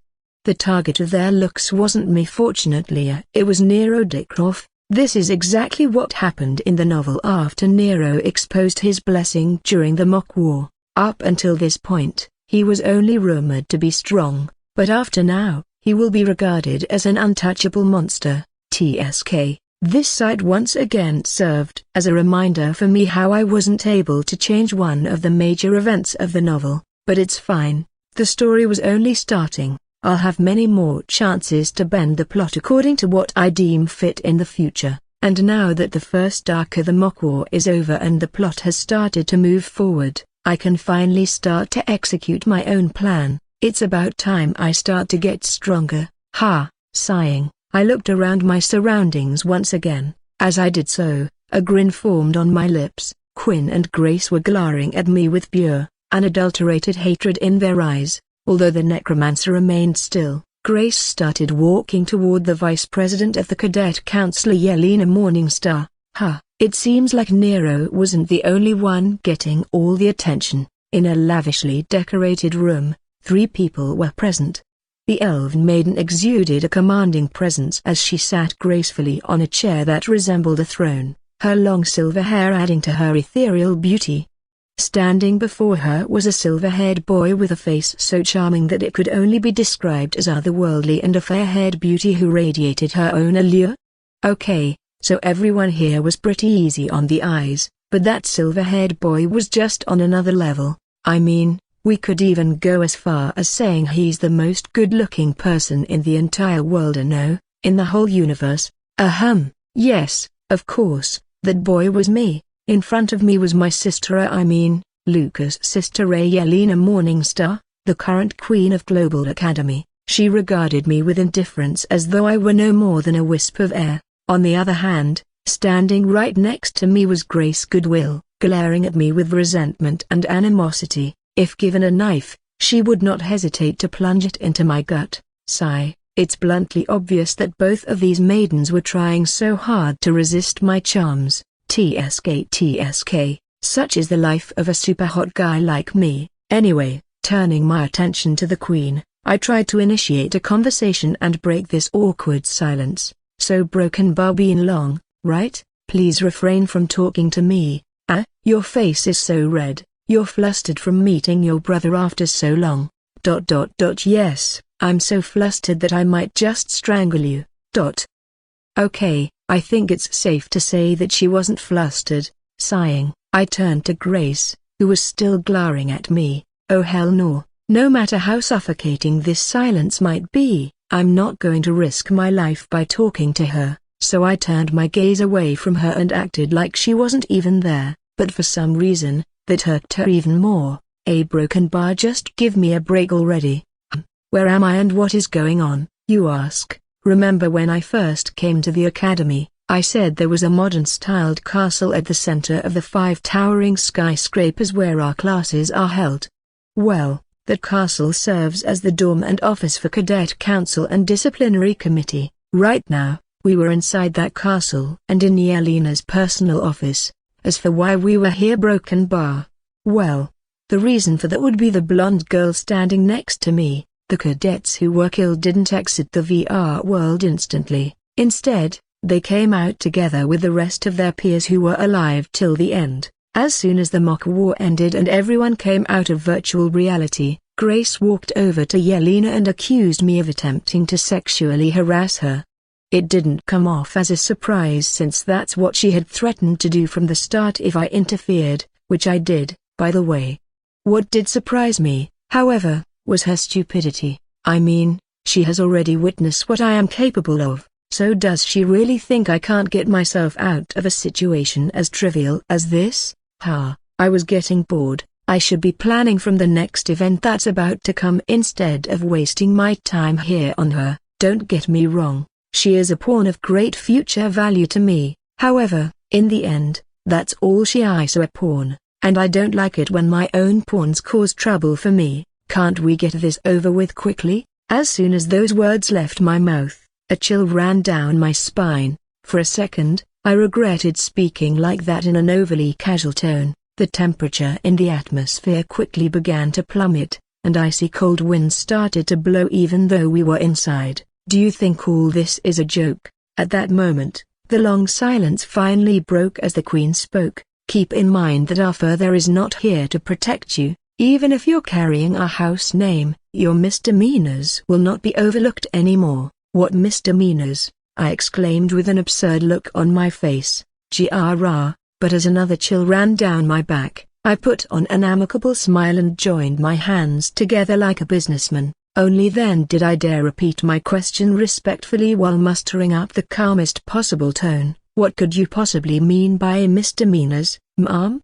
Yelena's agitation was palpable as she exclaimed, "You understand what I'm saying, don't you? You're facing sexual harassment charges, but you don't appear to have a shred of remorse on your face." I couldn't help but roll my eyes in response. "I've been telling you from the beginning that she's lying. Why won't you consider my side of the story? What happened to that innocent until proven guilty thing?" "But are you truly innocent?" Yelena asked, raising an eyebrow. "This isn't the first time you've been accused of such behavior. Last time, Father managed to sweep it under the rug because it was a commoner you attempted to assault, but this time it's a nobly a goodwill, no less. Your actions are immoral, foolish, and downright disgusting. I'm appalled to even think of you as my brother."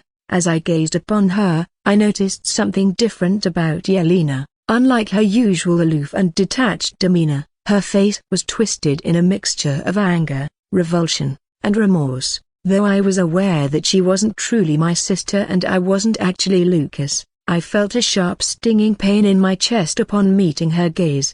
Averting my eyes off her, I clicked my tongue. I took in a deep breath and was about to reply, but Yelena suddenly spoke up again. "And besides, I'm very much upholding the innocent until proven guilty philosophy." I sent Dylan to collect Grace's uniform from her apartment room. Frowning, I questioned, "Oh, and what will that prove exactly?"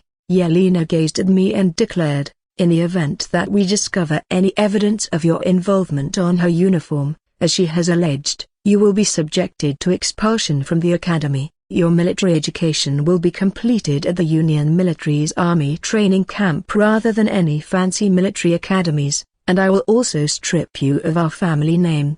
I couldn't help but shake my head at those words. Union Military's training camp. Unlike private military academies like Global Academy or Ethereal Academy, Union Military's training camp is a 6-month-long training program run directly by the high-ranking soldiers' Union Military. What's so bad about it, you asked? Well, aside from being situated near the border, the instructors that don't let the cadets to master the art of combat. No, they just create foot soldiers to fight the war for them.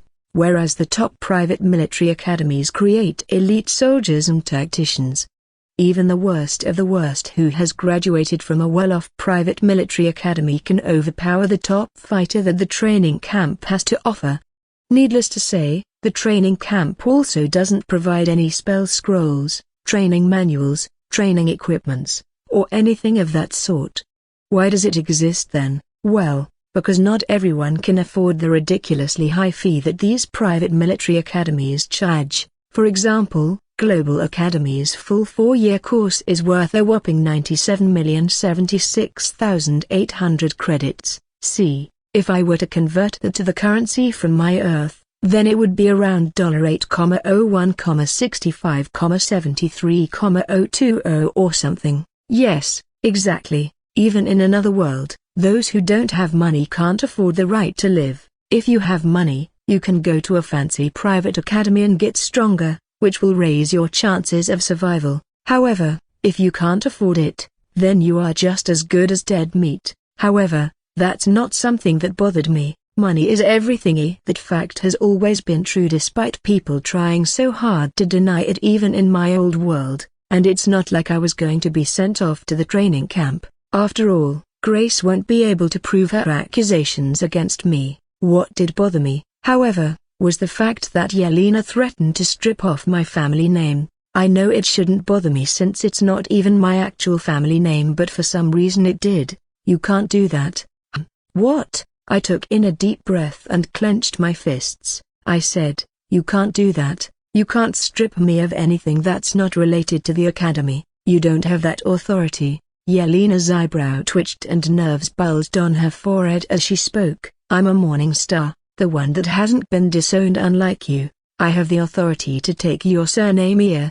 No you don't. I cut her off. Further, as the head of the family, only he can make this decision and he has already done that. He let me keep my surname. Even Adele, the next head of the family, doesn't possess the authority to override father's decision. Listen here you. Yelena was about to continue arguing, but right Thena. Clicker exclamation mark. The door to the room clicked open. Clicker exclamation mark. With a subtle clicking, the door was swirled open. In came a boy with spiky orange hair and a long katana tied to his waist. He held a black and red jersey in his hand as he walked over to Yelena. The elven beauty turned to me and gave me a long glare. Plead guilty and beg, she commanded, crossing her legs and leaning back on her chair, which looked more like a throne than anything. You're not my brother, he is dead, but I will still give you one chance to plead guilty and beg for mercy. If you do that, I might just let you off easy. Lies. One look in her eyes and it was clear that she was lying. She had no intention of letting me go easy. A glance into her eyes and it was obvious that she had no intention whatsoever of being merciful. Even if I were to kneel before her and plead for mercy, she would scornfully say something like, a Morningstar groveling like an insect, you are not worthy of that name. Furthermore, if I had truly tried to put my hands on Grace, Yelena would not have had the authority to pardon me easily. After all, despite being one of the vassals of the Morningstar family and serving under them, Goodwills are a noble house, and the Western continent can't afford a conflict between nobles right now. So if I really had done something as foolish as that,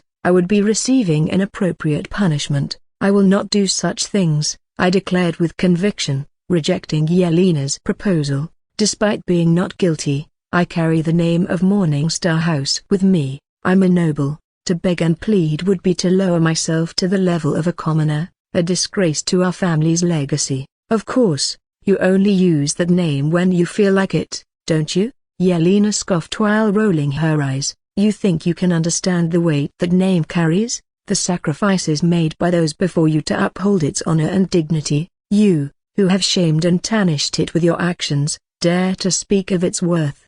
Our father should have stripped you of that name the moment he disowned you. Again with this, What's her problem? It's just some big surname. I mean, I know family names are a big thing in this world, but still, I know Lucas wasn't the best example of nobility, but some of the heirs of other ruling houses and noble families aren't any better either. Is she just that upright?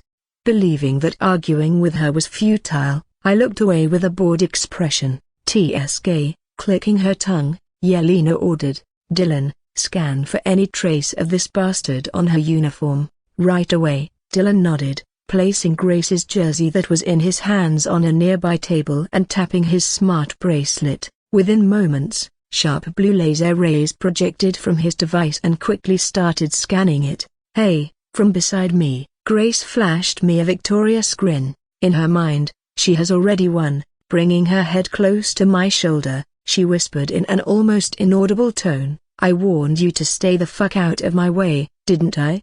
Ha! Her whole confidence was based on the fact that she had my fingerprints on her jersey from back when I caught her from a fall during the unit test.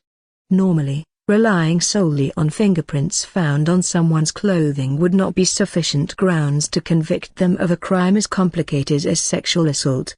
I mean, what can fingerprints alone actually prove? But you must not forget I was in Lucas' body. The fact that he has already committed the offense of sexual assault in the past is enough to take the circumferential evidence against him and make the final verdict without giving him a chance to defend himself. Not to mention, the one who is accusing me happens to be a noble, and the one who's judging me is my sister who detests me. Taken together, these factors suggest that I cannot expect to receive a fair trial if any incriminating evidence were to come to light. However, a broken bar. Yelena. That is, if any incriminating evidence were to come to light. What? Yelena turned her gaze towards Dylan upon hearing her confused voice. What is it? There are no traces of him on this jersey. Dylan raised his hand that held Grace's jersey up and spoke. There's nothing we can use against him. Whoa, did I hear that right? That's a weird way to frame that sentence here. Nothing we can use against him. It's like they really are hell-bent on trying to make me prove guilty. Instead of using words to react, Yelena turned to Grace and gave a long, questioning gaze. Grace, on the other hand, stood aghast with her mouth hanging in shock and eyes bulging out. What do you mean? She finally spoke, stuttering. That's not possible. Hey, I can't hold back. I tried but I couldn't. No, I must hold back a broken bar. I can't laugh yet. I shouldn't laugh yet. Hee. But her expressions are so funny. Ha. All the A's in the room turned toward me and I couldn't help but burst out in a fit of erratic laughter. Yelena's face contorted as she gritted her teeth. Lucas Morningstar. Behave yourself. You're in the presence of the Cadet Council. Wiping the tears from the side of my eyes, I calmed myself down. On my right, Grace was looking at me with confusion and disbelief, her eyes practically coming out of her sockets. It's not possible. A broken bar. I don't know what he definitely did, but he did something. Grace started yelling as she pointed a finger at me. I'm telling you, did something. Hey. My lips pursed up into a smirk and I turned to Yelena. Do you really think I, someone who's on a superscript 1 iron 2 a superscript O mana core rank, overpower and force myself on someone whose mana core has already reached a superscript 1 bronze 3 a superscript O? This isn't my home Earth. Unlike the Earth where I am from, there's no difference between the strength among genders. Men are biologically stronger than women. That fact was overridden in this world when mana started flowing here. With mana cultivation, no matter your gender, race, or birth status, you can have unimaginable strength in your grasp if you just have the talent for it. If you're blessed by the heavens, you can crush the world with a mere flick of your fingers. This is a world where strength is cultivated, not inherited biologically. No matter who you are, if your mana core rank is higher than a person, you are stronger than them. So while I don't want to admit it, Grace was like 3 ranks above me. It's literally impossible for me to overpower her into submission. In fact, right now, her mana core rank is on the same level as Quinn's. Of course, she's not as strong as him, but her mana output is the same. There's no way I can assault her like a mindless animal. That's Nota. Before Grace tried to initiate an argument, I tapped on my smart bracelet, and then there's this recording. Don't you get it? If I give that jersey to the Cadet Council and claim that you tried to sexually assault me, what will happen to you? A. You'll be lying. They will investigate the matter.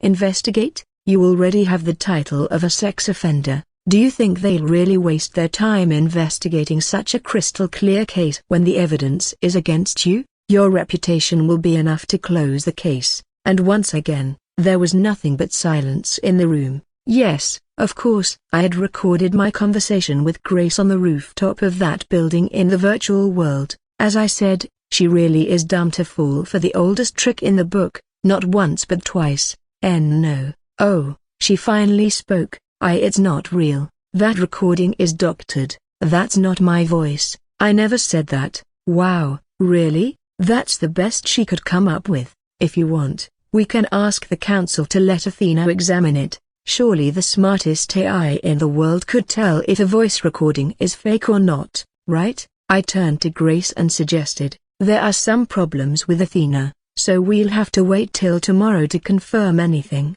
Yelena chipped in, so Grace Goodwill, if we find that it really was your voice in the recording, and you have wasted the council's time, then be prepared to face severe consequences for your actions. Answer me, should we proceed with the examination?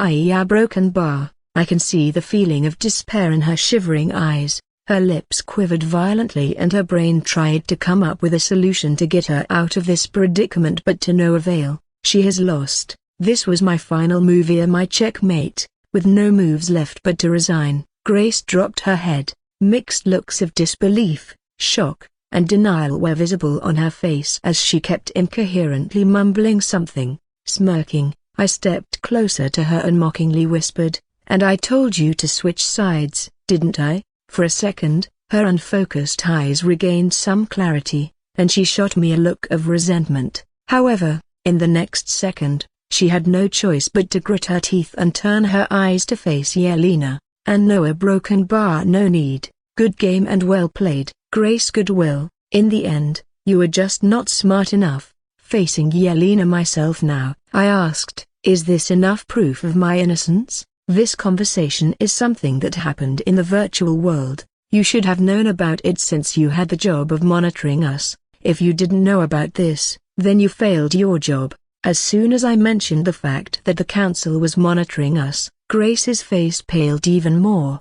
As first-year cadets, many of us were unaware that diving into virtual reality was only allowed when monitored by either the cadet council or academy instructors in the real world. Grace was no exception and had no idea that all her actions were being spectated. Due to the mock war event being organized in a rush, only one monitoring screen was set up, with Yelena and Delana, two of the cadet council members, being the sole observers of our time in the virtual world.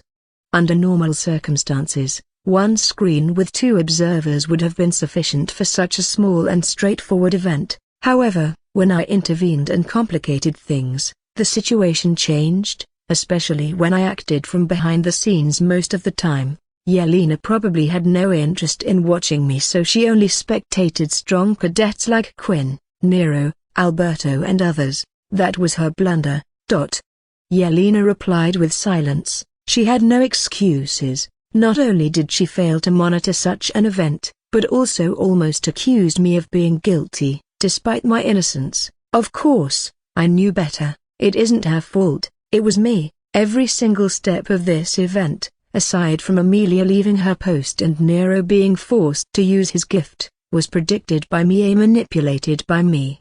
I'll take that silence as yes, I said before crossing my arms over my chest. It was now time to hammer the final nail in the coffin. Well, since you did fail your job, which resulted in me being dragged here, I expect compensation. From here, I will start to exploit Grace until she breaks and finally gives in to me. You must understand that my reputation and social standing will receive a big hit from this matter. Wiping the non-existent tears off the side of my eyes, I said, people will talk about all sorts of things behind my back. It might even affect my chances of getting into a good military unit after graduation. I could visibly see the nerves on Yelena's forehead twitching as soon as I said that. Reputation, do you even have one? That's probably what she wanted to say to me, but holding herself back, Yelena took a deep breath and closed her eyes. What do you want? She asked. Before you ask for anything, know this: we can expel Grace, but we can't blacklist her from other military academies since her father is a noble. In short, Yelena wanted to say that even if they expelled her, she wouldn't be forced to go to the training camp like I would have been. She can just switch to a different academy like Ethereal Academy. Hey, yeah, right, as if I'll let her off that easily. I want to charge Grace Goodwill with slander, abuse of her noble authority, making violent threats, and falsely accusing a fellow cadet, I said while shrugging. Taking a dramatic pause, I let out a deep breath. From beside me, Grace clenched her fists, squeezed her eyes shut and bit her lower lip. She was on edge. Why wouldn't she be? After all, if her father were to hear about her getting expelled from the Global Academy, he wouldn't be very happy, if that's what you want. But on second thoughts, right when Yelena was about to comply, I spoke up, cutting her off. I don't want that. I'm not as heartless as her. At my words, Grace opened her eyes in shock and looked at me. Her brows were furrowed in a frown as confusion was visible on her face. Instead, I want early access to Athena. I also want whatever amount of merit points Grace will earn in the next 8 months. The look of surprise turned into that of anger when Grace realized what I was trying to do. She tried to speak up, but before she could, a broken bar. Slama! Ridiculous. Thumping her hands on the side rests of her throne-like chair, Yelena stood up. You're just a first year who hasn't even completed your first semester yet. What makes you think you can get access to Athena when even the top cadets in your batch don't have that? Well, I'm here because of your blunder, aren't I? Yes, but did you receive any punishment? That's because I proved my innocence before you could. Lucas. Yelena yelled out my name, causing me to flinch as a chill ran down my spine. I wasn't scared.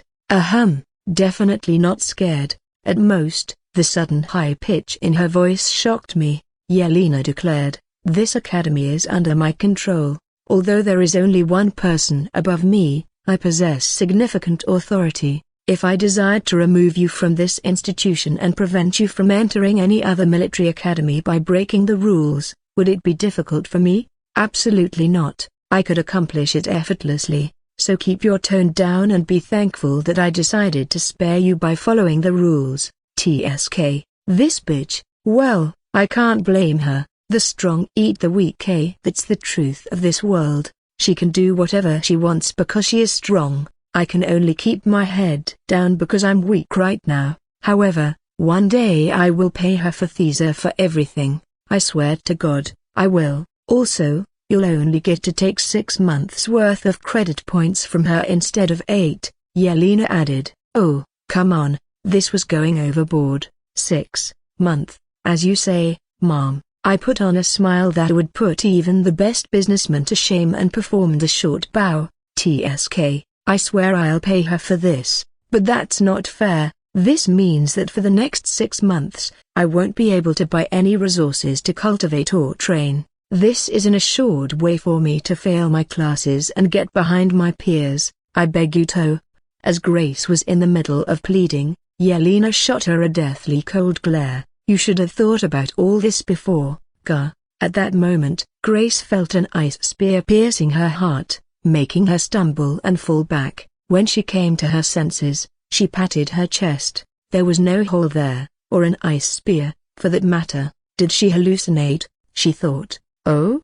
I raised my eyebrows. Was that bloodlust? Yelena can't use illusion spells, so that must have been bloodlust. Damn, she's strong enough to use it already? Okay, kids. Dylan casually threw his arm in front of Yelena, giving her a look to calm down, and flashed a smile our way. I think it's time for you all to head back to your dorms. The prize for your class victory over 1C8 will be revealed tomorrow. Hike.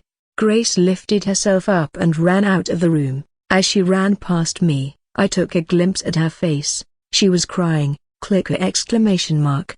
Ha! Shaking my head, I let out a sigh before turning around and deciding to leave myself. Lucas, right when I was at the door, Yelena's voice called me out. Turning around, I looked at her. What is it now? For a second, I could swear I saw Yelena hesitating to speak, but in the next moment, she managed to choke some words out. Did you know anything about the Morningstar family's secret art that father used to train in the back garden at our family mansion? I raised an eyebrow. I don't know anything. Why would I? As you said, I'm not your brother anymore. I died, and you guys were the ones who killed me. Without bothering to listen to her anymore, I exited the Cadet Council Vice President's personal office and closed the door behind me. Clicker exclamation mark. The sharp sound of impact echoed through the air. Thwacker exclamation mark. Oh God, I'm sorry. Came a panicked voice. You really think an apology will get you out of this? Not a chance. You're in for a world of pain. Thwacker exclamation mark. Oh, the tortured cry pierced the air. Go ahead, scream all you want. Thwacker exclamation mark. The dull sound of a fist hitting against flesh filled the space, followed by another bestial wail of agony, and so the melody of impact and suffering-filled screams continued repeating itself several times until finally, after 20 long agonizing minutes, the silence returned. In a brightly lit gym, a handsome young man with raven black hair, matching eyes, and other striking features lay motionless on the pristine white tiles, staining them red with all the blood dripping down from the side of his lips.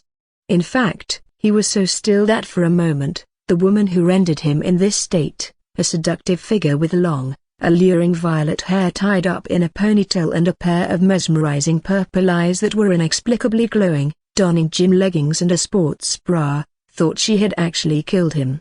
It was Liz Snyder, and right now, she was in the middle of beating her protégé, Nero Dickroff, for not following her instructions. However, after using him as her personal punching bag, maybe she killed him. Although she was holding back, she was using mana to enforce her punches in order to make them as painful as possible. She considered calling the medics a broken bar.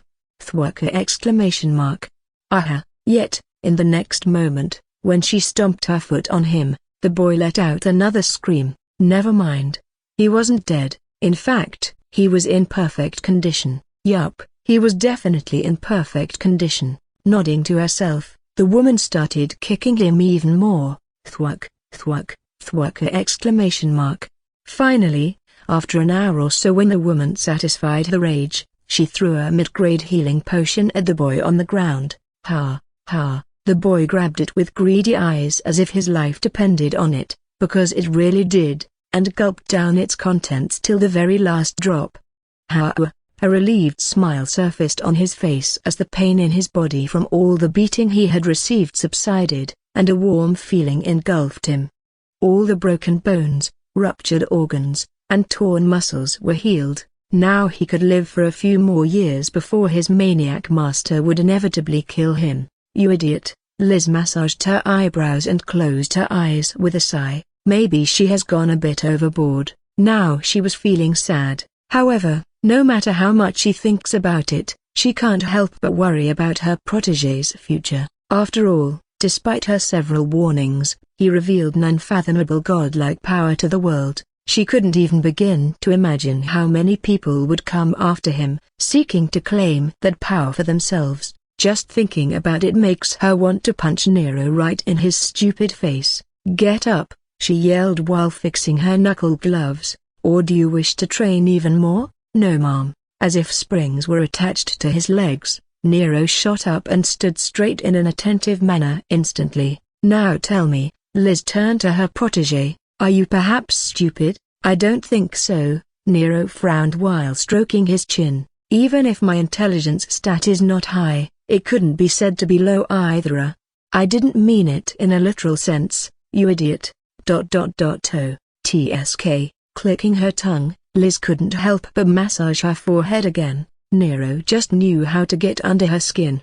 After a few seconds of deep breaths to barely restrain herself from kicking Nero to death for real this time, Liz finally started talking. "Why did you use your gift during the mock war? Despite my repeated warnings, I used it because I was about to lose you. That's not a valid excuse. It was just some stupid mock war to resolve some stupid class dispute. It wasn't a matter of life and death. Even if you had lost, it wouldn't have had much significance. So, why did you do it?" Nero took a deep breath. Yes, of course he knew it wasn't some life or death matter. Revealing a gift as strong as his would only bring him trouble as he knew that. Why did he do that, then? "I didn't want to lose. What?" Nero's eyes blazed with fury as he locked his gaze with Liz's. "I used my gift because I didn't want to lose. No, I refuse to lose. Everything I've endured, all the pain and suffering, it would all have been for nothing if I hadn't emerged victorious there." He clenched his fists, his voice trembling with emotion. "Why did I push myself through hell if I was just going to lose like some pathetic weakling?" Liz couldn't find the words to argue with him any further as she watched him with a gaze full of worry and concern. A troubling expression formed on her face as she thought about what Nero would have been going through emotionally during the mock war. She knew her protégé didn't like to lose. Since the day he saw his mother getting murdered in front of his eyes, realizing he was too powerless to do anything, Nero swore to get stronger.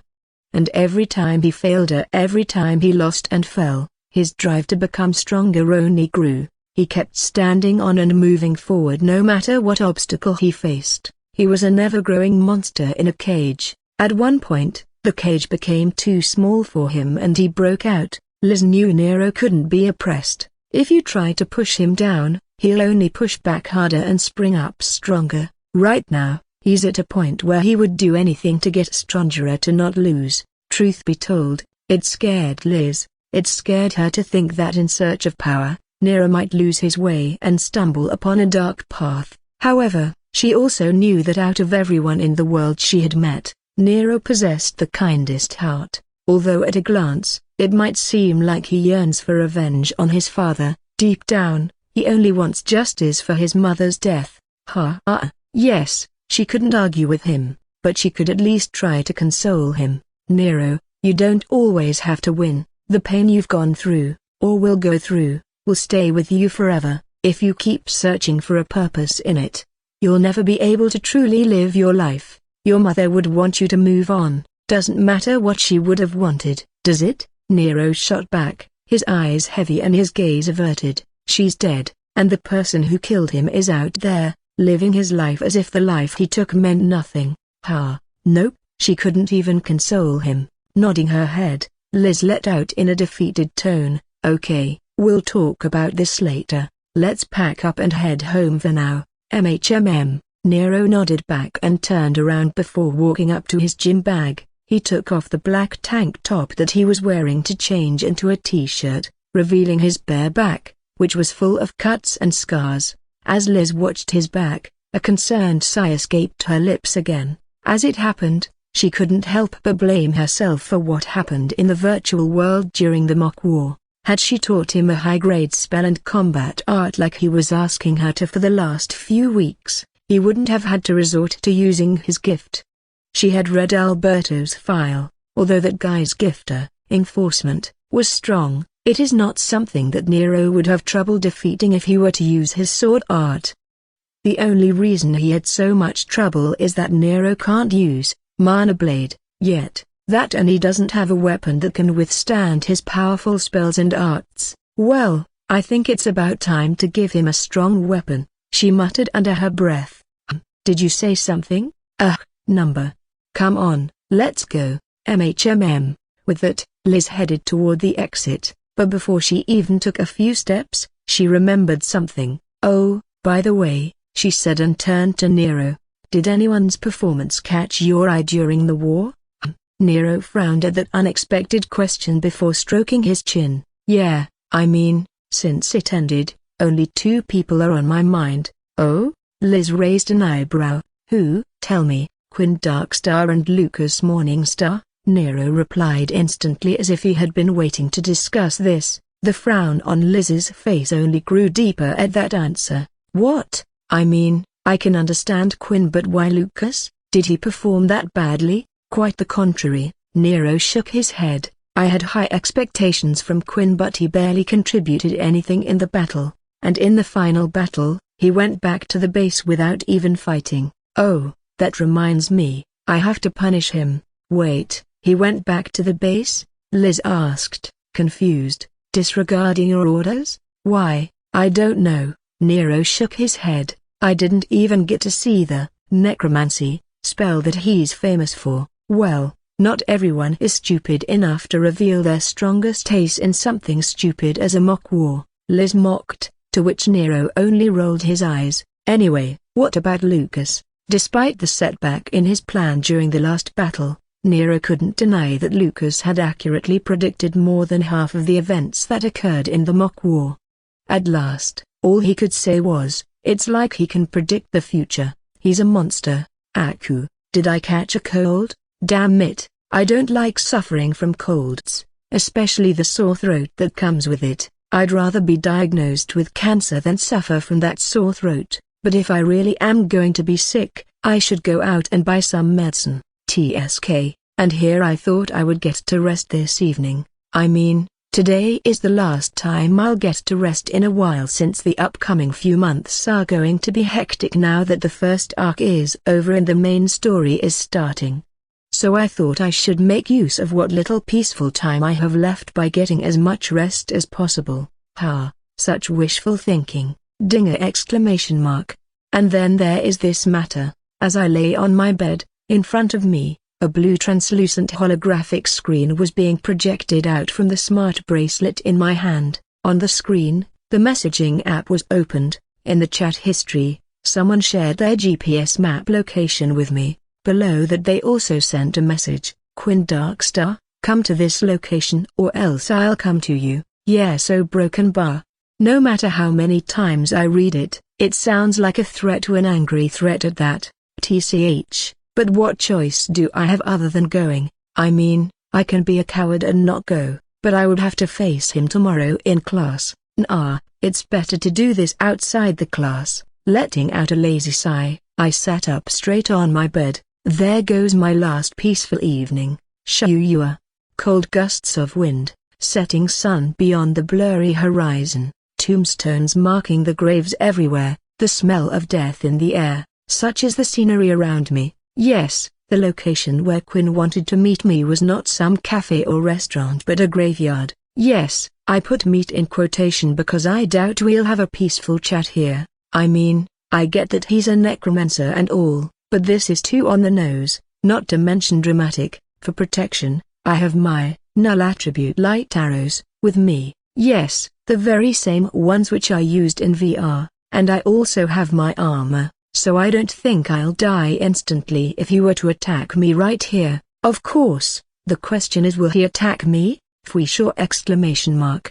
Suddenly, cold chills ran down my spine, my throat dried up, and my heart raced as I felt my skin crawl. I knew this feeling very well. It's something that acts as our instinctual defense mechanism, telling us to flee or fight immediately. It was the feeling of fear. It was the feeling of death trying to embrace me. Slowly, I turned around. I saw dozens of eerie creatures made entirely of shadows inhabiting the graveyard. I was surrounded by the souls of the dead given form by shadows. You call me here and you come late. The creatures of shadow made way for their creator. A boy with short, messy black hair appeared amidst the crowd of shadow creatures, slowly walking his way toward me. An ominous aura oozed off his figure, but his face remained unchanged. With empty black eyes akin to a deep dark abyss, he came face to face and stared down at me. Wait, is he taller than me? Just a couple of inches,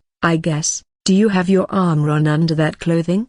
He asked, pointing at my chest with his chin. I was wearing a thin black shirt. It was unbuttoned until my collarbone. If I had something underneath it, he would be able to see it. So why did he ask? Is he stupid? Last time you seemed to have conjured it out of thin air. Quinn spoke. Is it a compact relic that can change shape and size? So that's what he means. Yeah, I shrugged. You can call it that. Why do you ask? Do you plan to make me use it? Depends, he replied. On what? I asked, Klinger exclamation mark. On you, he answered, taking out one of his daggers from the belt on his waist. Answer me truthfully, and I will let you live. So you plan to kill me? I scoffed. Remember what happened last time when you tried to do that? All I remember is you pulling some cheap tricks to fight me like a coward. Quinn bared his teeth like a dog. But what will you do now? I called you on my turf this time. You have no traps here. I couldn't help but smirk as I heard him. Cheap tricks, you call them? Sure. How do you know I haven't set up any traps here? Stop bluffing, Quinn barked out. Oh, okay. I raised my hand with a smile on my face. But you still can't kill me. Aside from the fact that you have to break my impenetrable defense, our smart bracelets can send out a distress call to the Cadet Council and instructors if our heart rate stops, and there could also be witnesses nearby. Ha, Quinn let out a scowl. Do you know what this place is? I frowned and looked around. A graveyard? I know this is Outer District 21, but why is there a graveyard here? These graves belong to the cadets who graduated from this academy and went on to become soldiers in the Union military. Quinn started to explain.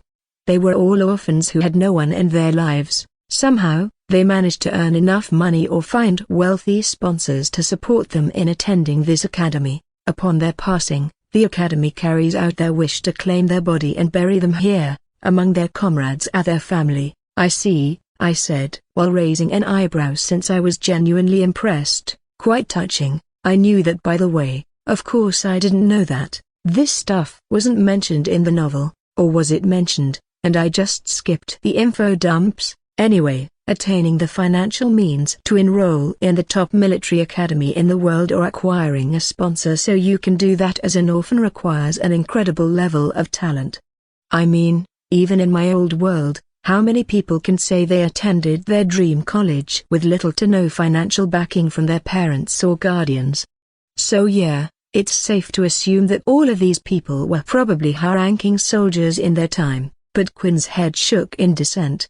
It's not touching, it's tragic, he said. The fact that they have to fight in wars is tragic alone, but to secure survival in these wars, they need to spend money. They shouldn't be required to do any of this. Why can't they live a regular life? Why can't any of us live a regular life like those bastards who can't use mana? We are mere children, for heaven's sake. We didn't start this, nor did we ask for any of this, and the most terrible thing is that unlike in the past, this war isn't being fought for trivial reasons such as land, wealth, or fighting against oppression, prejudice, or injustice. No, this time we're fighting for our survival, so there's no one to blame. All we can do is just keep on fighting and hope to make it out alive so that we can retire and put this burden on the next generation. This world of Broken Bar is just so cruel. Yeah, Broken Bar. This is awkward now. I didn't expect him to give me such a lengthy speech about the tragic world condition at all. Should I say something? I should say something a Broken Bar. But what should I say? Damn it. It's been so long since I spoke that if I try to say anything now, it'll be even more awkward. No, anything would be better than this awkward silence. Come on, you dumbass, say something, say anything. So finally mustering up the courage to break this awkward silence, I spoke. So what do you think about pink handcuffs? What does that question even mean? What do you think about pink handcuffs? The fuck does that mean? Arghh, I'm an idiot, or maybe Kent's idiocy is rubbing off on me. Anyway, my point is, thankfully, Quinn ignored my remark and began speaking again. Since these are the graves of the orphans, no one comes here to visit them. So you mean to say that if you kill me here, no one will witness anything? I asked. Exactly. A blood-curdling grin formed on Quinn's lips. By the time the Cadet Council or the instructors will arrive here, you'll be dead, and I'm pretty sure from this range I can cast a spell fast enough to kill you before you can use your relic. Yeah, good plan, but we've had this talk before. I shrugged. If you kill me, the Cadet Council will know about Shia, and that's why I'm hoping we won't have to resort to that. Quinn responded calmly. Answer my questions truthfully, and I'll let you live. No, number. Don't try to go back on your words now. I raised and shook my index finger. Remember our bet, we agreed that if I defeat you, you will become my ally. Oh, and guess what? I did defeat you. You said pawn, not ally. Quinn gave me a scornful look. What? You said I'll have to be your pawn, not an ally. What? How could I ever? I'm pretty sure I said ally. As nerves bulged on his forehead, Quinn took in a few long deep breaths to calm himself down. Seems like he was barely holding himself back from hitting me. Okay, maybe it's not a good idea to pester a necromancer when his shadow slaves have me surrounded from all sides, but hey, I can't help myself. Besides, I could swear I said ally and not pawn. Anyway, I'll decide whether I want to work with you or not after I hear you out, Quinn said, massaging his eyes. He then removed his hand from his face, revealing a mad glint in his eyes. Of course, if your answers don't satisfy me, I'll give your name to Kai Wiseman. I frowned. Kai Wiseman, is he already after me? The mock war only ended today. I expected him to make a move soon, but didn't this. It would be fast. It's fine though. This doesn't interfere with my future preparations. I'll move as I had planned and ignore Kai for now until I get strong enough. But to do that, I'll have to shut this guy's mouth. If you don't know him, ask around. He is furious that some mysterious person has ruined his plans. Although he hasn't discovered your identity yet, I could just tell him about you anytime I want. If you think you're smart, it's because you have never met him or you don't know what that guy is capable of. For a second, I saw a tint of fear in Quinn's eyes. Fear? Why would he, Quinn Darkstar the Calamity Bringer, need to fear some run-of-the-mill side villain like Kai Wiseman? No, I must be seeing things. Shaking my head, I dismissed such stray thoughts and agreed. Fine, I said to Quinn, ask your questions. Hello everyone, Mr. Lightnovel here. I would greatly appreciate it if you could like, subscribe, and share this novel in order to help me reach 50 subscribers.